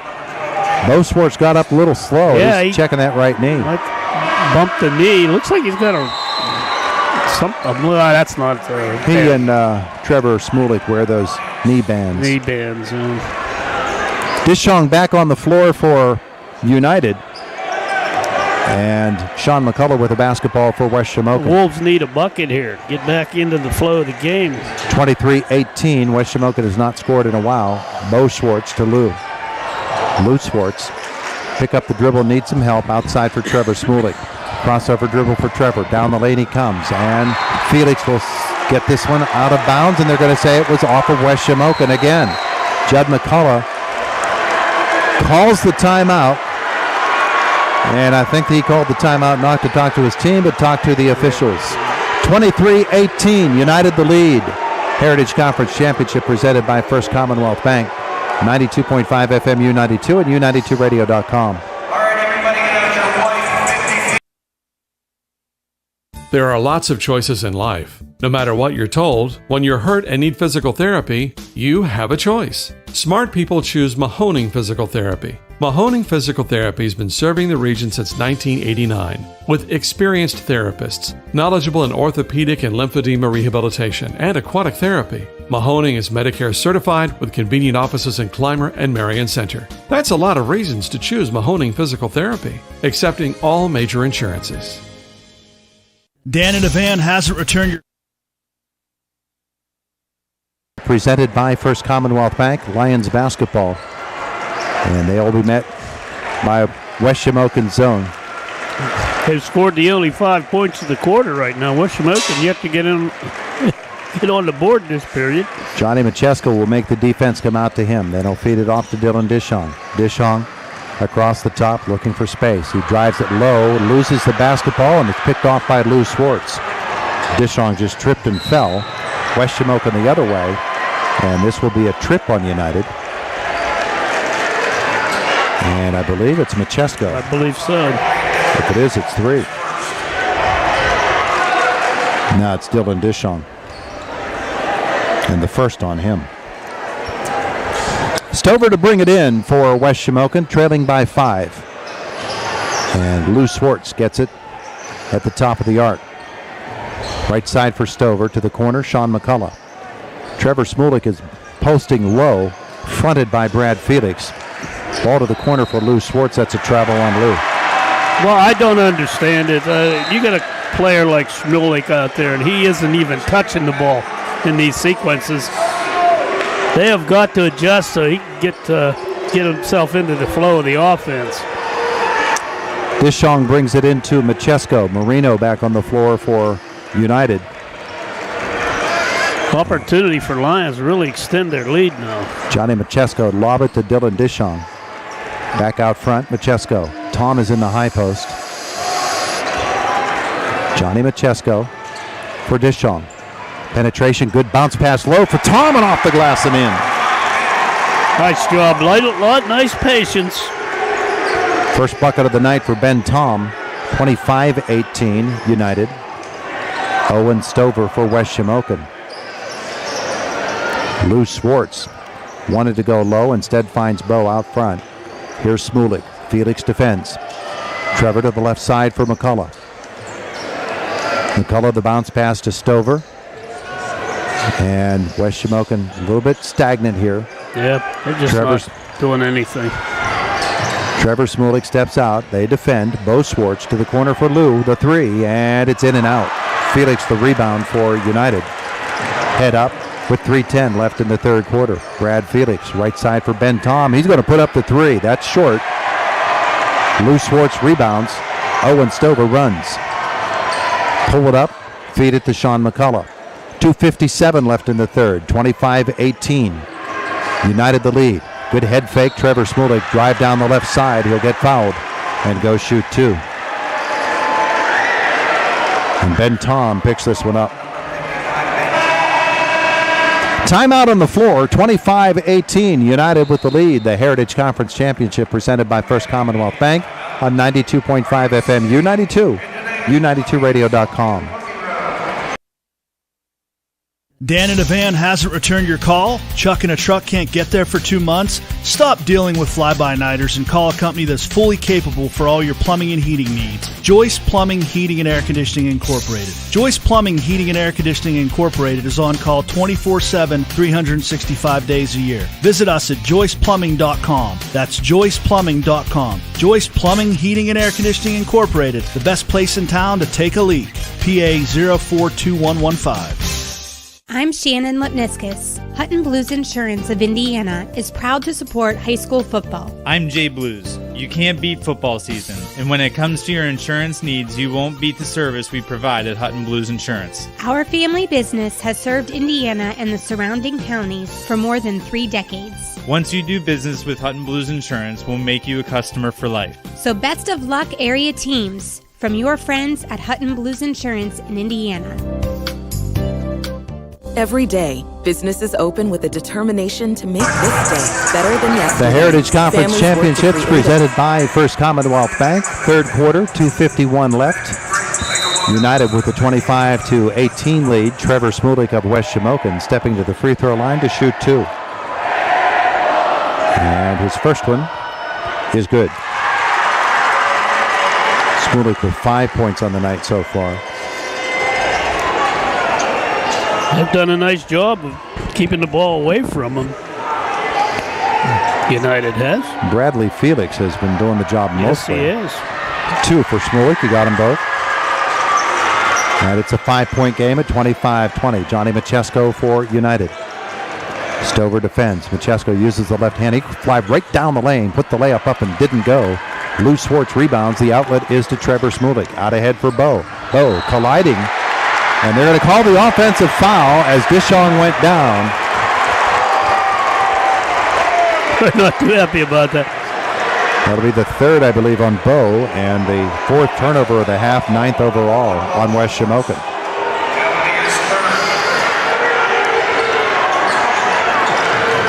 And United basketball. West Shamokin now will pressure. It was a nice drive. Chesko spins away from it. Hands it off to Dishong. And Dishong to Felix. Felix into the paint. He goes high off the glass. And it goes in. It bounced back of the rim.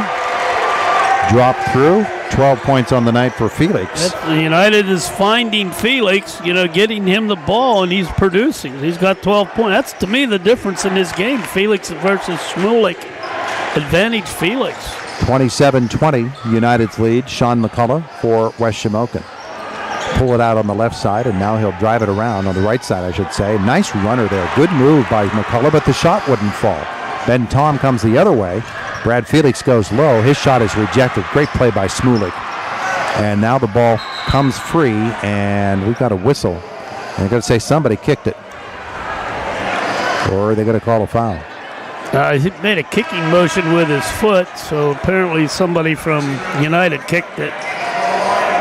United on the kick. Joe Marino back, and John Henry will take a seat for the Lions. West Shamokin in the full court now, trailing by 7 with 1:42 left in the third quarter. Jacob Boring going to check back in. Boring replacing Felix, get him a little blow at the end of the quarter. And now United will back away. But not completely. The inbounds is to Bo Schwartz. Dishong defends. Bo comes to the right side.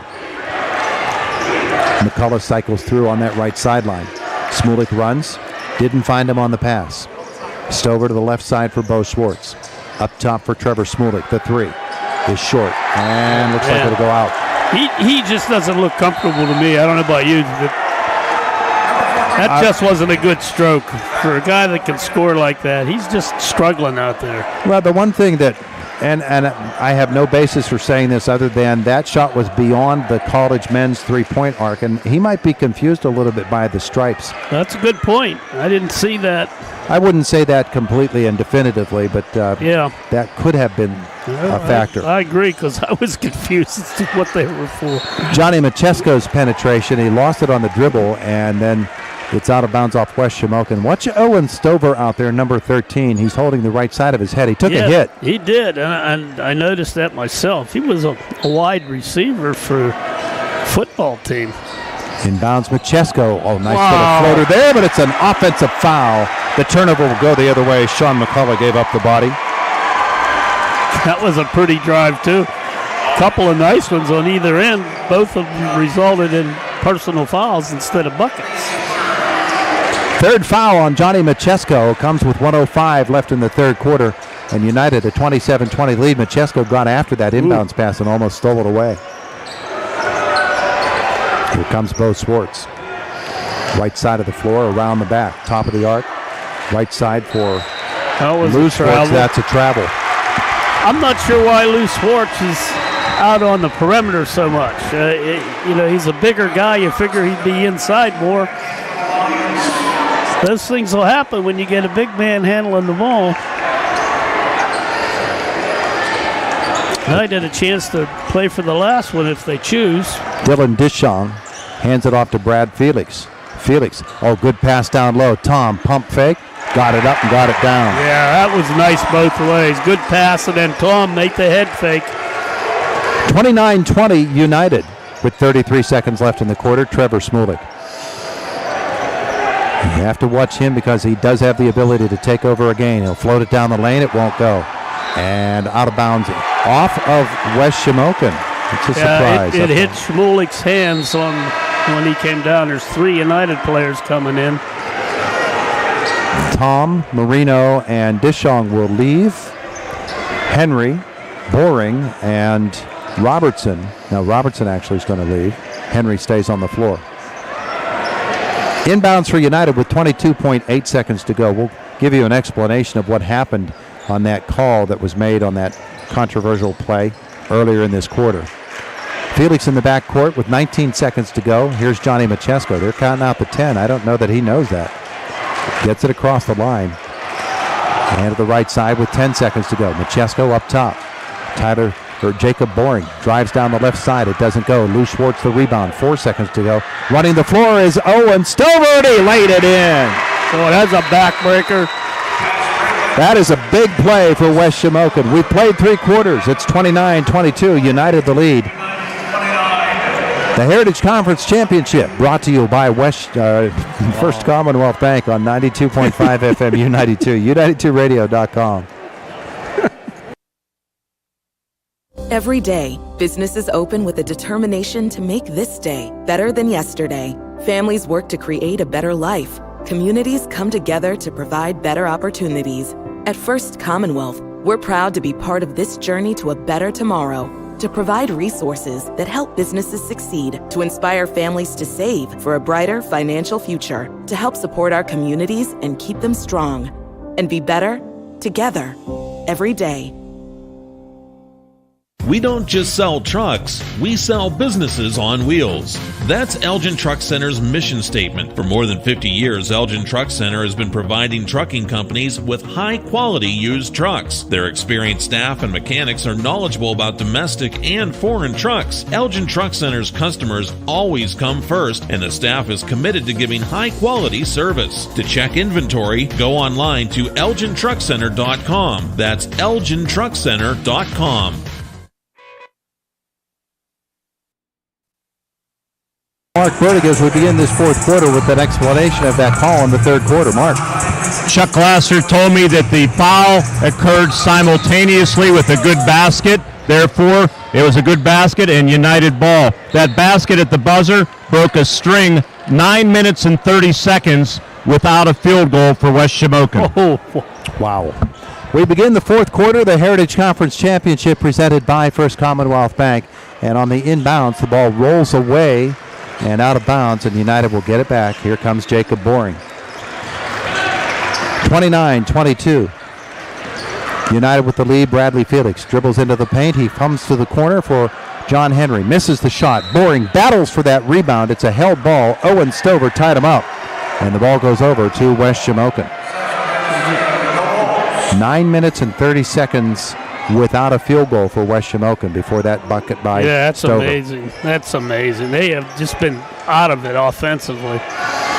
But 8 minutes to go as you begin this fourth quarter, and they can turn it on, and this guy's the one who can do it. Trevor Smulik, 3-0. Rebound into the hands of Bradley Felix. He runs. Felix feed it low. Boring. Up, in. Jacob Boring has 5 in the game, and it's a 31-22 lead for the Lions. Nice transition that time. Sean McCullough has the backdoor cut with Bo Schwartz in the lane. His jumper is short. He and Tom go up for the rebound, and it's out of bounds to West Shamokin. Ben Tom pleads the case. He's grinning. And is rejected. Jimmy Ricchini looking at us. Come on. Inbounds pass to Bo Schwartz. Here's Lou up high. Left side for Trevor Smulik. Trevor to the free throw line. Into the lane. Drove his man off defensively. The jumper still won't fall for him.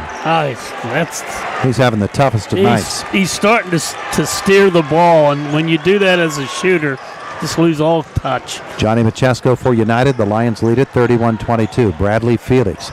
Good play by Bo Schwartz and Owen Stover to block that ball away. I don't know which one got it. Now the long pass from Bo Schwartz to Trevor Smulik. Whistle, and a block foul is called on United's Jacob Boring. I've got him with 4. Let's find out. I didn't mean to laugh, but Bo Schwartz just threw a 30-yard out. I thought it was more a slant. It was a hard pass there. Boring out with 4 fouls. Dishong back on for United. 6.5 to go in the fourth quarter, 31-22. United leads it, West Shamokin ball. And Stover runs across the lane. The lob pass inbounds. He can't make it go down. It's out of bounds off West Shamokin. Wow. I'll tell you, the Wolves have had no luck. It's like there's a lid on the basket. It's terrible efforts here. 5 points and 4 points in that third quarter. They're doing everything they can. United is defending every ball. Here's Johnny Machesko. Good ball handling by him. Feed it left. Dishong, he's going to launch a 3. It's short. And chasing it down is Owen Stover, running for West Shamokin. Drive down the left side of the lane. Scoop no. Lou Schwartz rebound. Up and in. Lou Schwartz for West Shamokin. And it's 31-24. Whistle as the ball rolls out of bounds off of West Shamokin. Strong move by Lou Schwartz there. Yeah, both these teams are playing in-your-face rock-rib defense. And it's not pretty basketball. No, it's not, and it's really got these offenses totally out of sorts, and when your best shooter's struggling. It's really intense. Oh, Dishon drives into the lane and lost that ball on the dribble. Here comes Bo Schwartz the other way. Good feed. Smulik for the lay-in. West Shamokin starting to get a little bit of a sniff.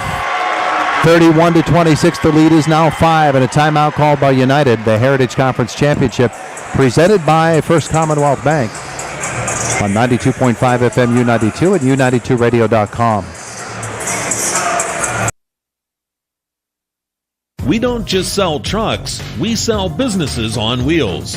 That's Elgin Truck Center's mission statement. For more than 50 years, Elgin Truck Center has been providing trucking companies with high-quality used trucks. Their experienced staff and mechanics are knowledgeable about domestic and foreign trucks. Elgin Truck Center's customers always come first, and the staff is committed to giving high-quality service. To check inventory, go online to elgintruckcenter.com. That's elgintruckcenter.com.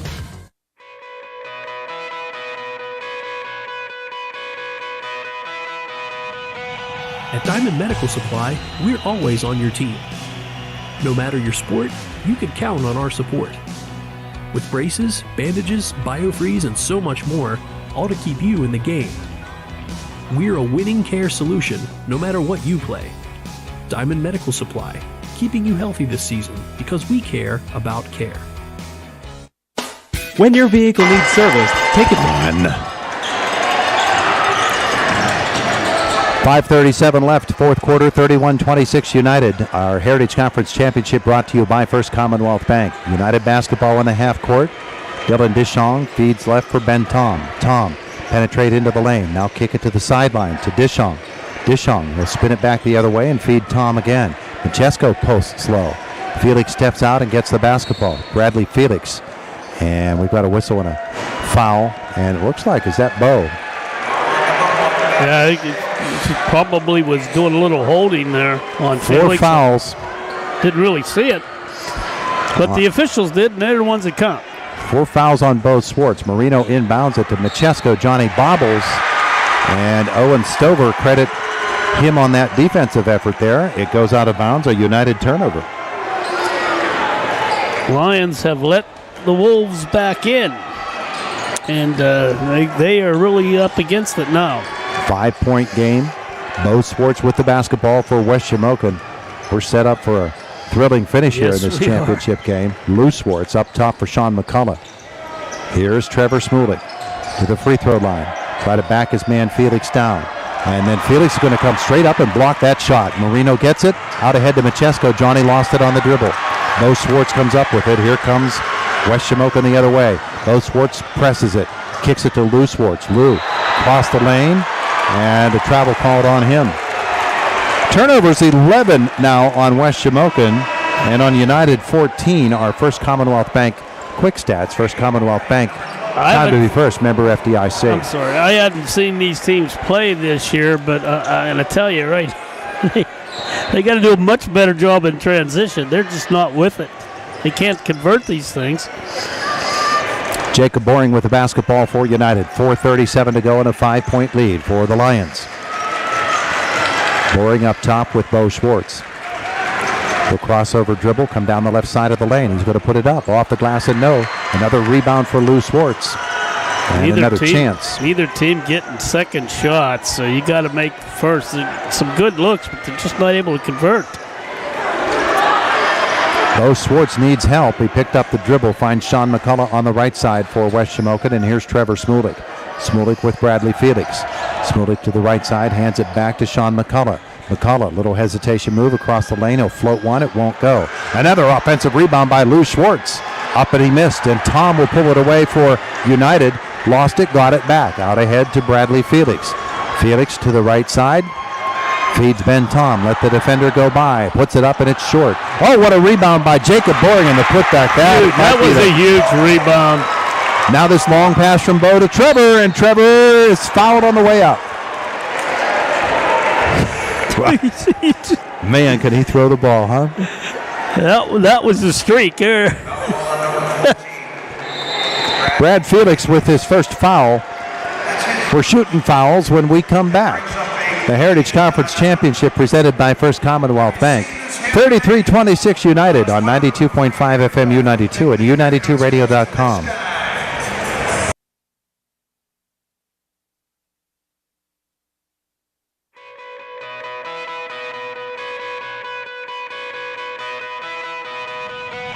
At Diamond Medical Supply, we're always on your team. No matter your sport, you can count on our support. With braces, bandages, biofreeze, and so much more, all to keep you in the game. We're a winning care solution, no matter what you play. Diamond Medical Supply, keeping you healthy this season because we care about care. When your vehicle needs serviced, take it to Brush Valley Tire. Brush Valley Tire does inspections, brakes, front-end alignments, and offers the best tire prices around. Year after year, satisfied customers keep coming back to Brush Valley Tire for auto repairs done right at a fair price. The two just go together, your vehicle and Brush Valley Tire. Route 56 in Brush Valley for inspections, brakes, front-end alignments, and the best tire prices.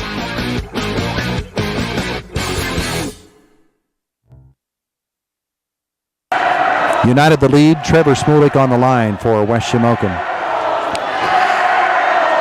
He is 2 for 2 tonight, and this one rolls up and over and in. Just crawled over the rim there, didn't it?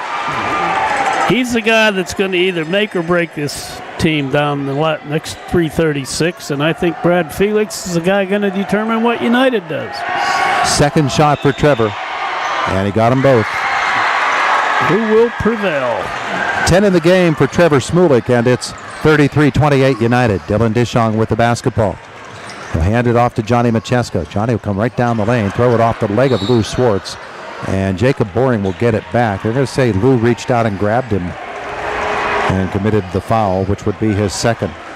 Team's fourth. United has already committed 7. That's big, too, because that'll put West Shamokin on the line anytime there is a United foul. Boring looks for a teammate. He finds Bradley Felix off the glass and in.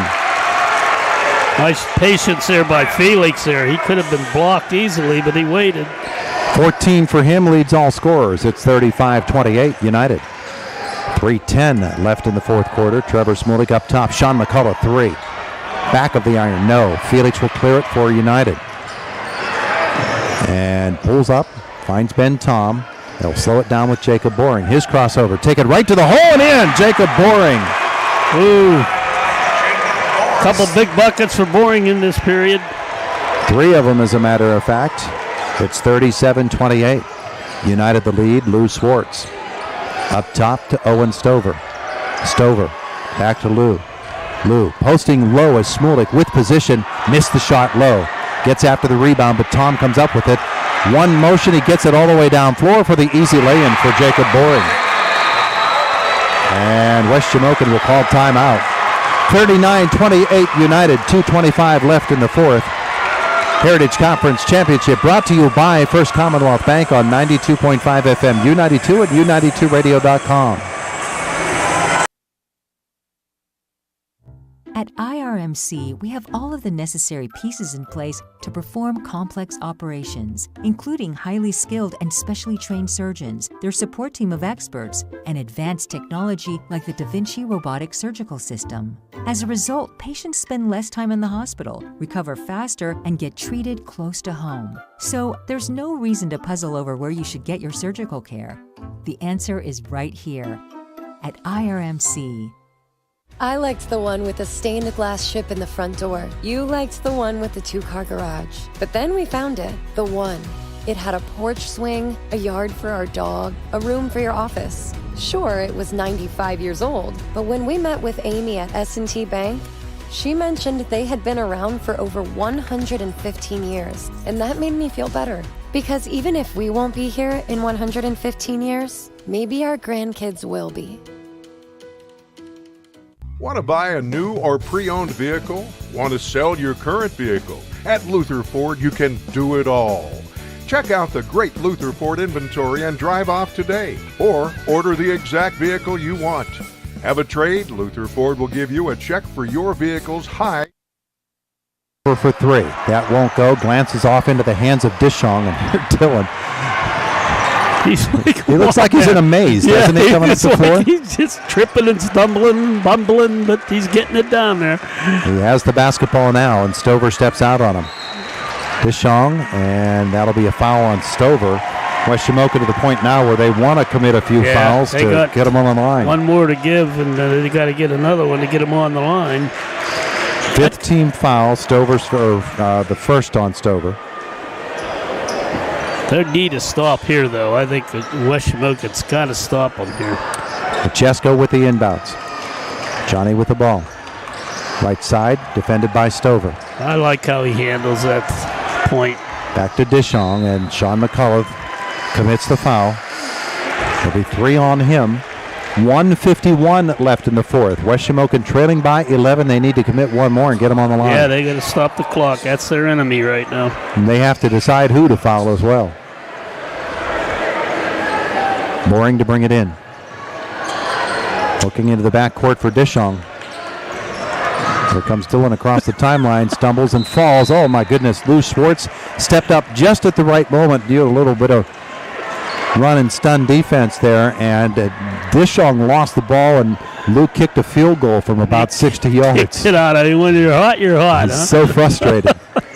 Inbounds from Boring to Machesko. And Stover just reached around and grabbed him, and you can't just do that and avoid the intentional foul call. Now, see, that is an intentional foul. There was no attempt to get the ball. He just grabbed the player, and they will not call that as an intentional foul. Johnny Machesko will step to the line. He's 2 for 2, has 4 points on the night. He shoots a 1-and-1. I don't know why they even have him if they don't got to call him. And it's good. I like his play. He was a steady force out there. The lead is 12, 40-28 with 1:44 left. And the second shot by Machesko, and he got them both. I don't know. I just don't see it happening. United's defense has just been way too good. Bo will force it left side. He'll kick it out for the three from Sean McCullough, though. That'll get him back. It helps. Three-pointer from McCullough makes it a 41-31 lead for United with 1:35 to go. We keep it right here. And tell you about IRMC at Chestnut Ridge. Urgicare next to the Chestnut Ridge Golf Resort and Conference Center. Open 7 days a week, 8 a.m. to 8 p.m. for the treatment of minor injuries, minor illnesses. And also, in addition to Urgicare services, the lab is open 7 days a week. There are physical therapy services. Several different specialists have offices there, including pediatrics. And they've got the dermatology, IRMC dermatology there. And ladies, 3D mammography is available at IRMC at Chestnut Ridge. So please make that appointment and get your mammogram. IRMC at Chestnut Ridge, how far is that from Homer Center, boy? Pole vault and the broad jump from the entrance to the school in beautiful downtown Homer City. Let's go down to the floor where Mark Burdick is seated. Mark. Hey, Todd, I just thought I'd point out, I know you didn't, I did the game at United against Cambria Heights. Talk about unsung heroes. Jacob Boring, both of these games, Monday and tonight, he did not score in the first half. He's a second half player. He had 11 second half points against Heights. He has, guess what, 11 in the second half here tonight. How about that? Huge, too. They were huge. Money player. It's 41-31 United. Lions to bring the ball in with 1:35 left. The Heritage Conference Championship presented by First Commonwealth Bank. McCullough will foul Dishong. And Sean McCullough with 4. That is no longer relevant. And you've got to stop the clock and hope they miss. 8th team foul, a 1-on-1 opportunity for Dishong. 1:32 to go. And the front end of this 1-on-1 is good. Second one to come. Dishong with just one field goal. Second one is no good. Smulik rebounds for West Shamokin. Brings it quickly up the floor. Trevor Smulik and Felix got it away from him. Bradley Felix on the run. And the lay-in for Felix. That ought to do it. Bo Schwartz for West Shamokin kicks it to Lou. Partially blocked. The ball comes right into the hands of Bo Schwartz, who lays it in. And I believe that's his first field goal tonight. That's what I have. United in the backcourt with Felix. 1:04 to go. 44-33 Lions. Smulik with the foul. It's the point in the game when the Lions get the ball down the floor. They just don't want to be grabbed. So try to get rid of the basketball. All right, so this puts Bradley Felix on the line. What a night he has had, defensively and offensively. Yeah, the Lions as a whole played great defense.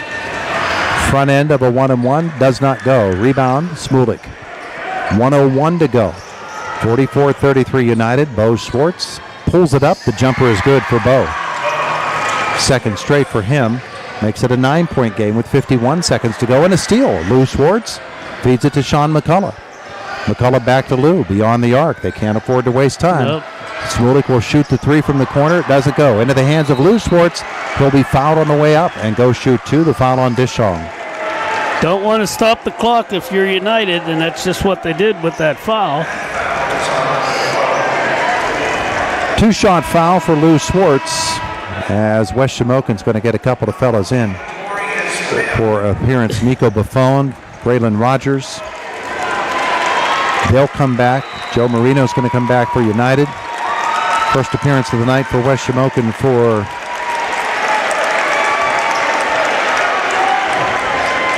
took Bo Schwartz out. Andrew Plabai. Going to call timeout. 44-35.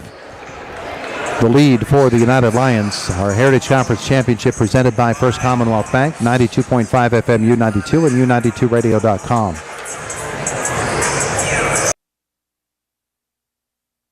Want to buy a new or pre-owned vehicle? Want to sell your current vehicle? At Luther Ford, you can do it all. Check out the great Luther Ford inventory and drive off today, or order the exact vehicle you want. Have a trade? Luther Ford will give you a check for your vehicle's high trade-in value.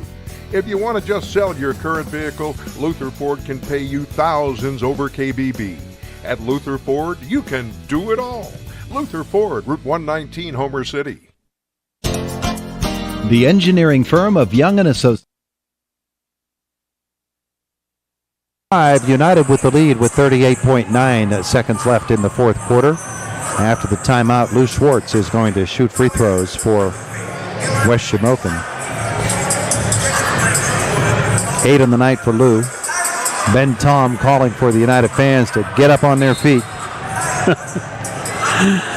Well, they've played well. Lions have done a nice job. They got Trevor Smolik out of the game here. Smolik misses the first, Schwartz misses the first, and Lou will get another one. Got 3 more fellas ready to come in for West Shamokin. I think they're doing offense-defense here. Yeah, Bo is going to come back in, and so Sean McCullough. He wants to just put these guys in so they can foul somebody, and then he'll put the shooters back in. He's planning on an offensive rebound here, huh? I think so. Well, Lou's second shot is short. Rebound, West Shamokin. And the foul is going to put Braylon Rogers on the free throw line.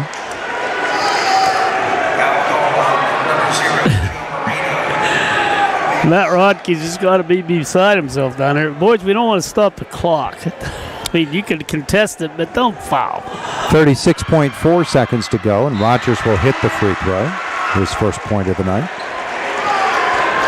Smolik is back. Plavai comes back. Stover returns.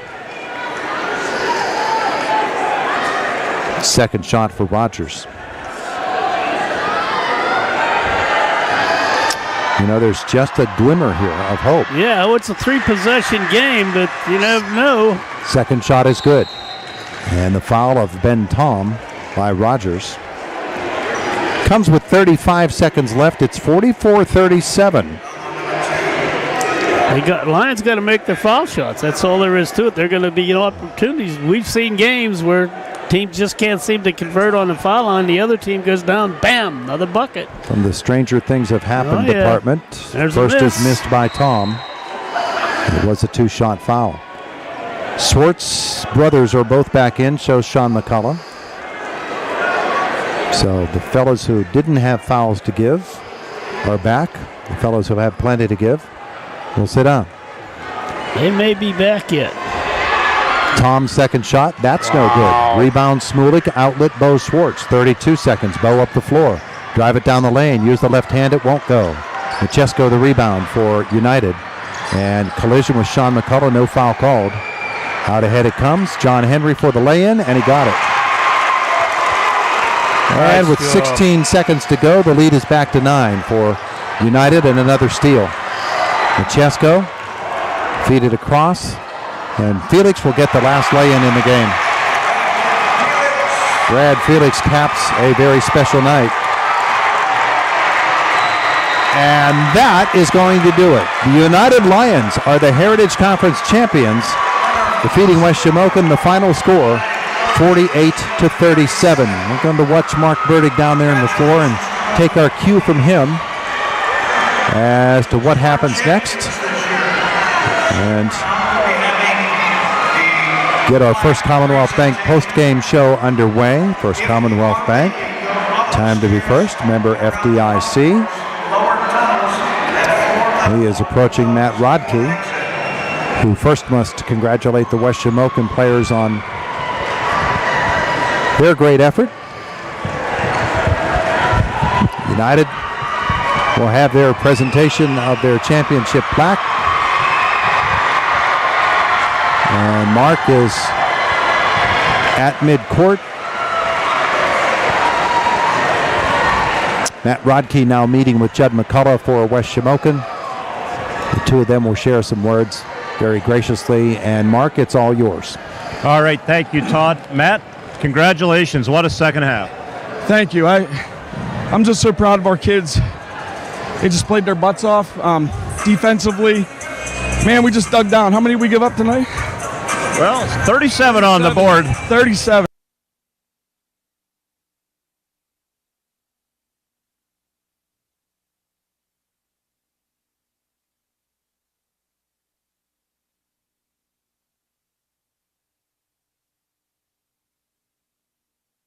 Goal came at the buzzer at the end of the third quarter, which broke a string of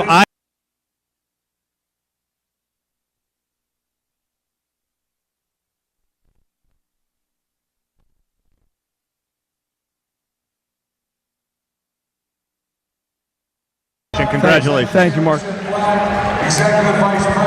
Mark Burdick is walking over and handing the microphone to Greg Cepas of First Commonwealth Bank. Hey, congratulations to both teams. Congratulations to West Shamokin for a tremendous season, and good luck as you carry on throughout the playoffs in front of you. Just a really great effort. So congratulations, West Shamokin.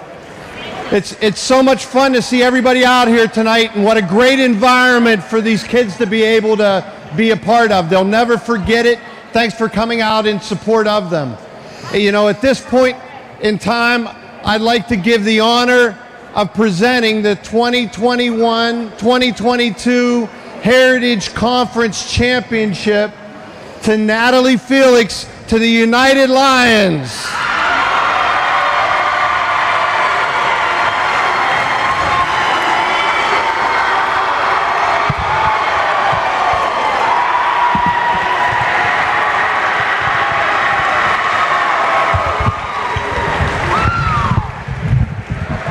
All right.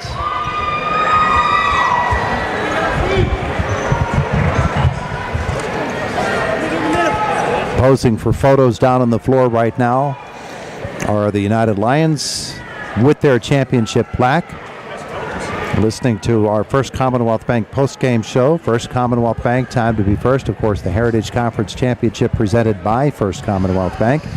And the United Lions are the boys' champions, the Homer Center girls winning the girls' championship earlier.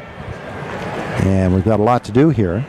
Ward Hilliard will have some second half numbers for us, and we'll hear more from Matt Rodkey when he is available after the photo session. He's got his photo op going on right now.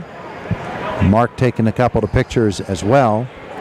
Ward, this has been a fantastic night of basketball and just a celebration of the Heritage Conference. Yeah, we saw two games where defense seemed to prevail, and that's what's going to carry the day as you advance into these playoffs. So I think they're pretty well prepared for it. The United just had a little too much mustard, and it was a bad night to think that Trevor Smolik would have an off night, and I think that was part of it. Part of that was due to the great defense they played on him, but I'm sure he's seen that during the course of the season. Just one of those nights, and you picked the wrong one to do it in. Mark Burdick is up here now. How did you get up here so quickly? Holy man. I sprinted. I thought you could go down and interview some of the guys since you've done the games all season long. I'll switch headsets with you. All right, then. I'll tell you what, let's do. Let's go to a timeout first. Our First Commonwealth Bank post-game show. First Commonwealth Bank, time to be first. Member FDIC. United is your Heritage Conference champion with a 48-37 victory over West Shamokin. And the Heritage Conference Championship presented by First Commonwealth Bank. And it's an Indiana Regional Medical Center High School Basketball Championship night on 92.5 FM U92 and U92radio.com. Okay, Danielle, give me through IRMC, please, and Mark will take it from there.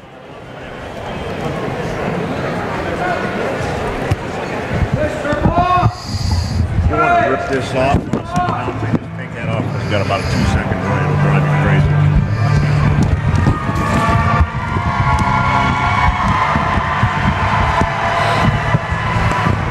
Let's see something here. What was the final word? 48-37.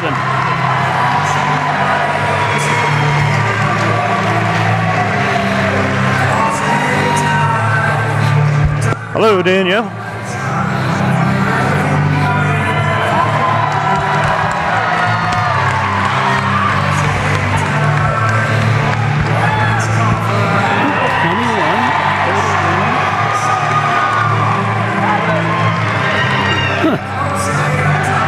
Checks. Okay.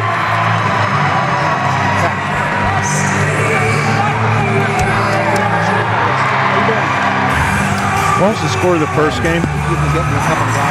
Score of the first game? I'm going to go see. I don't know if they did.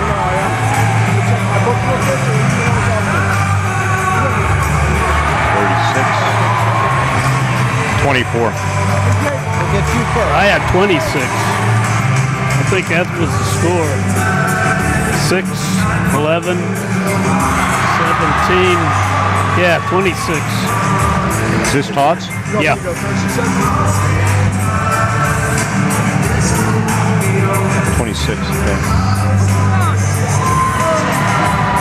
Okay. Coming back.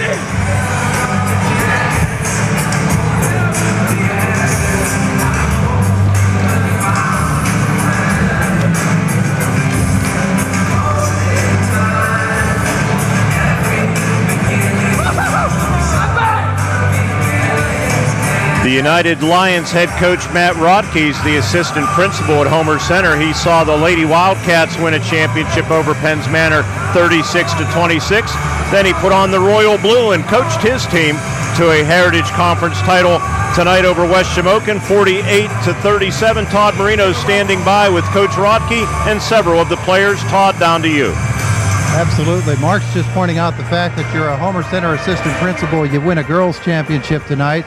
Now you come out, you win the boys' championship. You don't coach any other teams, do you? I guess no. I do coach some cross country and track and field, but I love these guys. You know, they bust their butts for us every single day. You know, we're a defensive-minded team, and to give up only 37 points to a great program like that, it just makes me so proud. Our guys dug down deep. They played for each other. They got to talk to Ronnie Fidella yesterday, and he told them it's not about the threes, it's not about the layups, it's about playing hard, playing together, and playing as a team. That was almost a Craig Hetz type of defensive performance, wasn't it? Well, I appreciate that. I don't know if anything's like that. But I would like to say, my mom this summer had a condition where we weren't sure how she was gonna be. We weren't sure if she thought maybe she wasn't gonna make it. And she said to me in the summer, she just wanted to be here to see her nephew, which is my Tyler, 22, and her son play at the KCAC and win a championship. Sorry. And she did, thank God for that, and it's just been a blessing. It's a very, very special night, and we're going to have some of the players come over and join us here. Bradley Felix had just a tremendous night. We look at the points, but the defense that Bradley played all night long was just tremendous. He did. He was on Trevor, nose to nose most of the night. I think Trevor had 11. And if that's the case, he had 22 and 32, I believe, the first two times. So to hold that kid to 11 is something special. Bradley Felix is a great player in this league. Lucky for us, he's a junior too. There you go. Let's get somebody over here. And Brad is going to come over first. I'm going to get Brad and so many others for the United Lions contributing to this victory. Brad, people are going to look at the offense tonight, and you had a tremendous offensive effort, but tell me about defending Trevor Smulik. That's not an easy thing to do, is it? Nope. We knew he's a great player, and he's won off on the past couple games, so we weren't letting him do it again. Take me into practice during this past week and over the last couple of days, preparing for an offensive force such as that, and how the help-out defense is so important and showed itself tonight. Well, we struggled against the 3-2 a couple of games, and we've worked hard all week at practice and the last couple of games getting better at it. Trevor Smulik on offense is one thing. He's a great defender, too. The two of you matched it up all night long. You, Jacob, Ben, really had to fight hard, and you did all night long, just getting after the loose balls. It just, for these guys to all come together like that, I know that's gratifying to you, and from here, it's who knows where you go into the District 6 playoffs next. we've been working hard as a team all year. We put it together and came out tonight and finished it. Congratulations. You're a Heritage Conference champion. Thank you, sir. There is Bradley Felix. Let's get somebody else over here. John, come on over.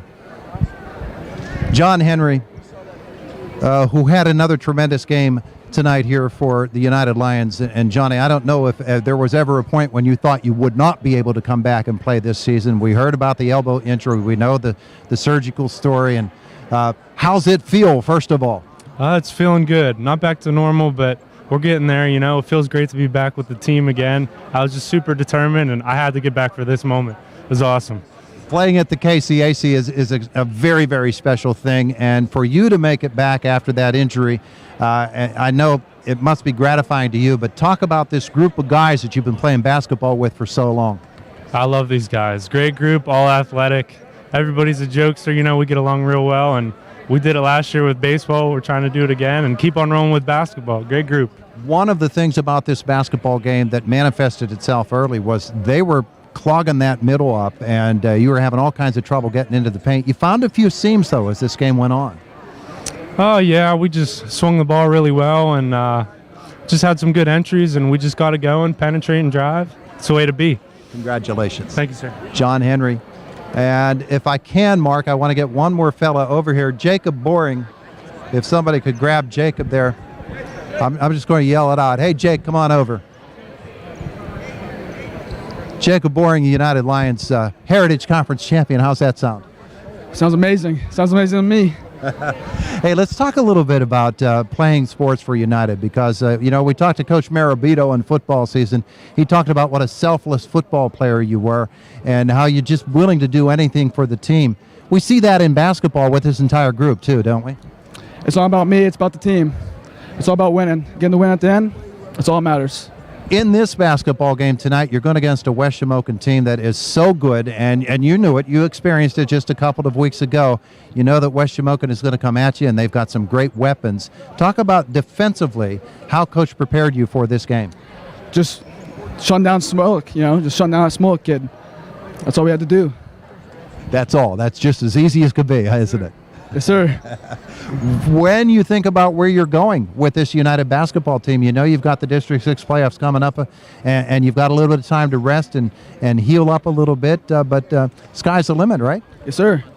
Hopefully we make a good run in the districts and make it to the state playoffs. Congratulations. Thank you, sir. Jacob Boring is a member of the United Lions, who are the Heritage Conference champions. The defeat tonight, of the West Shamokin Wolves. Just a fantastic effort. If I could get one more fella over here. Let's get Johnny over here. Johnny Machesko. The guard matchup is pretty amazing. Johnny, congratulations on being a Heritage Conference champion. This was not easy, was it? No, sir. We worked every day for this. Worked on our 3-2 zone after that last loss to them. Came out ready to go. And the results showed. Bo and Sean, of course, they're tremendous guards for West Shamokin. They're great ball handlers. The defensive effort is what we're focusing upon tonight and how Coach prepared you for it. You knew this was going to be tough coming in.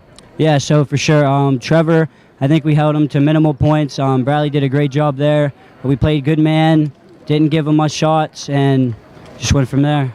Handling the basketball against the guards that are this quick and can steal the basketball away, protecting the basketball and making the most of every possession. We know that's important to Coach. It has to be pretty important to you too, right? Yes, sir. That's one of the things I've been working on since I was younger. All 4 years I played varsity, I've been working on dribbling, and here I am now. When you came into your senior season, people said Johnny Machesko is a good little guard, but he's not a great guard. I think you've turned a few heads this season, and you've turned into a really great Heritage Conference guard, and I know that took an awful lot of hard work. Oh, yeah, thank you, sir. I worked all summer, put in a lot of work. Team effort, that's all I got to say. Great team win. Congratulations on being a Heritage Conference champ. Thank you, sir. Johnny Machesko, the United Lions, are the Heritage Conference champions. Mark, I'm going to send it back up to you. All right, Todd, great job with all of those interviews down on the court. A 48-37 victory for West Shamokin or for United over the West Shamokin Wolves. You have the scoring award for both of these ball clubs.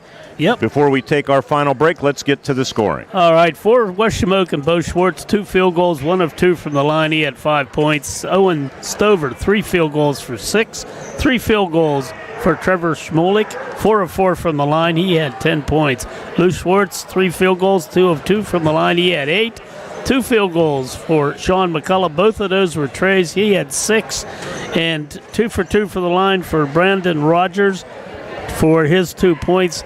Total of 13 field goals, 2 of which were trays. They were 9 of 10 from the free throw line, so they can't blame that on the scoring. But that was all they did. They only scored 37 points. That might be the low for the year for them. I don't know. But for the victorious United Lions, Johnny Machesko, field goal 4 of 4 from the line for 6. 5 field goals for Jacob Boring. What a game he had. 1 of those was a tray. He had 11. 2 field goals for Ben Tom. He had 4. 8 field goals for Brad Felix. 2 of 3 from the line. 18 points for him. 3 field goals, John Henry for 6, and a field goal and 1 of 2 from the line for Dylan Deshawn for 3 points. 20 field goals, 1 of those a tray. 7 of 13 from the free throw line for the United Lions. Victorious Heritage champs, 48 points. All right, Ward, thank you very much. John Smathers, our digital manager, wants me to pass along to all of the listeners that these games, both of them, will remain on all 4 websites and Facebook pages for the next day or so. Just on the home pages of the websites on all 4 Renda Media of Indiana websites. And then after that, you'd be able to search it on the YouTube channel. But they will be up on all 4 of our websites, including u92radio.com. So you can look for the replays of Homer Center's girls' victory, 36-26 over Penns Manor, and the United Lions' 48-37 victory over West Shamokin. Todd Marino joins Ward Hilliard in the broadcast perch for some final comments. Right after this, you're listening to coverage of the Heritage Conference Championships presented by First Commonwealth Bank.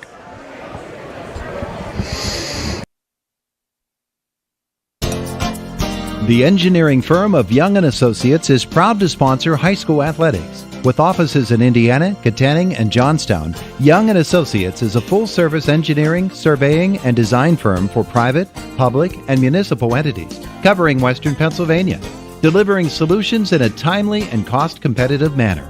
To see how they can be of service to you, go online to youngandassociates.com.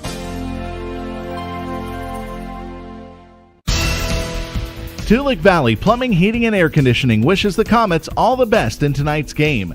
Tulick Valley Plumbing, Heating, and Air Conditioning congratulates the coaches and players for all their hard work and dedication, and for all the excitement these high school athletes bring to the community. And for fast, reliable, and professional plumbing, heating, and air conditioning service, call Tulick Valley Plumbing, Heating, and Air Conditioning in Alberta, or online at tulickvalleyplumbingandheating.com. So what's going on at Tate's Supermarket in Clymer?